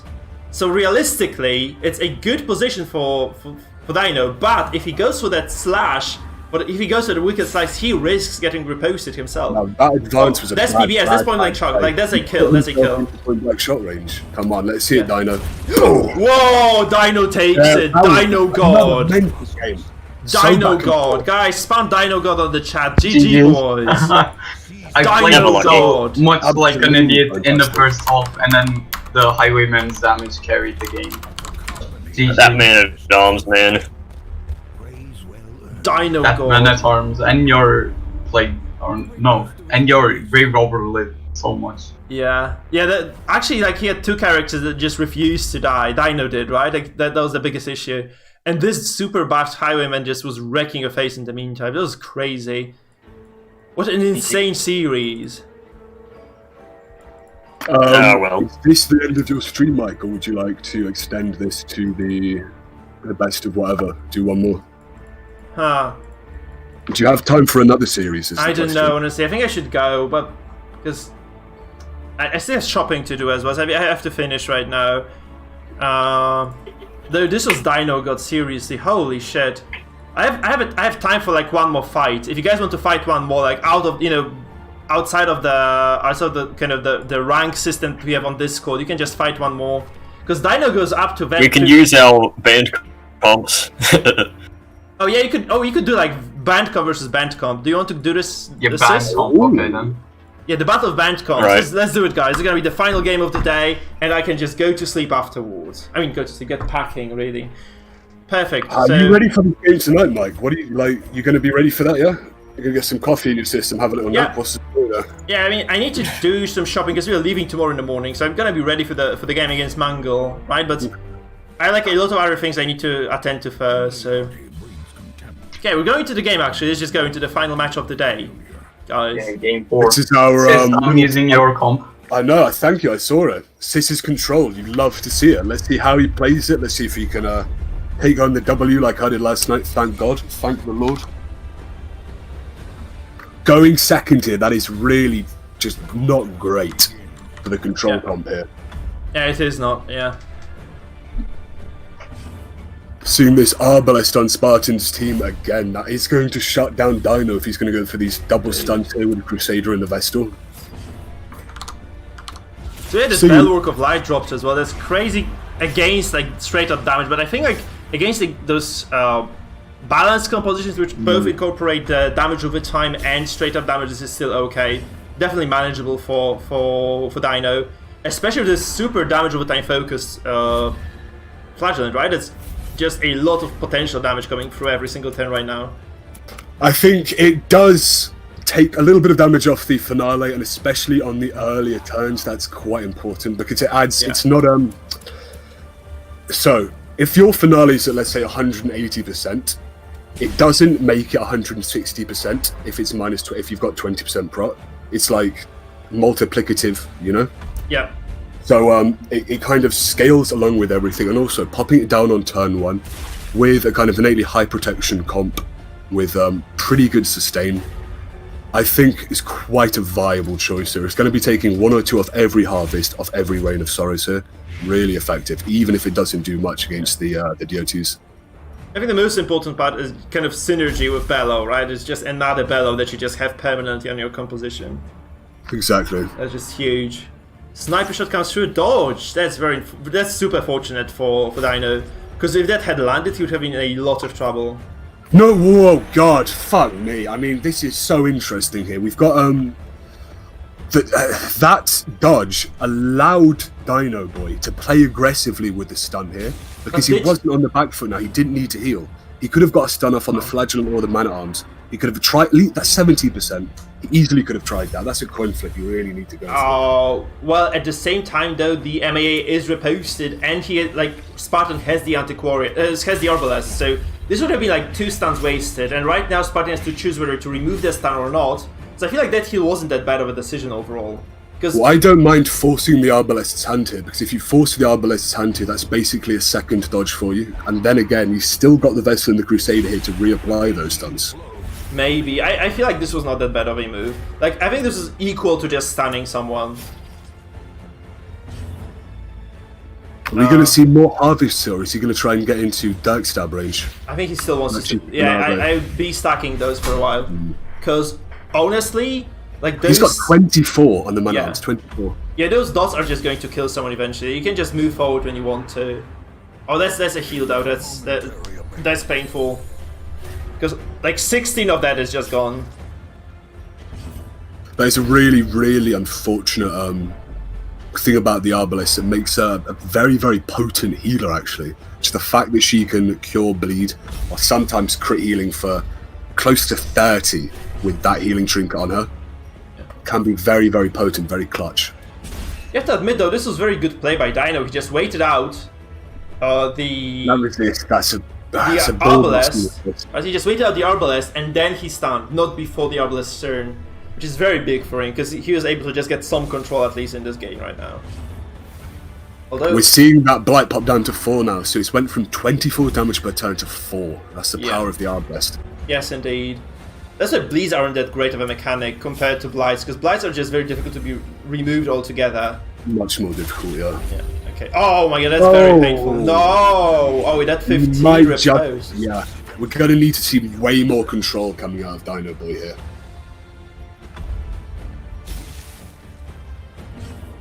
He's going to go for a kill. Okay, that's not a kill. 80%. You do want to resist that as a Flagellant every time. Counter blow. Good. Now we've got those front 2 stunned. He's going to have to clear it, and that way he won't be able to apply any pressure, even with the bowler, to try and get him down a little bit. He has no bowler though, he's like in 4th, right? So he cannot do anything to the Flagellant. Sorry. So he flares this. The stuns are gone. But I like, Dino has just the ability to heal this right now. That's okay. Why does he not heal this? Yeah. That's crazy. Every time the Flagellant is healed out of Death's Door, his death blow gets put back to 80, so really you want to be doing that every time. Now it's a 65%. Dead. Is it? Yeah, I mean, okay. Why does he do this? Why does he not heal the Flagellant from the get-go? That's such a strange move. I don't understand this at all. And also, Spartan goes first now, because, Dino just finishes his turn right now. So Spartan goes first, and it's just going to be super hard for Dino to get a finale off right now, because the Crusader can just stun theirs. I think we're seeing Dino here trying to pilot That's a strange Quite pick. a difficult comp here, and he's coming a little bit short. It's turn 4 and he's not pulled the trigger on that finale yet. His flagellant of all people is dead. When your flagellant dies first, and it hasn't been a finale, you know something really, really desperately badly has gone wrong. Maybe if he took the flagellant 4th in the order, he could have healed him rather than just dying. It was so easy to prevent that as well. That's the most baffling part for me. Like he could have easily prevented that. Everything about this was easily preventable. Yeah. The Flagellant was supposed to be alive here. Like, if he just heals the Flag, either the Crusader or the Vestal, it's oh right, he just decides to lose him on purpose almost. Because he was already wounded as hell. We saw the Vestal healing the Jester, I think on turn 2, when it was completely unnecessary. So to see him waste that heal now, very... Tilting, you know what I mean? Mind-boggling, especially considering Flagellant's innate death blow mechanics. I mean, I would go for a finale there. I would have just risked the finale there. I mean, he's gonna just finale next turn. I think that the MAA takes enough damage right now to just die straight away from the finale. Look at this. He takes like a lot of... Oh yeah, see Dev's door. Doesn't even need to be finale, to be honest. Yeah. The question is like, can he actually finale the Crusader? Probably no. Oh, so strange. So like the dying breath of the MAA is the bolster here. That is, I'd say maybe a misplay to use the bolster. That's not even remotely. It's only 7 to 13 actually. That's no against bleeding though. It does do. He can kill the Arbalest. Why did he kill the Arbalest? I didn't want to say this because I think the guys are listening, but you could have just. 7 to 13. That would have been a coin flip though. 7 to 13. No, the Arba has. Does she have the breastplate though? Does the Arba have the breastplate? He's got the breastplate on as well, okay. so it would have okay, never mind then. Yeah. Likely, I think. Maybe he just wanted to secure a kill. Yeah, I know, but like maybe this was a chance. I have no idea. Honestly, I think he could have finale'd the Arbalest. The 10 HP isn't that much. I mean, who do you think is in the dominant position right now, based on the comp left alive and the game state? I think Spartan, because he has the Flagellant who's still alive. Also, I'm surprised he didn't go for a stun on the Arbalest, who has access to the Vestal right now. I mean, Sunstorm's... He's got the Crusader and the Vestal left alive, and the benefit of having the Arbalest here is that you can keep her stun locked so she can't play stun, and he's not quite taking advantage of that yet. I mean, admittedly, Dino starts the next turn, so he can do whatever he wants right now. But he would have prevented the damage on the Vestal, which was very, very big. Right now, it's just... I think the Vestal might just drop dead. You don't accept hero, do stun first. Or you could heal yourself. There's a lot of options here. You can stun with the Crusader, you could Dirk stab him. So many things. You can do the risky thing and just do damage, right? I think that would have been better. I think Dino is losing this, so he should have probably played this more aggressive. Yeah, I definitely think that was that 4 heal can now be countered by the Crusaders. Oh, he doesn't have the stun. Very interesting. The Zealous Accusation at least will take him down. And look at that. Look at that stress. Yep. I mean, the Jester can start harvesting again, though. The Jester can harvest the middle ranks. I think even one harvest might be enough. Yeah. Might be enough to take both down to death's door here. Yeah. And then second harvest is just a kill, right? Secured. The problem is this freaking Flagellant who is just standing there with all his tools at his disposal still, I think. So it's just going to be such a hard task to remove the Flagellant from the game later. We pray for this bleed here. Nah, both resisted. That is quite unlucky. 45 and 70%. Despite the coin being there. Both blights applied. It's stacking on next turn. It might do something, but right now it's dead. Oh, that's very, very lucky. Very lucky. He needed that. Good for Dino. I think he's going aggressive here. I think. Oh no! Oh, you hate to see it, guys. This is the worst. This is the worst outcome of this move. How the hell does this Arbalest dodge? That was the dying breath bolster, guys. By the way, that bolster. Yeah. Oh, on a wish and a prayer, the Man-at-Arms comes back from the grave, picks up the Arbalest, carries him on his wings. Oh, the Vestal's in front now. That's so bad. He can't heal. He can't. You just have to stand the Flagellant right now. I think you just have to play this aggressive. You need to. You need to. That's the only way you're taking this home. Yeah. There we go. And then you just try. I think you just harvest, and then you try to kill the Crusader with the Vestal, right? I think that's the move. I think the Vestal right now is, well, all she can do is try and get that Yeah, sacrificial yeah, ash with the illumination there. Okay, so she can kill someone, alright. Let's see the Devlo resistances. I mean, yeah. I think this is still Dino Boy's game. He can go for an illumination killer. He could even go for a stun kill on the Crusader. Yeah. That might be a more pressing idea. No, he cannot stun from first, though. He cannot stun from first. No, with the Crusader. On the Crusader. I just picked the Vestal from the get-go, because you risk losing the Vestal. Like, I'll just make use of the turn I have, honestly. Like, that's weird, why? Well, this way, if he doesn't proc Deathstalk, the stun might go through, so he's got kind of a double fail-safe. It's not a completely wasted time, you see? Yeah, it's true, but you probably lose the Vestal. She took like 3 death blows already. She's gonna die to the 4th. Probably, yeah, And but you could have just used him, you know, like... Just it. Oh, see? That's why you don't. But that's just an arbitrary decision, though, isn't it? So, In what way is it arbitrary? okay, he gets a move! Oh, that's so fortunate! Oh, my look god! at that! 75%. That's the luckiest move in the world. That is remarkably lucky. I think that's 7%. 7% chance to move back. Dead. 30% dead blows, look at this! Oh, I mean, man! This Vestal! yeah, I just assumed that Spartan was gonna go aggressive on this, but he doesn't go aggressive. I think he's gonna get away with this because, like, Dino might just get away with all those bad plays because he just played this so... Like, I mean, Mike, we need to get Dino Boy here to rename that Vestal Lady Yeah. Luck. His fortune has it's just, I'm smiled on her speechless. today. I'm absolutely speechless right now. Remarkable kind of events. Yeah. Oh my god, she's gonna stun someone again, or she can heal. Actually, she can heal. She's okay. Oh, He's fine, guys. He's okay. Dino's got this. Holy shit. there's not even enough bleed on that the Jester there from the Flagellant. There's a Oh, Flagellant here, and there's just no bleeds coming out really. my We are opened goodness. up with that Crusader counter stun though. That could pay dividends if he resists this death blow. Oh, she dodges as well. Of course. God. The 10 dodge on the Vestal just comes through. My goodness, that's crazy. What a crazy game. Look at GB. Tag stab. Dead on the first Yeah, shot. got it. Just a 10% modifier on that Dirk stab there, but it takes it. Yeah. This is a full death resistance on the Crusader, I think, as well, so... Just 75% there. Oh, God.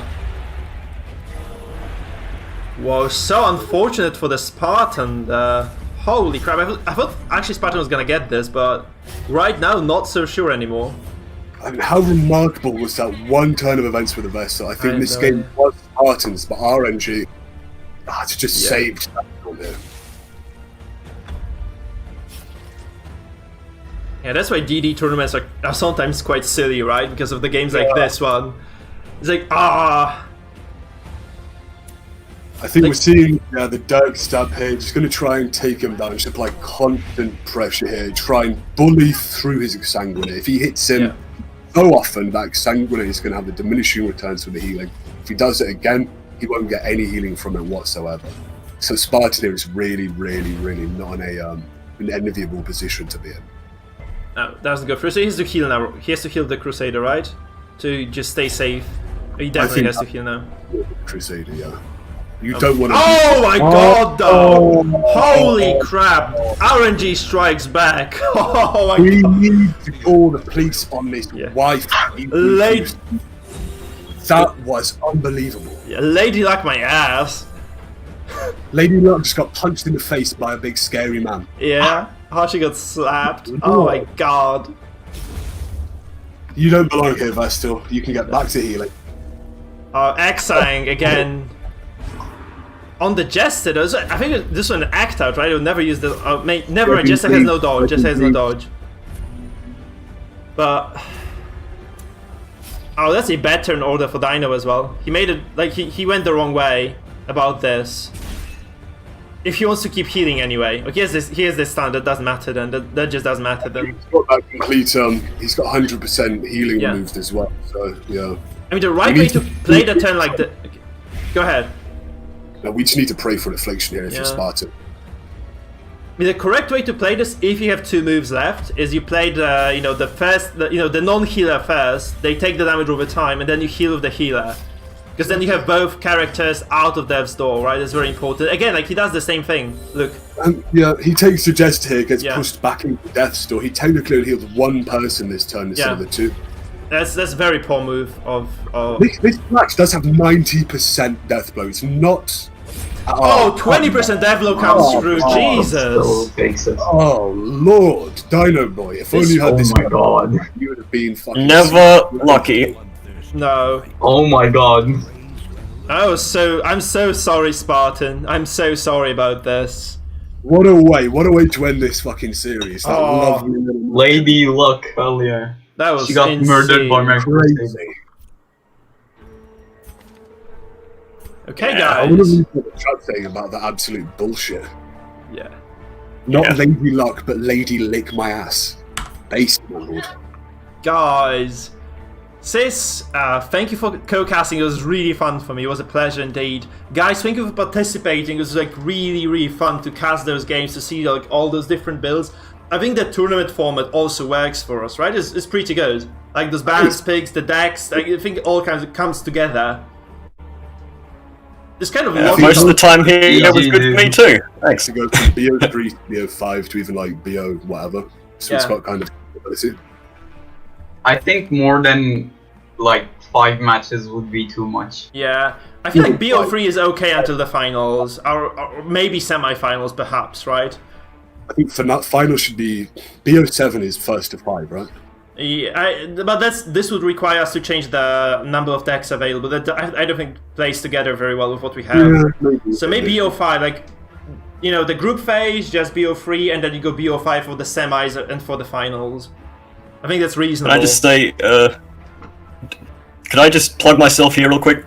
Is that fine? Yeah, go ahead, sure. I make Butcher's Circus content on YouTube. Nice. Yeah, Give a follow it's great. And you can just Google him by Real Spartan, right? I think that will just prop up your channel. Do you want to give us your channel as well? If you just yeah, sure. If you just message me on I'll post a link Discord, in chat. I'll just post my stuff on our is chat. Is there a limit to like you're not allowed to post links? Yeah, so just message me on Discord. I'll just advertise it via my own chat. I think that's the best way of doing this. Thank you everyone in the chat for coming along, by the way. Really lovely to see you live as well. So many new faces in here as well. All of you, please pop by the Discord if you've not left already. Lots of Probably back next time. Well played, dude. Yeah, we're good games. My ass, like, in 3 matches. Yeah, a bit more luck-based than I would have liked, but you still held your own pretty good. Yeah, indeed.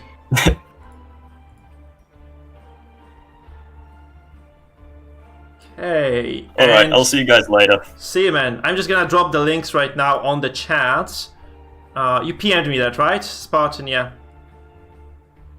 Yeah.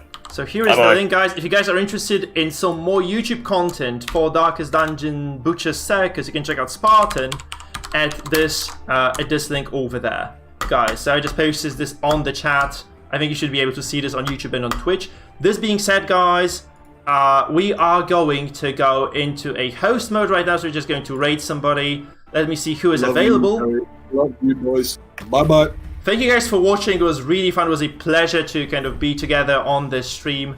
And let's just see where we can actually go with this right now. So whom we can host. It looks quite dry on Twitch, honestly. So let's see Darkest Dungeon.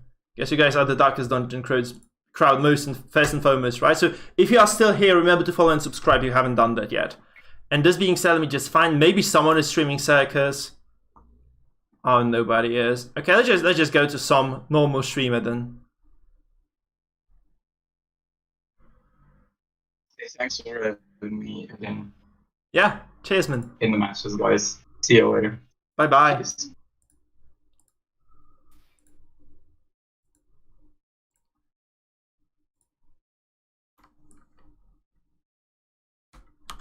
Yeah, we're just gonna host Dark Hoover, guys. We're just gonna host Dark Hoover.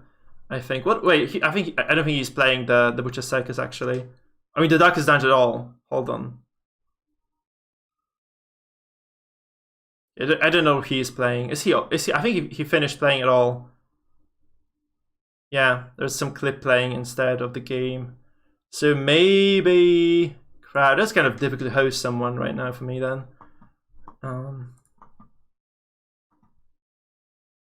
Hey, Zelly it is, guys. Zelly it is. So let's raid Zelly, guys. Thank you for sticking around.